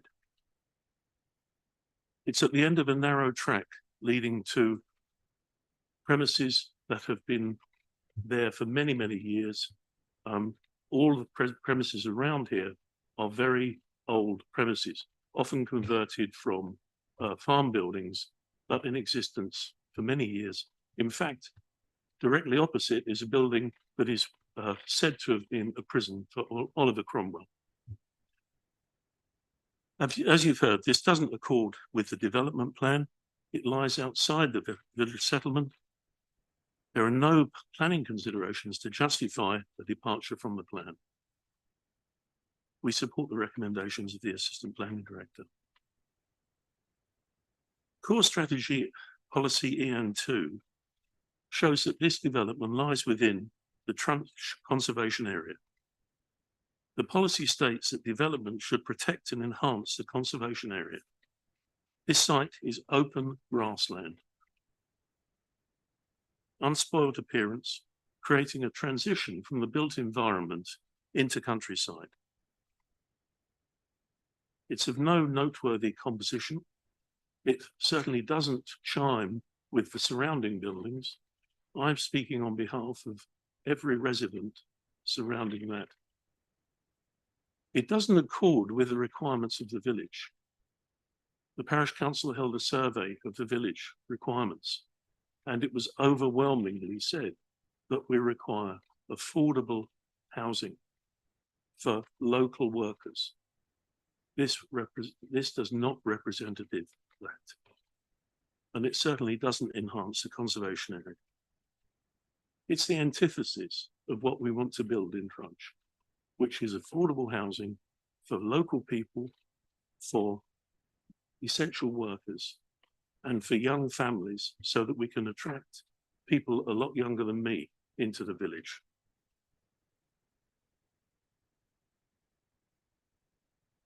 Thank you. Thank you. One supporting speaker, George Ellis.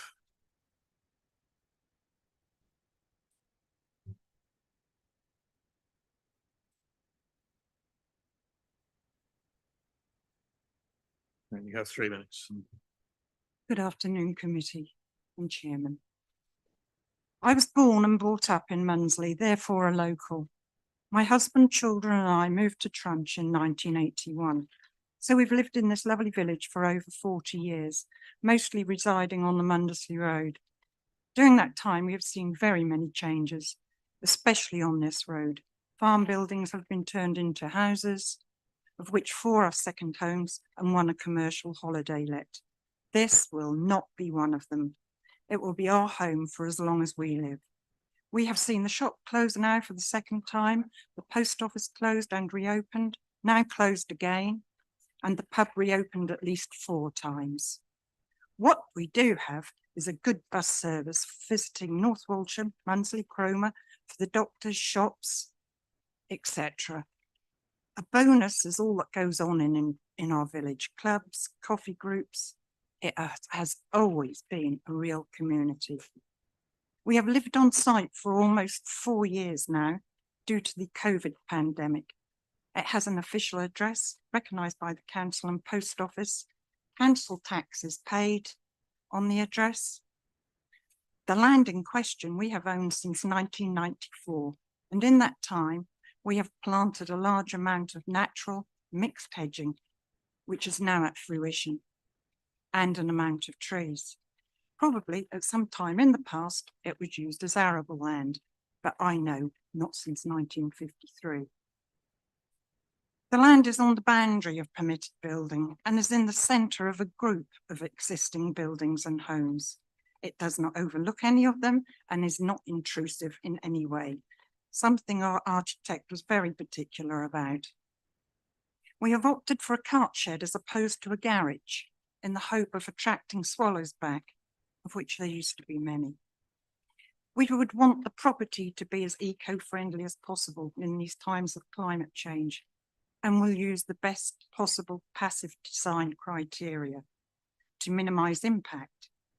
It was designed for us and our rapidly advancing years. My husband and I hope that it has been possible for you all to read the letter dated the 25th of November, written by our architect and sent to Robert Argyle, planning officer. This explains the reasons why this application should be passed. A lot clearer than I could possibly hope to. It is our hope that you will look favourably upon our application for this infill site. Could I also please just add that it's a village. There's never been a footpath on the Munsley Road. Most of the village hasn't got footpaths. The only places with footpaths are the 60s built bungalows, Pytle Close, Wade's Way, and there's a footpath most of the way up the North Walsham Road on one side, something that's much needed. Thank you for listening to me. Thank you. Let's give them time there. Okay, local member, Councillor Netherway, do you wish to add anything? Yep, I will speak very, very briefly. I have been to site. I've met parties either side and the applicant themselves. There is very, very strong feeling in both ways. It's highly contentious, a very emotive issue.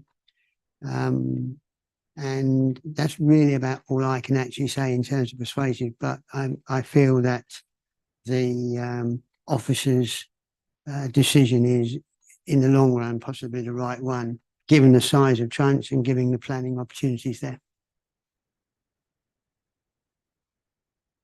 Thank you. Councillor Tory. Thank you, Mr. Chairman. Before we get into debate, normally the person who calls it in would be the local member, but as the Assistant Director of Planners called it in, could we have some understanding to that, if that's possible? Thank you. Before we get into the debate, thank you, Mr. Chairman. Yeah, not the easiest one to answer. Yeah, I called it in largely because of the track record of that star diagram that Mr. Argyle showed at the start. And if you look at it from a certain perspective, and there wasn't a settlement boundary there, you might think this was part of the built-up area of Trunch, whereas the actual local plan boundary stops off to the west of it. So it was a one I felt could go either way, realistically, and was sensible to come here. Thank you. Do you have anything further to add, Councillor? No, you're Okay, so the question would be, I guess the question would be, what's different between this and the last one? For me, no material considerations, and it's also in the AONB. So there is significant difference to the last one, would be my starting point for that. On the edge there, my apologies. Okay, from the map that I saw up there. Okay. So yeah, so it's understanding the differences, because on the face of it, it would look the same, but it's not got those material considerations that we had before. So I'm glad we clarified the AONB point, because that's why I indicated to Yeah. speak No, primarily. But the other subtle difference I would make is there is actually a settlement boundary for Trunch, whereas there wasn't in the last one, and this is outside it. So that was the boundaries there that I got confused with. AONB was understanding the different settlements. So I felt we just need to be clear the differences, having debated the previous one. So yeah, okay, I'll leave it there. Thank you.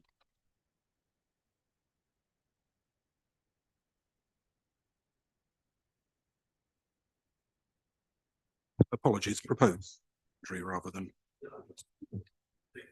So for clarity, this is the settlement boundaries as shown in relation to the emerging local plan, and not listing. Rob. Sorry, could I just wanted to clarify, just for clarity's sake, that what I've drawn up there is based on the indicative emerging local plan. The actual is here. I don't know if you can see that, but where my finger is here is outside of the site will be located outside of this this is the emerging one, which obviously hasn't been adopted, but it's just for contextual sake, really, because the approved ones were a lot closer to the centre of the village than this one is. Thank you. No, not adopted, but it's obviously been through a planning policy and agreed as part of that process of developing the emerging plan. So it has history within. Did I see your hand up, Councillor Brown? Yes, thank you, Chairman. I'm quite happy to accept the officer's recommendation on this application. So if you want to propose or second that, quite happy to do that. But I just would want to pick up on something on page 143 in the section about conclusion and planning balance. And in contrast to an application that came before us on the 9th of November relating to Sharrington, we appear to be slightly indifferent to the effects of a single dwelling having a benefit which is either negligible or not negligible. This is on all fours with the previous application last month, in the sense that it's a single dwelling. I know that we're not looking at an HO5 consideration, but I'm just a little bit concerned of where we're going with this. And I think we perhaps need to review how we, there may well be a need to clarify. Well, I think we do need some clarity, Chair. However, I think just from benefit of members who weren't here in the November meeting, and substituting Sharrington related to an agricultural requirement. And that has specific ramifications in terms of decision making. So, Councillor Bull. It's just a question. The original photo that was put up there with looked like a single dwelling sort of chalet type thing. It's a some house. Yeah. Okay. So it's not actually being used. It's just the way you said it was with a or it was alluded that it had its own postcode and address, and it sort of came. Yeah, but well, I suppose what I'm trying to confirm is that it hasn't. It's not occupied permanently.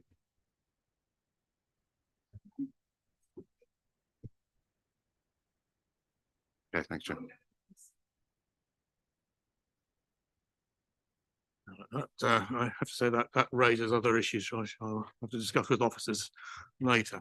But we're dealing with the application in front of us. What is currently happening on the site is not of immediate concern in our decision-making process today. Councillor Patterson. Thank you, Chairman. Happy to second.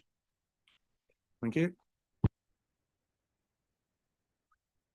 Does anybody else wish to speak on this? Right, we have a proposal and a second the officer's recommendation, which is refusal on the ground set out in your papers. Nobody else should add anything. We go to the vote, please. Thank you, Chairman. Councillor Brown? For. Councillor Bull? Abstain. Councillor Butikofer? For. Councillor Heinrich? For. Councillor MacDonald? For. Councillor Neville? For. Councillor Patterson? For. Councillor John Toy? For. Councillor Kim Toy? For. Councillor Varley? For. And Councillor Vickers? Against. That is 9 votes for, 1 against and 1 abstention. The vote is carried for refusal. Thank you. The application is refused. You, of course, do have a right of appeal. Thank you. And we move on to the last one. Sorry. Take arguments outside, please. Sorry, Chair, I have to leave the meeting at this point. Okay.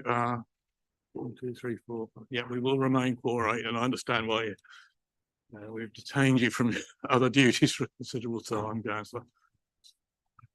Okay, the last one, and this is one we have already looked at in some detail at the previous meeting. There has been a site visit, so I will ask Officer Rubin just to give us another brief overview and any issues that came up from the site meeting, and then we will move through the speakers as quickly as possible. Yeah.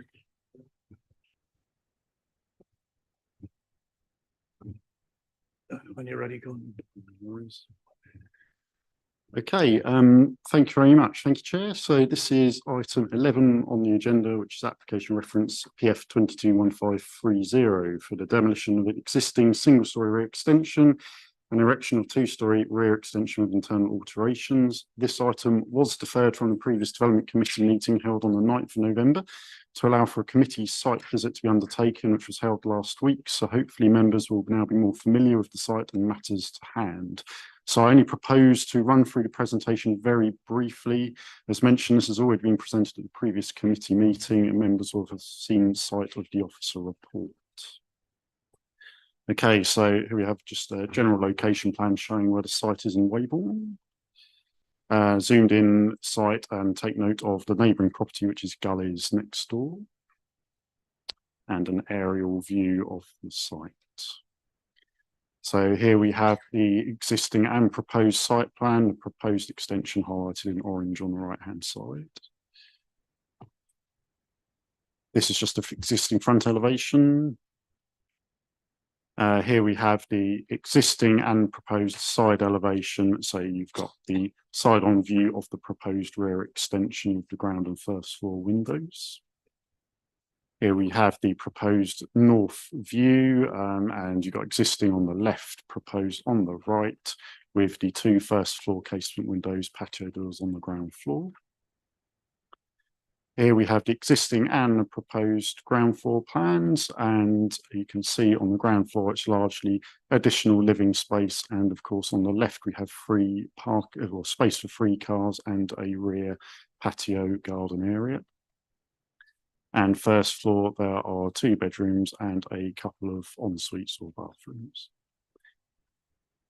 Here are running through the photos briefly. So again, the front elevation, a fairly traditional brick and flint cottage.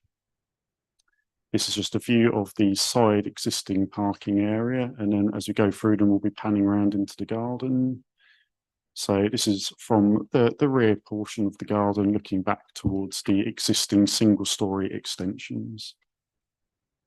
Here we have a view towards the neighbouring properties, 2-storey and single-storey extensions, and panning round, looking again at the existing single-storey extensions on the host property. This is a wider view taken from the rear of the properties, and you can see the context of the neighbour's property in comparison to the host property, and where the 2-storey extension would sit just to the side of that. And then again, just panning round, and again, you can just see the roof of the neighbour's, the host property just next to the neighbouring property. So the main issues are on the screen. The 2 most particular issues for this site are design and heritage impact and amenity, and briefly touching upon highways impact. So in terms of matters pertaining to principal, biodiversity and highways, there are no overriding concerns. The application proposes a sizable 2-storey extension to the cottage on the footprint of, but larger than, the existing single-storey rear extensions. The plans have been subject to a number of revisions. The latest revised plans sought to reduce the width of the extension along with a reduction in ridge height to provide more subservience to reduce the overall visual impact. On that basis, and with the materials being acceptable, the Conservation and Design Officer's initial objection to the application was lifted, and it's now found that the application is compliant with policies EN4 and EN8. We have noted the potential loss of a single modest holly tree, however, that we could secure a replacement tree in the garden through condition if necessary. In terms of amenity, the plans are amended to remove previously proposed balconies and replace them with 2 standard casement windows on the north elevation. Although these windows would still afford a view to part of the neighbouring garden, it is not considered that this would be to an extent that could be considered as being significantly detrimental. In terms of any overbearing impact, it's considered this again on balance would not be to an extent that would be considered as significantly detrimental. The impact would to an extent be partially mitigated by the positioning of the proposed extension slightly away from the neighbouring boundary, and with the neighbouring property having a 2-storey and single-storey extension adjacent to the boundary on the other side, largely in line with the proposed extension. Accordingly, the immediate impact would not be as significant from the neighbouring rear garden. In respect of light loss and overshadowing, the proposed extension will be positioned to the east of the neighbouring property. Any light loss towards the neighbouring roof lights of the single-storey rear extension is considered to be small. Any loss of light to the neighbouring first floor stairwell windows balanced with the consideration that the stairwell is not a primary or secondary living space. Taking a balanced view, officers recognise that the extension is large. However, it is considered the proposed development is acceptable in design and heritage impact grounds and also in terms of amenity grounds. Just touching very briefly on the highways impact, the submitted plans do indicate the provision of free on-site spaces, which is considered to be acceptable. It is noted that the existing parking arrangements are not particularly ideal, with cars potentially having to reverse onto the highway or into the parking spaces. However, as this is an existing arrangement, despite the possible small increase in use of the property as a result of the 2 additional bedrooms, there are no overriding concerns in respect of this matter, and it's not considered to be sufficient grounds to refuse the application. So to conclude, the extension is considered, and this is an on-balance recommendation, to be acceptable and compliant with the relevant development plan policies, and therefore approval is recommended. Thank you. Thank you. I have no parish speaker. I have 1 objecting speaker, Mary Fraser. Need to come to the microphone, please.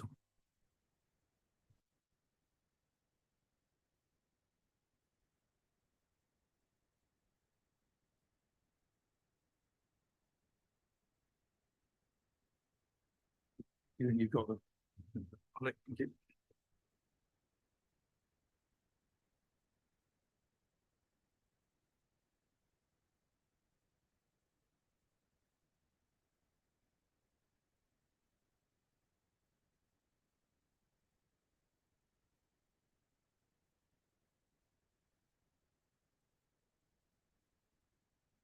I'm pressing the wrong one. Right, I'm pressing the right one now. Okay. Yeah, thank you, Chair and members, for allowing me to speak. I'd especially like to thank the members who visited the site last week and to fully grasp the extent of the proposed development. Those images that you saw, all that vegetation and trees are going to be removed, so there will be absolutely no screening whatsoever. And also how it will create a loss of light, shadowing, and take away my privacy, peace, and enjoyment of my home. I was a little disappointed that the members didn't come inside to see how it would affect the light in various areas, especially the light in my lounge and kitchen. And I'm equally disappointed to see that one of the members who did visit it has since left this meeting. Nevertheless, members were able to see how the proposed development will decimate my privacy in my private garden and on my private terrace and create shadowing and loss of light. Whilst I respect the officer's opinion concerning this application, I disagree with it.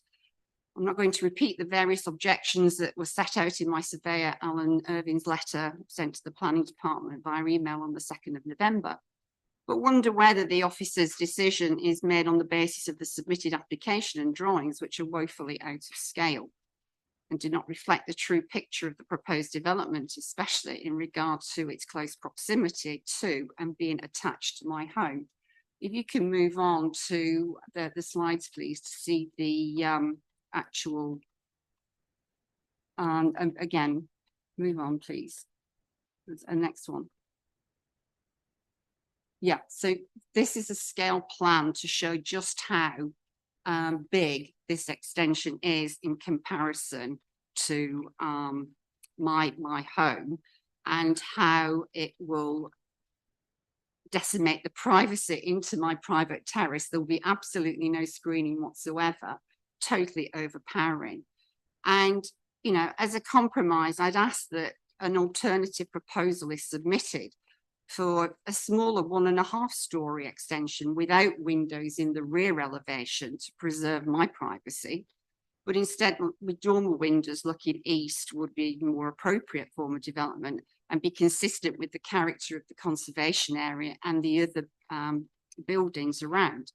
It would also respect the scale and form of the original dwelling and would overcome the significant negative impact the proposed development will have on my peace, privacy and enjoyment. Thank you for listening. Thank you. No supporting speaker present. Local member is Councillor Holliday. She has again submitted a written statement. So.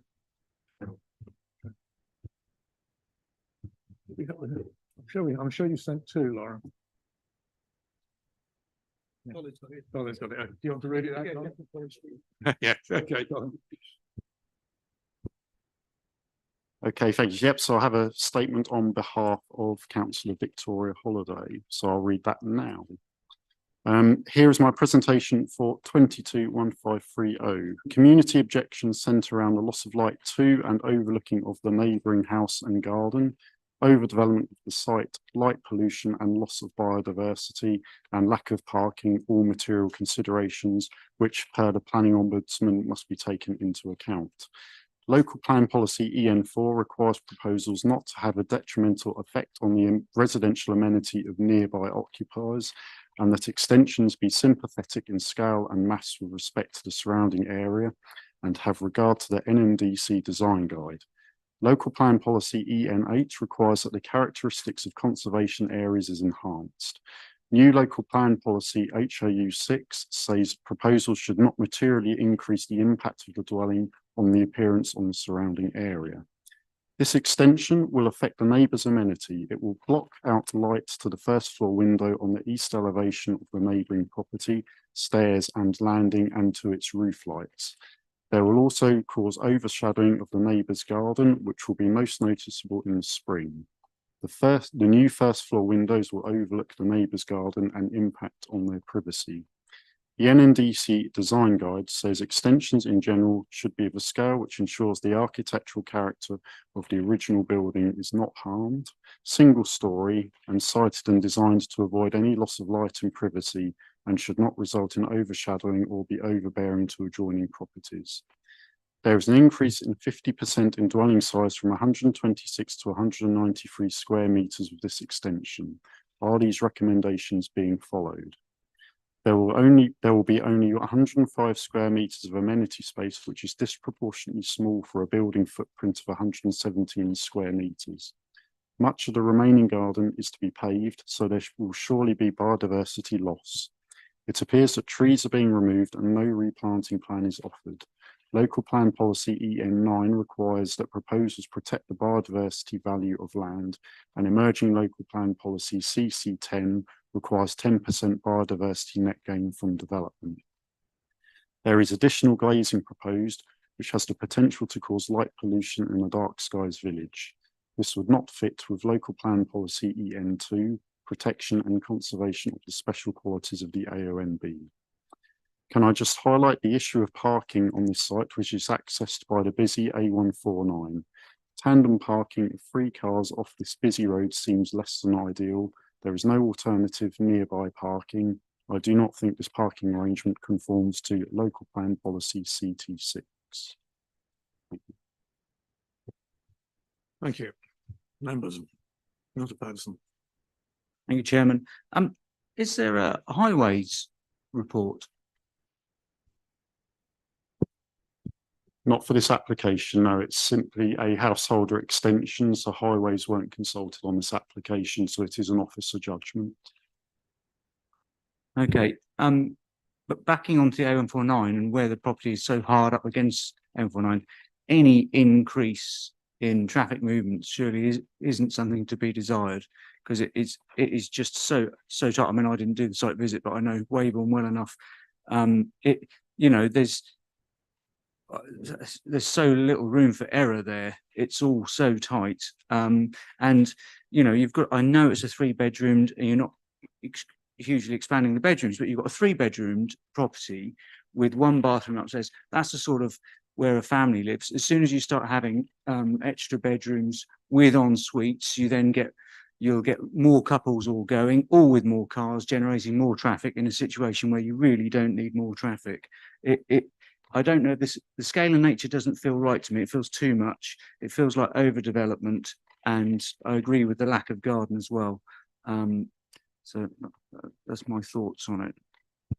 I think having been on the site visit, I share concerns about the parking, but it is an existing access. It has been used for many years. Somebody could take the place on as it is and still park there and back out onto the... Yes, Chairman, I understand that, but I'm saying it's 3 bedrooms at the moment with a family bathroom upstairs. That's more like a family, a traditional family unit property. As soon as you start turning it into a 4-bedroomed, all with en suites, you can have 4 couples there. It's a very different property. So yes, but I'd argue actually you're intensifying the traffic quite a bit. Thank you. Useful point. Councillor Whitaker. Thank you, Mr. Chairman. I used to be the county councillor for this area, so I know this property and its area well. So although I wasn't on the site visit, I feel able to comment. And the parking on that road is so dangerous. Cars travel through that village far too fast. There are regular accidents just down from that property on the bend. I appreciate what you're saying about the existing, but I think the problem too with that is the property's been left not used so much for quite a considerable period. So I'm torn, because I do think the scale also, I think it's just too big. If there was something more mirror image of the neighbouring property, I think it would be more appropriate. Thank you. Thank you. Does any officer wish to comment on the parking and the highways aspects other than what has been said? No, I mean, I think we appreciate their points and it is a difficult one, but I think we've taken a balanced view as officers that the requirements was for one additional parking space. I think as officers, we just felt that on the basis of one additional space, it wasn't enough for us to make a recommendation of refusal purely on the basis of highway safety. So it is a balanced view, but that's the view that we've come to. But we've not had opinion from County Highways. No, so we haven't had a county highways opinion.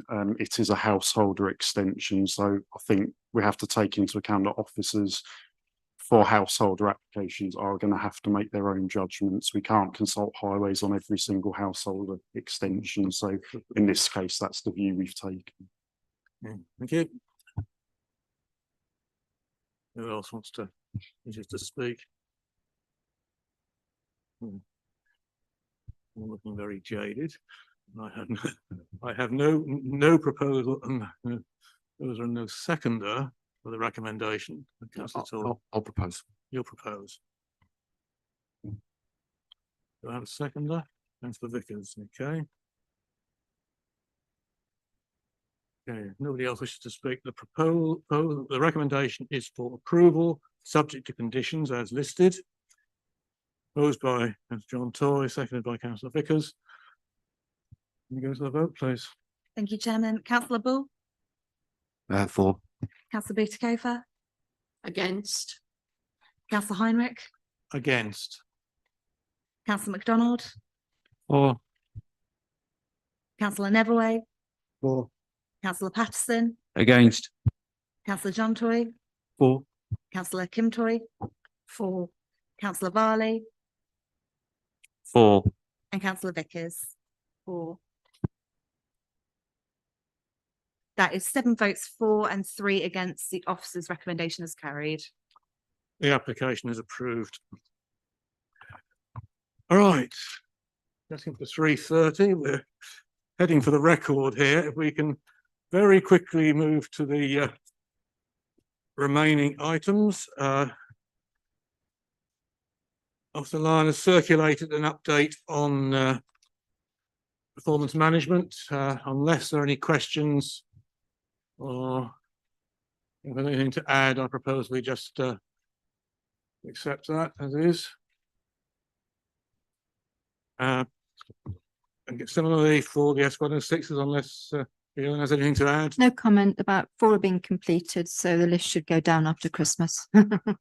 Thank you. And finally, the appeals section. We have a growing list of appeals. We also have had some success with appeals being dismissed. So, yes, do you want to speak? We've had another success as well on page 166, application Wales, reference 220275, that also has been dismissed, listed building and a full planning application. So a decent track record continues. Four out of 4 there, then. Yeah, going on with our record. Anything else? Yes, John. Yeah, no, just clearly today's been a challenge for us all. I think that's an understatement. And so subsequent, I know there's timescales that you have to get things done. For me personally, to get through this within a week, you have to remember that officers are maybe looking at it for several weeks. The applicant and the objectors will have been notified. We don't know until the week before when it gets published. That's an awful lot for us to get through, and then you get the representations like we did this time. To do it justice is a real challenge. So I would ask that we consider reserve dates if at all possible, rather than land here. Yeah, I'm only putting that in there as a proposal, not as a proposal, just as a suggestion. I'll comment on that. I did raise this at the portfolio holder meeting a few days ago. We seem to have got a huge raft of applications all coming in, all running up to dates. I have indicated I'm quite happy to use reserve dates if it will spread the load. I mean, we've been here 6 hours now on this, which is, we usually try and keep it to 2.5 hours. So we need to review this, and I don't want to see another meeting like this. especially not in January.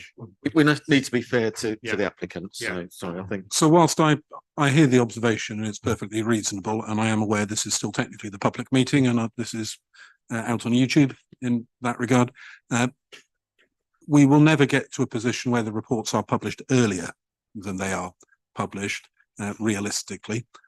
So the challenge is then how do we ensure there are an appropriate number with some prediction of length that go to each session? Because I agree with your observation and the chair's that going past lunch should be a rarity rather than becoming a regularity in that regard. Having said that, if we end up using the reserved dates regularly, that puts an awful lot of onus on certain officers, particularly Mr. Lyon, who ends up doing virtually nothing else other than committee prep, which isn't the best use of our valuable resource. So it's a tricky balance, and part of it, bluntly, is the number of things that come to committee. And at the chair's request, we are doing a bit of work as to why the 50 items that came to committee in 2023 came, and is there a way of managing that better? So I suspect as the constitution is reviewed, we might give some thoughts to some of those components, but it's a fair observation in that regard.